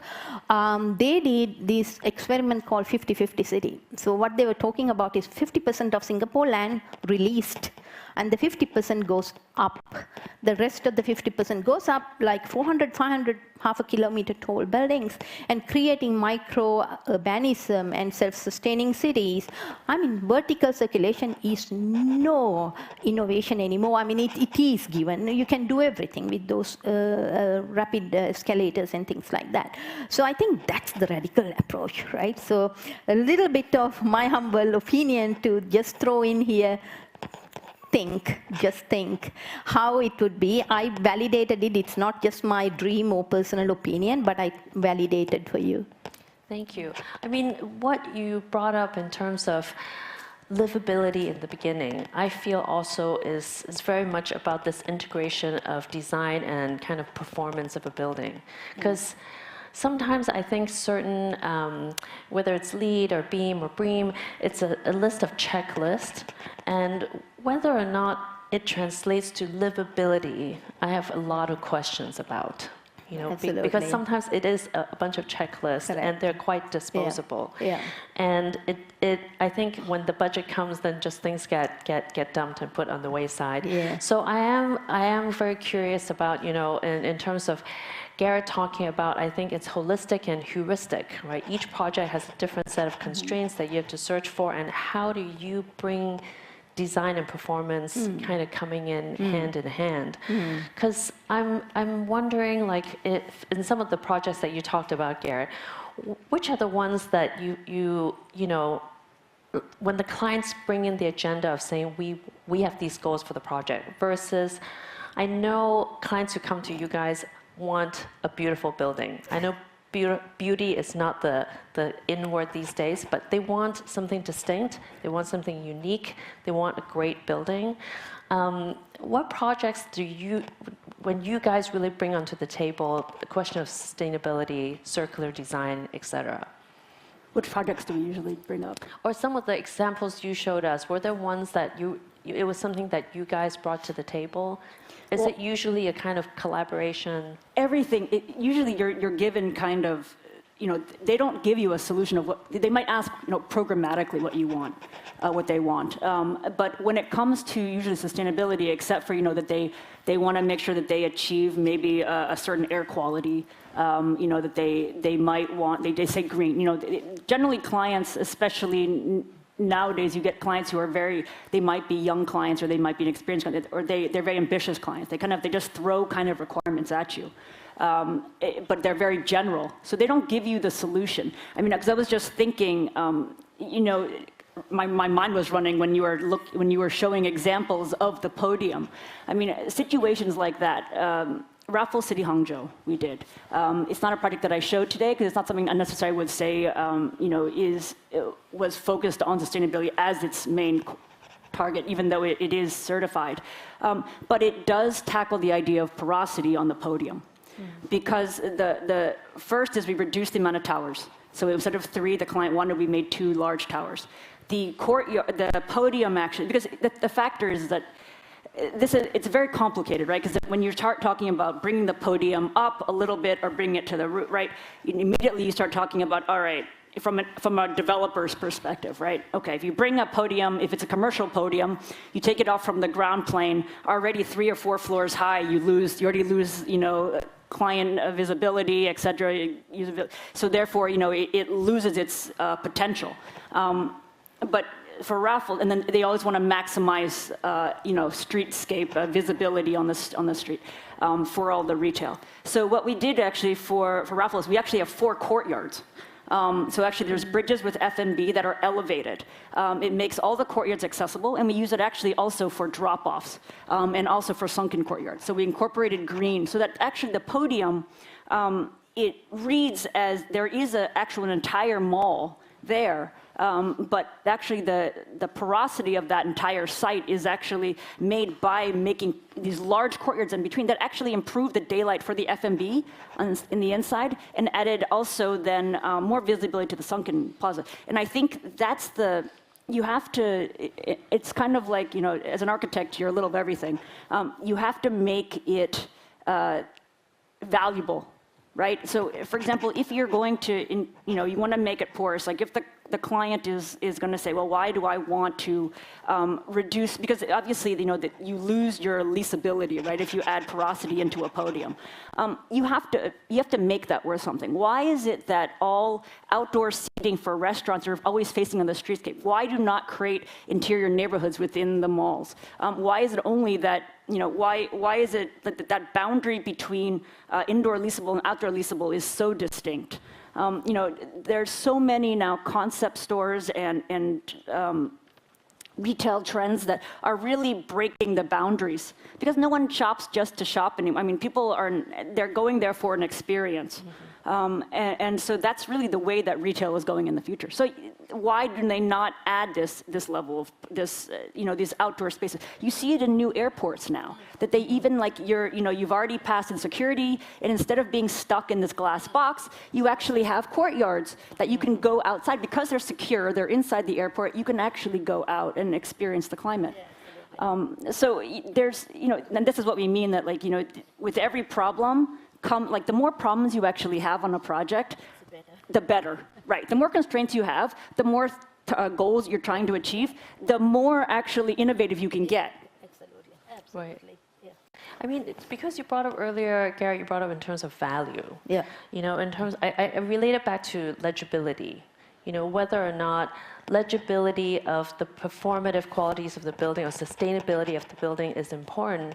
One lies in the operation cost, but also if the sustainable part of the project is legible, it also adds to the kind of branding, the image of the companies, and as a result, that have kind of concrete economic value to it. Right. I think that's all part of so many. A lot of developers that they want their brand to reach, and that's where this comes in. That a lot of the government creates these. It's very trendy right now. These eco-sustainable, eco-tech developments all over, and then it's kind of this general. You ask what that means, they want you to propose it. But there's value in it, and then there's each company also. It's important now. It's an important factor.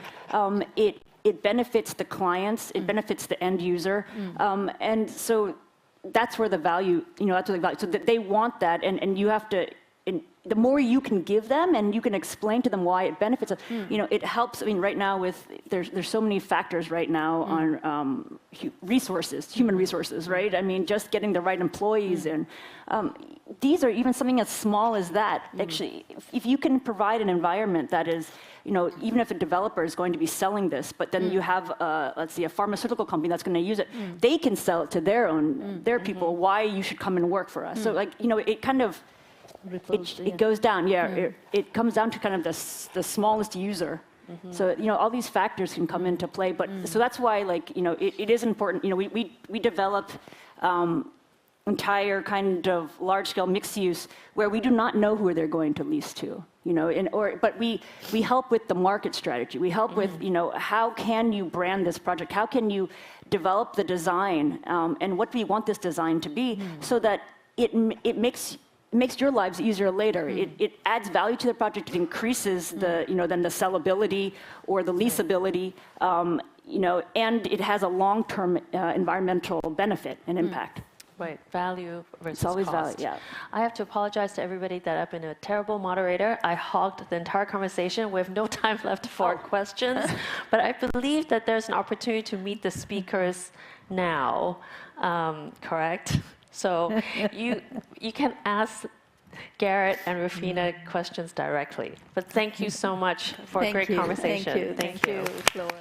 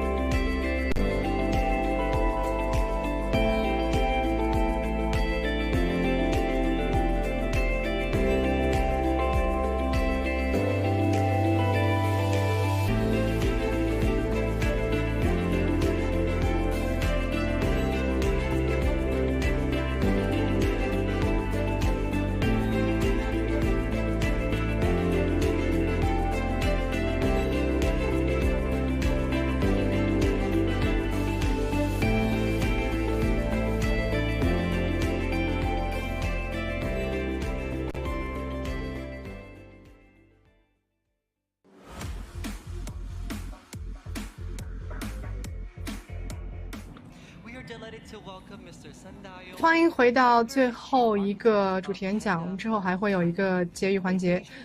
我们荣幸的请到了孙大勇先生，他是北京 Pena 中国建筑事务所的创始人和总建筑师，创立于2003年，屡获殊荣，在全球的项目成功的融入到了当地的社群中。还有菲木易女士，她是 KPF 的建筑师，将成为本环节的主持人。她在世界各地的不同规模的建筑项目中经验丰富，并且担任了2022年深港双城都市建筑双年展。本环节将用普通话进行。Hello, Dao Yong. Welcome to Hong Kong specifically for the session. I know that you have a very interesting theme today, to create works with love. Can you briefly tell us about it? What is works with love? Actually, this is a concept that we put forward after we reorganize our philosophy. Because of the pandemic, we've gone through a 3-year suspension. This is the first time for me to come to Hong Kong after the pandemic. And after the pandemic, our lives and our emotions need care from multiple aspects. And as architects, we create a space to tolerate or carry the lives of the people. And I think that we have responsibility to express our caring attitude towards human and human emotions through the perspective of space. And that's why we have put forward this thought. This is also an objective. Can you tell us how you practice the theme in your projects? Of course. I'd like to begin my presentation.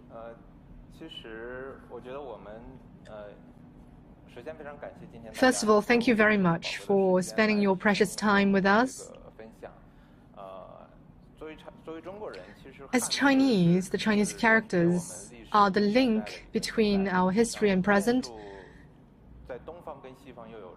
and architecture is significantly different in China and in the West, and we Chinese architects should go back and think deeply in our history to explore our interpretation of home.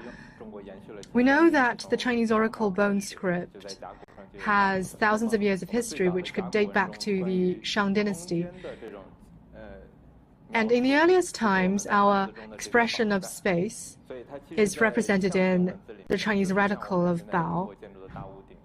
It's like the big roof of the Chinese buildings. And many of our words related to space would use this radical, just like the word 学 and the word 宅.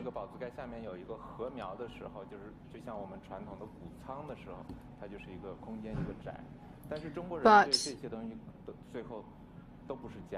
these don't represent homes for Chinese. We only think a space is home when there are living creatures in the space. When the big character appears under the radical, it will form the Chinese character of home. So as architects, apart from the Western techniques to construct spaces, the thing for us is actually creating the sense of home, and we should never neglect the living creatures in the space. This is our interpretation of love, of home. This is a small project of ours. It's designed by a Japanese graphic designer, a global project of our future lives, incorporating 10 designers from Japan and China to work with 10 enterprises And together they tried to present their vision for the future homes. And each of the designer worked with one enterprise to work on a prototype of one mini architecture. And I was working with the mini company at that time. It was part of Mini's global projects in Milan, London, New York, Los Angeles, and Beijing. They chose 5 designers in the 5 cities, and combined with the 5 smallest cubes, they tried to merge into the different cities and the different cultures and lives of different cities in the minimal space. And we had this project of merging the life of Beijing in the mini space. At that time, our studio was located in Hutong in Beijing, and I've been living in the Hutong for nearly 20 years. And we could see many unlawful temporary buildings.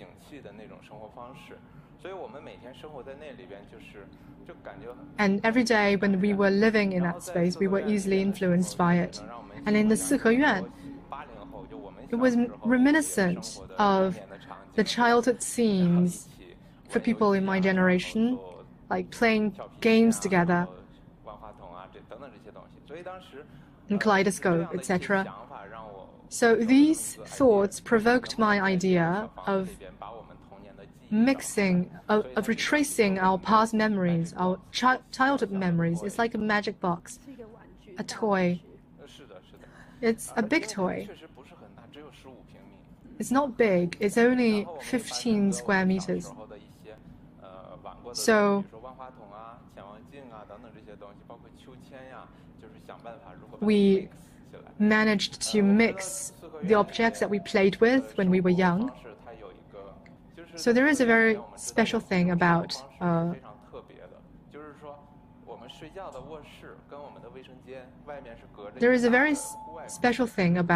the Siheyuan way of living.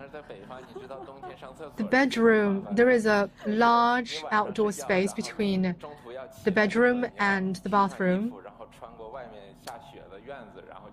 And it is extremely troublesome for people in the north late at night when people want to go to the bathroom from their bedroom during the winter times. So in the structure, we have 2 units. One is the bedroom, and the other is the combination of the bathroom and the kitchen. At that time, in the joint section of the 2 units, we have built an outdoor open space without facade. It's like in Siheyuan, we need to go across a public space between the different rooms. And in this space, we could feel the natural wind and feel the temperature. Meanwhile, we wanted to add some interesting, playful scenes in it, because the yard of the Siheyuan is where we play games. It's actually a living room in this space, and we want to merge some playing scenes in it. And on top of the roof, we have built many periscopes, which could serve as the function of the sofa, the television, like riding swings when we were young. So in this section, we have combined indoor and outdoor spaces. Another point is that the walls of the Siheyuan is actually quite conclusive, and the children cannot see the outside world if they live inside the wall.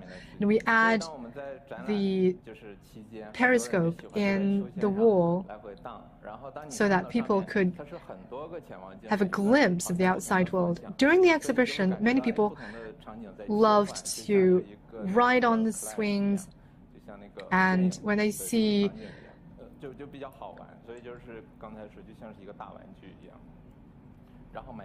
the roof, there are many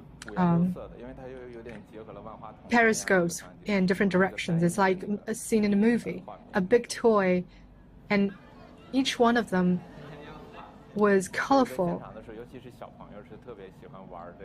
which is like the kaleidoscope. So on the spot, people, especially children, were very fond of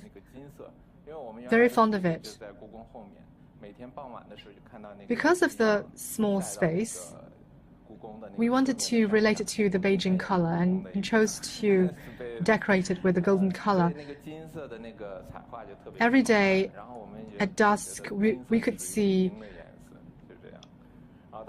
the walls of the Forbidden City with the golden hue under the sun. It's beautiful. And we also thought that Beijing, gold is the color of Beijing, and there are trees outside for people to take a rest. And this is a video.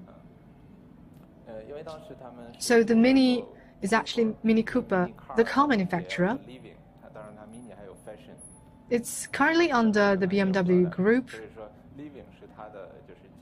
At that time, apart from manufacturing Mini Cooper, they have other departments, the beauty departments, etc. So the living is under its architectural department. Mini Cooper's value is to create maximum value in the smallest space. So we were using 2 small rooms, but everything had multiple functions.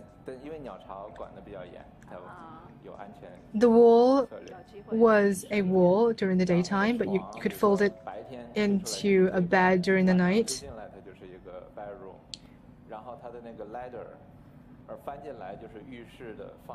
And its beds could become a day bed during the daytime, and if you could push it late at night, it becomes a bed, and the shelves could help people to get to the roof at night, etc. So this is our first project.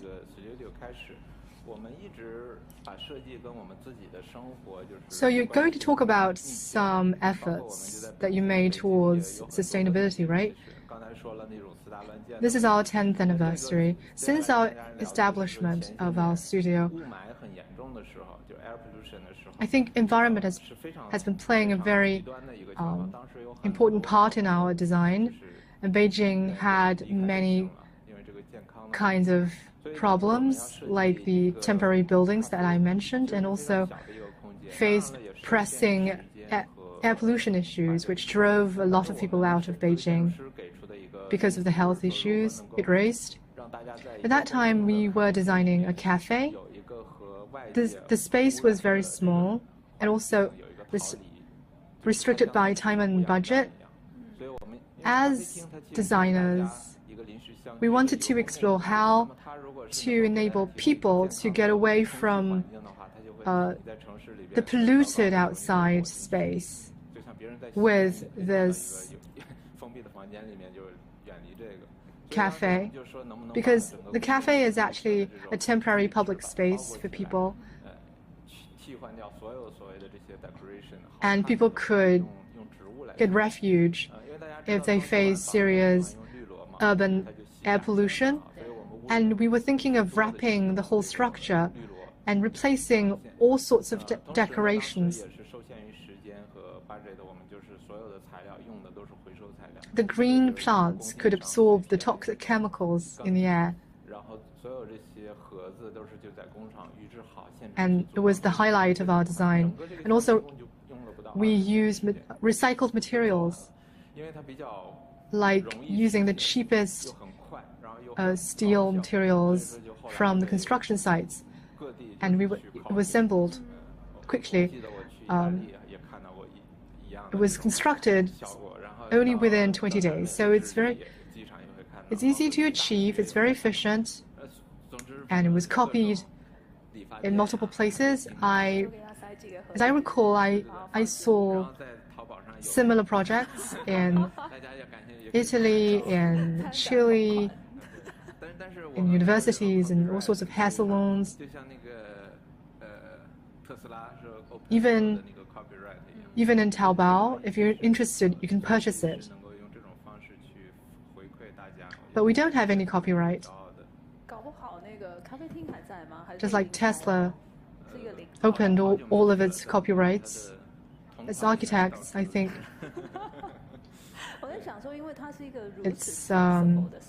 I take pride in sharing our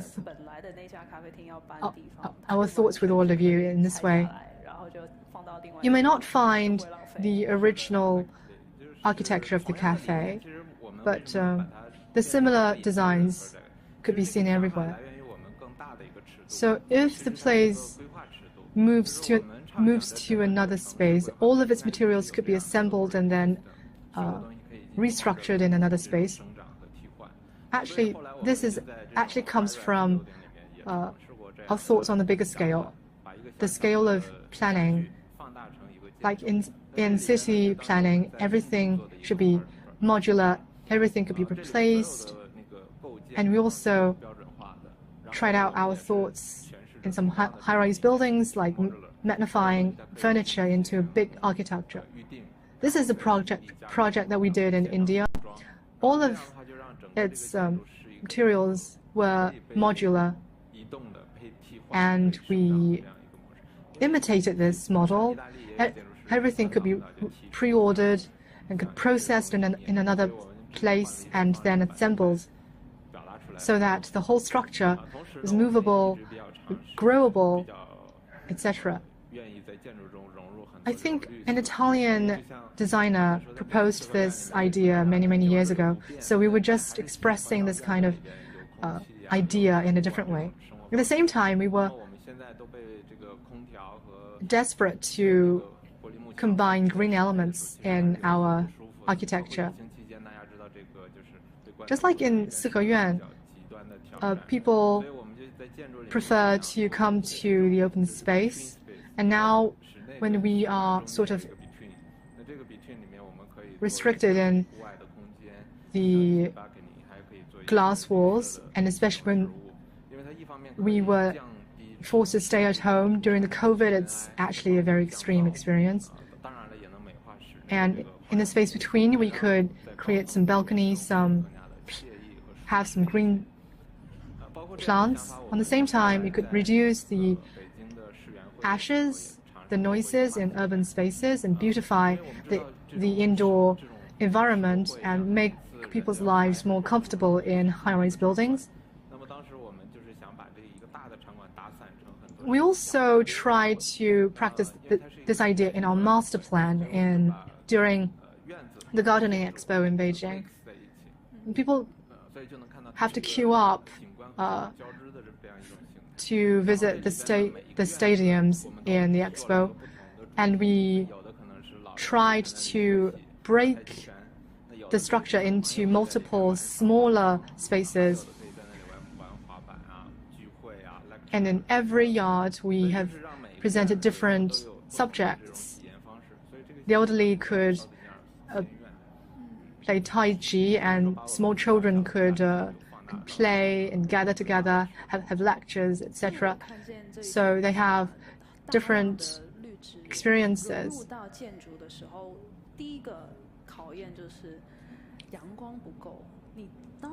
Magnifying the small furniture to the scale of planning. So the first challenge is actually the lack of sunlight. Have you encountered similar problems? This is not a very big problem because this is actually a gardening expo. The buildings are kind of low, and the green plants were the protagonist of the expo. Also, this next project is an extension of our previous projects. After trying the ideas like the modular architectural things. The most replaceable thing is the materials, especially the concrete. We were thinking of the materials that we could use to replace the traditional materials, like the global warming, etc., are the problems that we are facing right now. And if we don't address the problem timely, then our future would be at high risks. Especially the architectural industry is one of the biggest emissioner of carbon. And this has given rise to our thought of less is more. So after the World War II, the industrial modularization helped people to quickly build architectures and address living problems. And in the 60s and 70s, driven by the American consumerism, people were constantly purchasing new products to replace old ones and produced more garbage. This is beneficial for the economy, but our environment suffered. And we could see its negative impact to the oceans and to the environment, etc. So we should go back to the concept of love, less. And we were doing this for our future generations and our own planet. This is not a novel idea for us Chinese. The Chinese values stressed the combination of nature and human. And I think this is how the Oriental, this is an opportunity for the Oriental philosophy to give back to the current society. And we as Chinese architects have boldly presented this initiative to express the correct values, to make our own contributions to the environment. So we were thinking of we could find equivalents, natural materials to replace the industrial ones. We were actually attending a competition and tried a big one-to-one scale mock-up during the design week, and we tested its intensity. And in Beijing, we built the structure on site in Beijing with our staff. The young people, the children, were extremely fond of this kind of space. They were, thankfully, our structure was firm enough, and this is the process of building the structure in Beijing.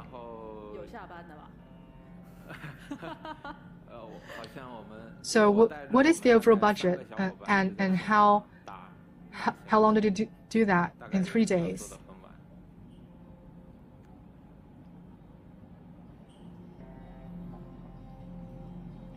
Because we brought 3 staff to build the structure on site, and we worked till very late in the day. I think the funny point is that when you step on it, because they were all bamboos, and the feeling is different from stepping on the floor. It's bouncing. So I think it must be a very interesting experience. But sorry, we do not consider this point, actually. We were just fearing that the structure may collapse if too many people stepped on it. So in the actual building scale, we have published our work after construction, and many owners living in a very favorable environment approached us and asked us if we could build the structure. And there was one owner in Ecuador who asked us if we could do this. And we tried to build it regardless of the budget or time. So we have made a one-to-one scale model of the structure and in Beijing, and instructed the local volunteers in Ecuador to build the bamboo house. And so this is the owner. It was pretty cool. He was originally in America, and he moved to Ecuador. I checked the other day and found that the man is now trying to sell the house. It was actually built in 2015 or 2016. So after 7 to 8 years, he was thinking of selling it. I think the structure was quite firm, which is why he's now able to sell it. And I think I should give him a call and ask for my designing fees. So if you're interested, you're free to contact him online via phone. So the name is Living Wild in Ecuador. You can search it online. So after this project, I think we have limited time. I'd like to talk about the last project, an ongoing project. This is in Chengdu. It was at first a competition. We won the competition, and there was a mountain. They wanted to crop the top and to build a bar. So as a developer, they were unable to build the bar if they did not crop the top. But it would look kind of weird, and as designers we were trying to preserve the original appearance of the mountain, and we proposed an idea of creating a cave-like structure below while retaining the natural scene of the peak, so that people could take a rest after sipping wine in the bar, and people might queue up in the bar and take a stroll in a natural environment. So this is actually a very good chance for lovers as well, and a manifestation of our philosophy of less is love. Although we were unable to change his original idea, but aesthetically we were conveying the idea that nature is the most beautiful thing, and we should respect and recall the beauty of nature. And this is the last design. A very interesting design and diversified trials. So you were saying the design of cropping the peak and making a peak-like structure. It's actually enriching the charm of the design.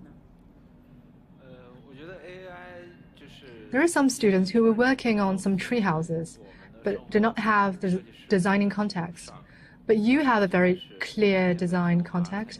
If you're using AI, then would it wipe out the love element in your design?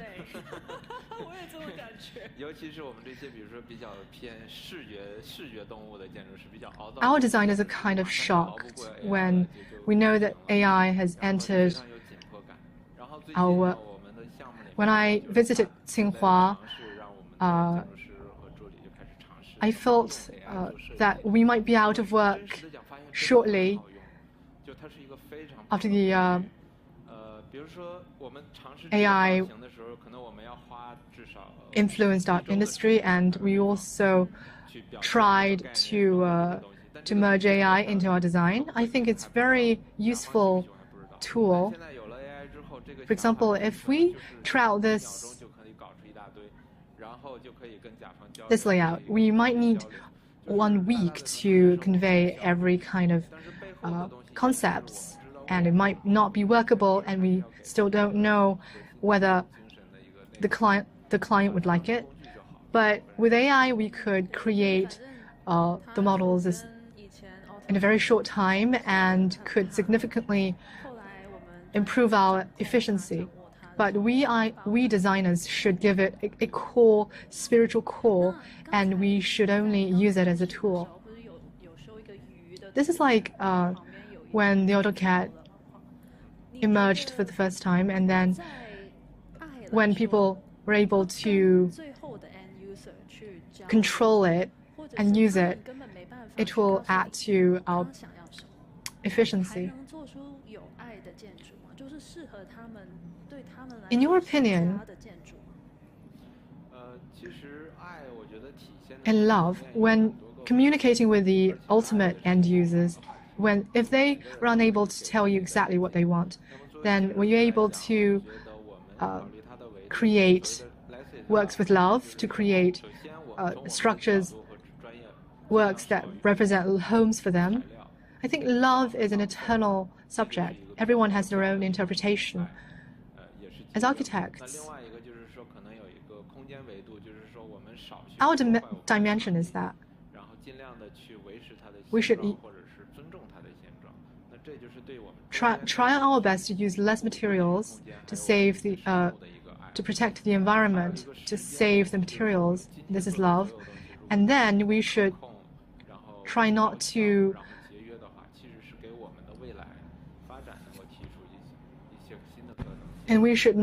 destroy the environment to keep it as it is. This is our love for the environment, for the surroundings. And we should also be sufficient to propose some new possibilities for the future, and this is our love for the future. And in creating architectures, we are dependent on the regulations and also the CAS psychologically. And if we could design from those dimensions, then it could be felt by the users. If we plant such seeds, I'm sure that it will be accepted by the future generations. And after making those shifts as humans, I mean, the other species would be more friendly to the humans, and this will be beneficial for the humans in the long term. So it's like producing less, but producing the best, which could be durable and could be used for a long time. It's like your bamboo house in Ecuador. I could not imagine that the house made of bamboo could last for such a long time, for 10 years. So do you think this is the aspect where our young designers should explore more? I think today our designers are very diverse. Some like AI, some like smart things, it's all okay. Not everyone is focusing on protecting the environment, the ecology. If you truly approve of such values, then stick to it. And I think this is a way of giving back. It will make you more confident. You can explore some new technologies which could help us to create low-tech projects also. And our respect for our companions, for lives, I think this is something in common. This is fundamental. So this is the value that every young man and woman should persist in. Thank you for sharing the interesting projects, and the audiences who are interested in purchasing the bamboo house could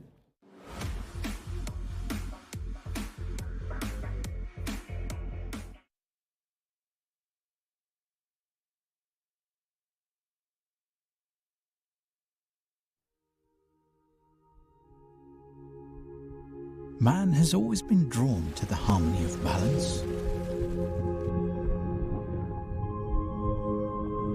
The ancient Greeks found it in symmetry. The Chinese in yin and yang. Perfectly balanced beauty. However, the complexities of commerce often force the scales. That's why we believe in another way. One that aligns purpose with profit. One that enhances social values, and one that reflects the future, not the past. We call this the 3 Ps: people, prosperity, and planet. Balance those, and we've created harmony. A destination everyone wants to visit.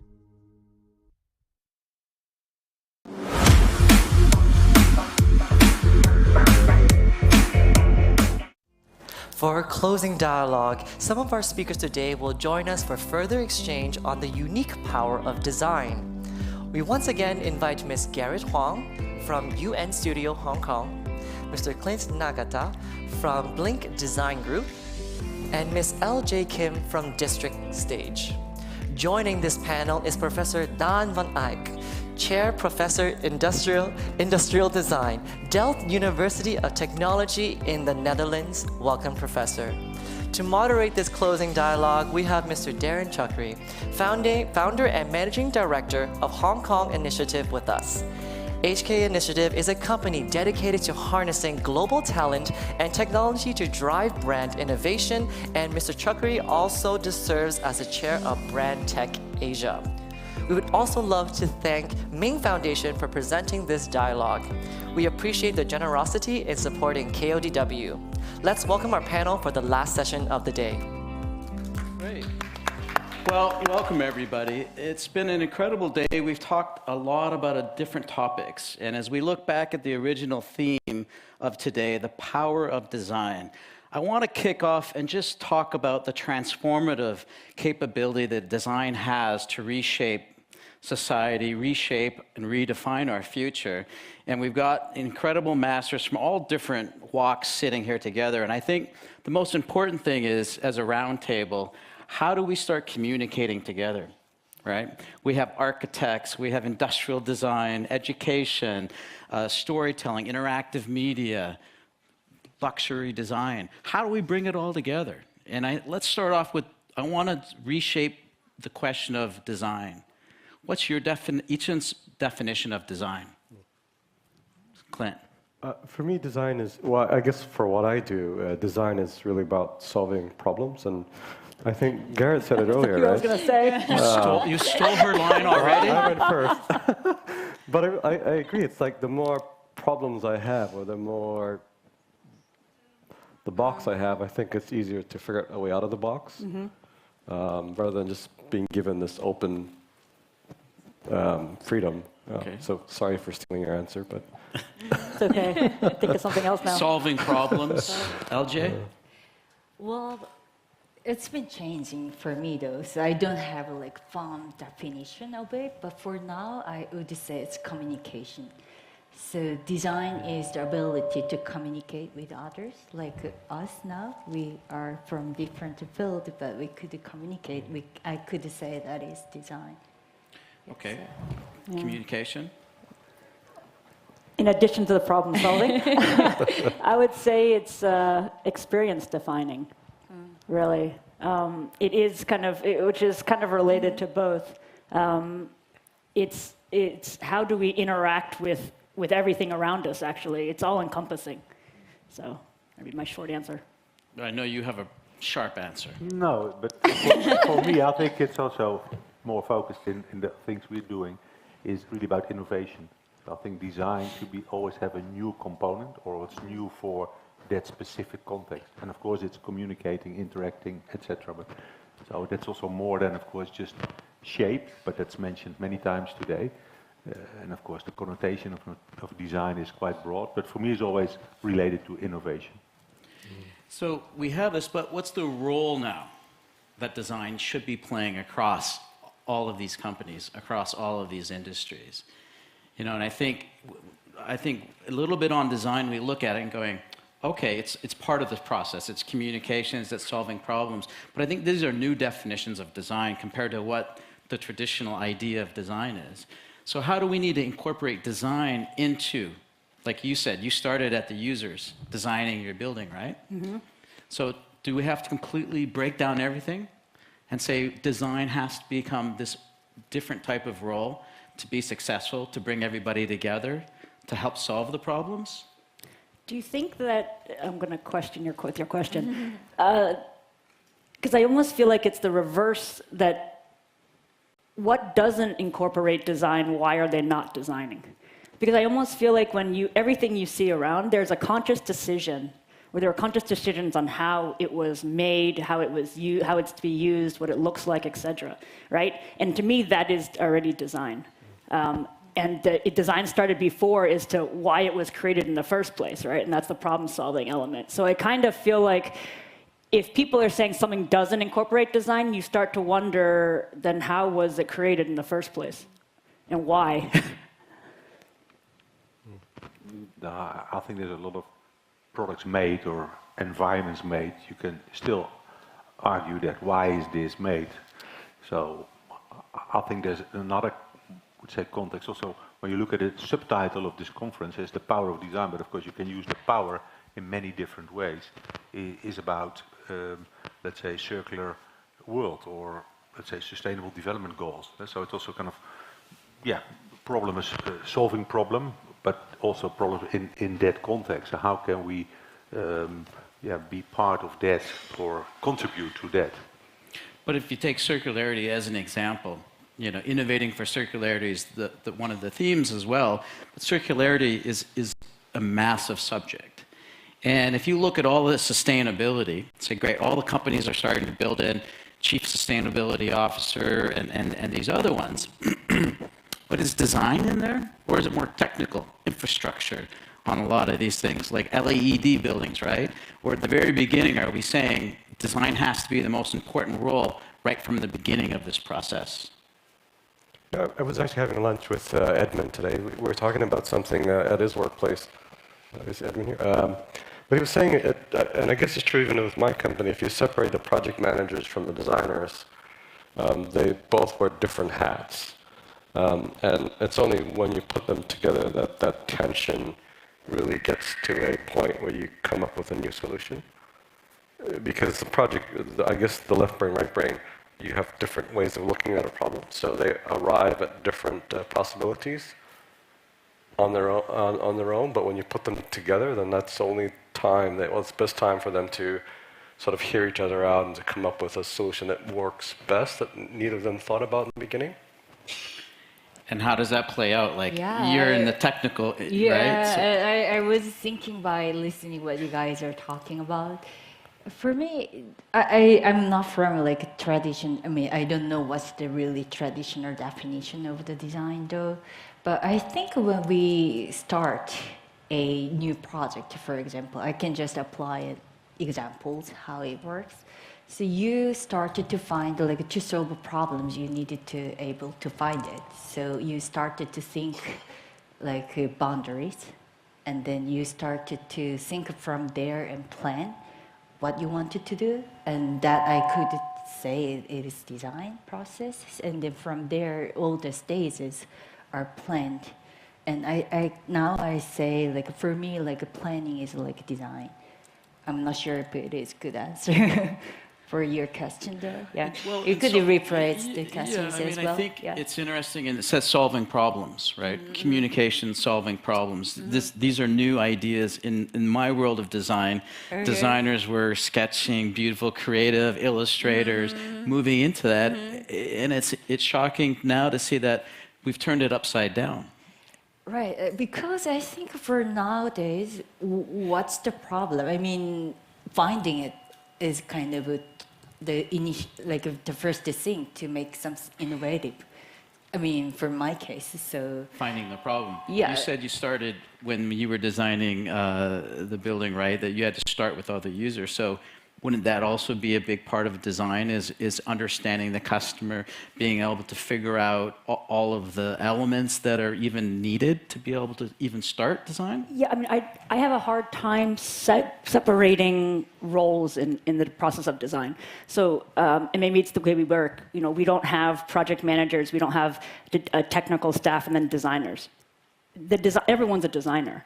Because if you don't consider, even if you're doing, you know, client coordination, decisions that you make impact the project. The project is the design. Every single question that you, right, you know, where a vent is located, that will impact a design because you need to think about that in the design. And so maybe that's why I have a hard time separating this. You know, there's a design process, of course, and collecting the parameters or the factors that you need to consider, or your constraints, your conditions.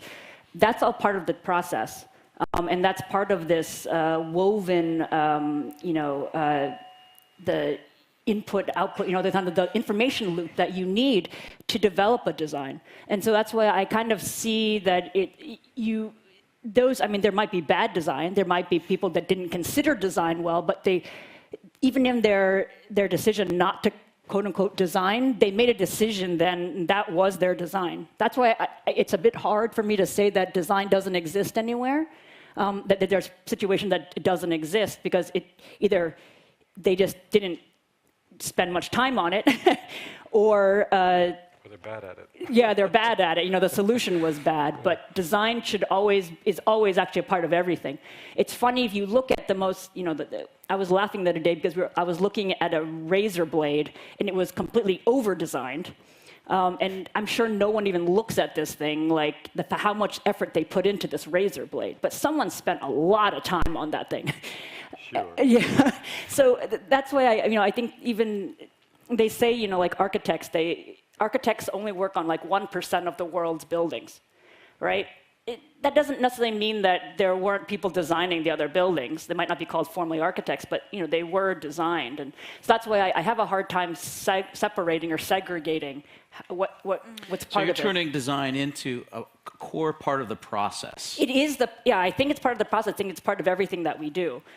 I think that the power of design comes from how we, you know, for our awareness of this and for us to then acknowledge that the impact that we have, and then how do we translate that into or to apply that to all the other factors we have to consider. And I think that's why whenever you look at something, maybe instead of starting small and going big, I tend to you look at the big picture and you consider everything, and then you figure out how do you incorporate all this to find that one elegant solution. And that's the problem-solving part. Right? It's always finding, you know when you have this beautiful birdie there, it might have started with 6 colors and 10 legs, but it got to a point, and that was the winner. So, Dan, let's bring the human component into this now, and is design lost on a trail? We've got technology, we got this and that. Where does human empathy coming at the beginning of this as well, and circularity, sustainability, inclusivity? How also do we have to start at this and connect these? Yeah, I think the human always been there, and can be one product for one person. But I think nowadays, many more projects, especially more complex projects, and also let's say the society as a whole, is much more about different products, environments, kind of communicate with different groups of users. So the user is broader, and I think even, and that was one of the presentations this morning, you can say there's a designer, there's a client, there's maybe a company, there's maybe, let's say, local governments, the user, society, but also almost the environment is also an important stakeholder. So it's not a user, but is it really designing for users, specific users? Is it for humanity? Is broader? And you can even say, is it for all life on the planet? So that's even a step further. Let's say beyond human design. So it's bringing it to a very large scope. I want to bring it back down. Let's bring it personal. Yeah. Let's bring it to reality. A few key things. What was the key thing that you heard today or saw in one of the presentations that was your aha? Wow, it was very interesting. I think a few things that I heard repeated that I latched on to was about placemaking, and I think throughout the morning I'd heard several speakers talk about that. And I was fascinated by how it's sort of looked at from each of the different speakers' perspectives. But it sort of echoed throughout the morning. So it's something that I think is probably a relevant point that as designers we think about subconsciously first, I think probably. It's about that experience, right? Yeah, it's about creating experiences in the end, right? I mean, we do interiors or an architecture and resorts, and but it's really about creating an experience for the guest. Not necessarily creating interiors. I mean, it's the same, but it's different. Placemaking. So. Yeah, I actually found your presentation session was interesting, especially the podium of the building. The discussion of the podium. Right. Because we are dealing with more like digital media and immersive media. That means that you could really imagine anything. Like you could create anything. Yeah, we do like a virtual. I mean, you could draw anything, and then you can projection on the walls or on the different shapes. We design all the things, but it was podium part was very functional. At the same time, it's very sturdy structure, and how you approach and how you evaluate the kind of height to work with the whole environment was very impressive for me today. So what do you walk away with going back tomorrow to Japan? Any of your projects, what's that one thing that then you will use? Well, I didn't talk about this project, but we are also preparing one like a new project. Really, we start with a whole new building. For that, so far we approached it like the way how to make this kind of a container for our contents in the best way. But now I can see I could think about around the environment and the container. Like I say, black cube, which is our art piece, how it work with outdoor environment and the circulation system and all the structures outside. Maybe I could consider height as well of the box. I mean, there's something very interesting because I feel like we're usually when you're designing a podium, right? Especially if it's a commercial podium, right? And especially in China, you have the large big box. So half of the facade then is solid, so that and that's where then you're pulled in to activate this solid. While I'm dealing with the transparent and the showroom, the windows. So do you generally then, and sorry, I'm asking a question. Do you generally find then that people come to you and say like this is the resultant area that you're supposed to use to activate, or do they come to you first and then the architect is kind of reacting to the space that you're given? So you mean for if you have like a podium, you're a commercial podium. A commercial podium. Yeah. The question was that if we first consider do you have a situation where the client comes to you first before the facade is even designed? Oh yeah, of course, yeah. And then they say, okay, this is your. So we are having more and more projects, like they have some idea that, because they already saw our project, so the client or the urban developers or some like real estate people, they have a big picture of the site. They are thinking to make this as something, say school or shopping mall or some government building, whatever.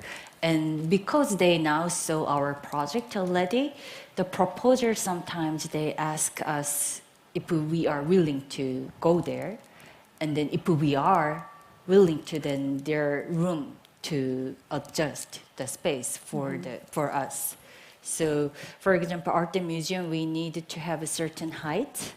So if the building doesn't have that height, we could not install our project effectively.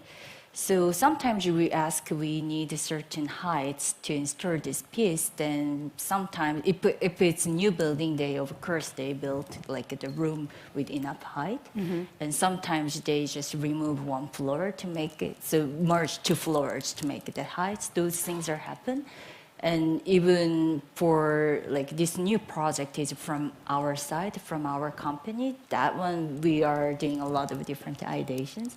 And the podium story today was kind of making me to think about this kind of surround of that building we are thinking. I think we have to rethink everything. I mean, as we started off the morning, is it good design or bad design? We've had consumers, and it's about a mindset change. And even if you're looking at the presentations today and the different ones, the new definition of hospitality, what you showed us what luxury was before, luxury hospitality, where are we moving in with luxury design? The buildings that you've shown around the world, we've incorporated this greenery, biophilic design, changing this so that our spaces become livable. Our environments are also changing from the There was a good question on developers, right? Do we just put up a building and do it? Versus when you're creating Googles or their headquarters, you're starting at the very beginning of the users. So what has to change now? How do we communicate, or how do we bring everybody together collectively around that? Because it's different worlds.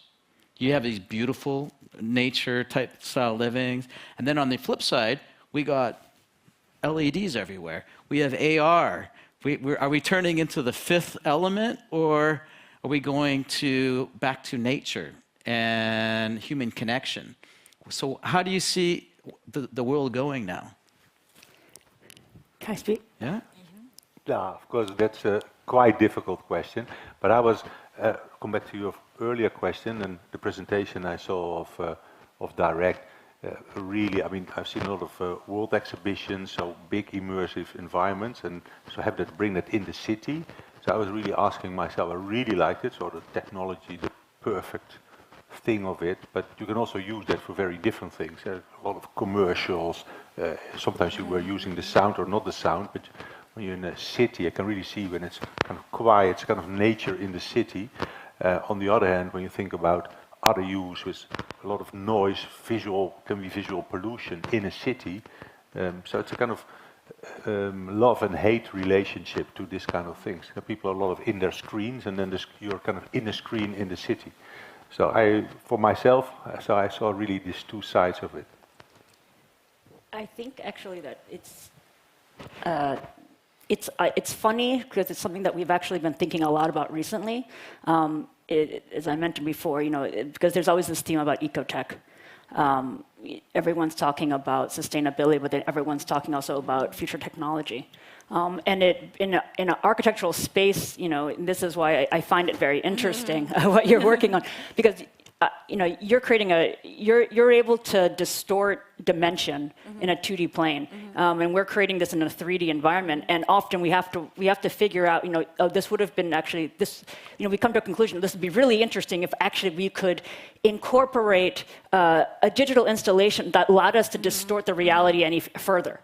Because the physical environment, you can play with proportion and materiality. There's all sorts of things you can do, but the dimension, the digital side allows you to go so much further. And so we're constantly looking at, we're questioning right now ways in which these two can really come together to push the experience so much further. I mean, you talk about, like whatever, 3 dimensions and fourth and fifth, and kind of the environmental factors that you play. And so going back to your idea, we're talking about like communicating between design disciplines.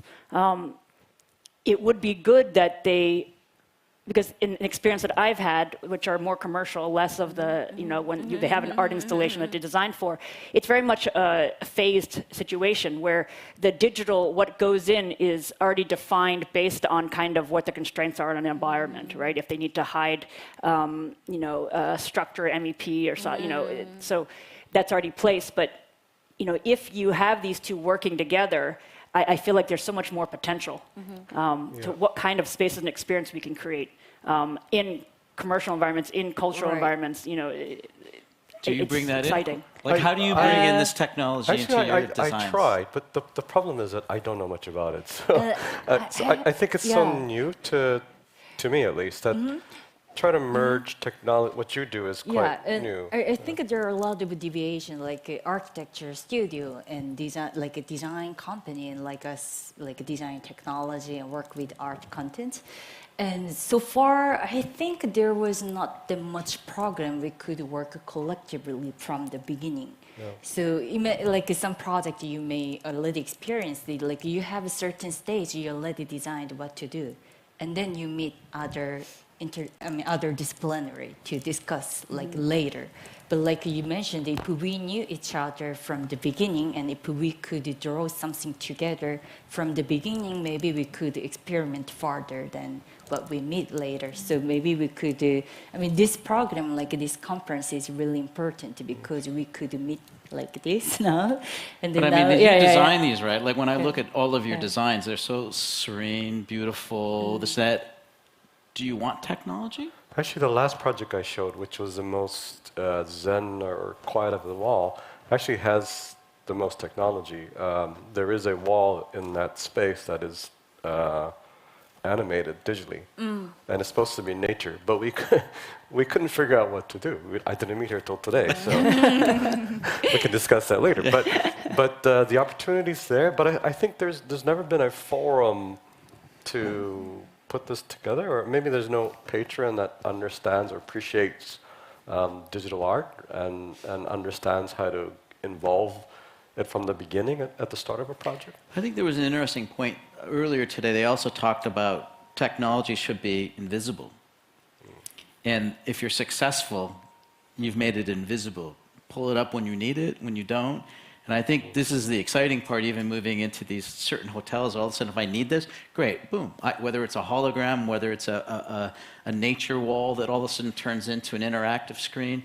I think we have the capabilities now to start, hiding the tech, especially where before it was hard. Tech is, we're gonna be energy problems, more a lot of the other one. Yeah. And if you think about the screen we are watching all the time, it's already merged all the different contents, like photos and illustration, moving image, sounds, and text. Everything is merged into the screen. And if we think about design, for now, we still have some deviations. What we are doing, of course, we have a different professionality. But for the future, as a long-term plan, maybe we should discuss more, and we should have more, some program to share insight and ideas, not in front of a project. Maybe we could see what's the future together. Garrett, even in your discussion, right? We had education, research showing this, and then obviously at the beginning. That's a different type of process, design process, right? Then research. And even now, you could easily just focus on your building, or do we have to look at the community? Do we have to really, how do we start driving this across government, across policy, across the client, across the end users, right? Do we not have to take a different, more responsibility as the industry to help drive this? Well, I think that's the holistic view you were talking about. And of course, that's not always the need. When it's quite clear where it is, what location, etc. But when you have the more complex situations, I think you really have to start quite broad and then see. And I think that's the power of design, to envision what could be the future. But it's big, and I think then it's not only the physical shape or the digital shape, but also what kind of organization, how are people working, living there, what kind of life do they have? I think that the nice aspect is that, especially for governments that are open to seeing, what the ideas are, what the potential is. You have, in the design process, you have a lot of opportunities. It could be even from the beginning of doing a pitch for a government plot that hasn't even been sold, to, you have government meetings. You might be part of a jury, you might be part of a panel, to really give insight, because, very oftentimes the government they want to do something, they just don't know how to get from point A to point B. And that's where the power of design comes in, right? That we provide up, we've done this, like we study it, we provide ideas. We do a lot of these kinds of research, especially in the Netherlands. We work with governments for master planning and kind of goals of zones and looking at the potential. And I think that's where then, where we can influence more, because it does take policy. I mean, the entire discussion about the podium, it's a very theoretical topic, obviously, how it was presented in research, which is how it should be. Getting to the reality of it, there's so many, everything from in Hong Kong, you can already, everything from, right, actually user access, BD restrictions on GFA calculation based on a lifted podium, right, getting exemptions for it. Program on a bridge, from Beijing, like Shanghai, like they don't allow that. There's so many different factors you have to suddenly consider. And can you, it's something that Hong Kong should consider, because Hong Kong is great because it breaks the vertical barrier. You can have commercial program lifted up because they're used to having commercial program all the way up a tower. Most places do not have that. European cities, like if it's not on the ground, if you put it on the 36th floor, no one's going to go there.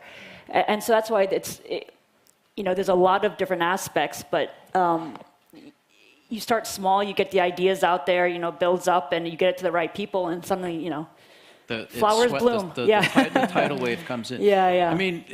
That's even saying how the wind flow, right? How important and critical that is to the city and the livability of the city was interesting. Saying, and I think the future designs that we've seen from all of the architectural firms is how do we make this livable space? We can put the offices and the other parts about it, but this first part of this, we have to make it all livable and mixed use, right? Yeah, in Hong Kong, what's great is, it's a very standard situation. Parking is our big, right?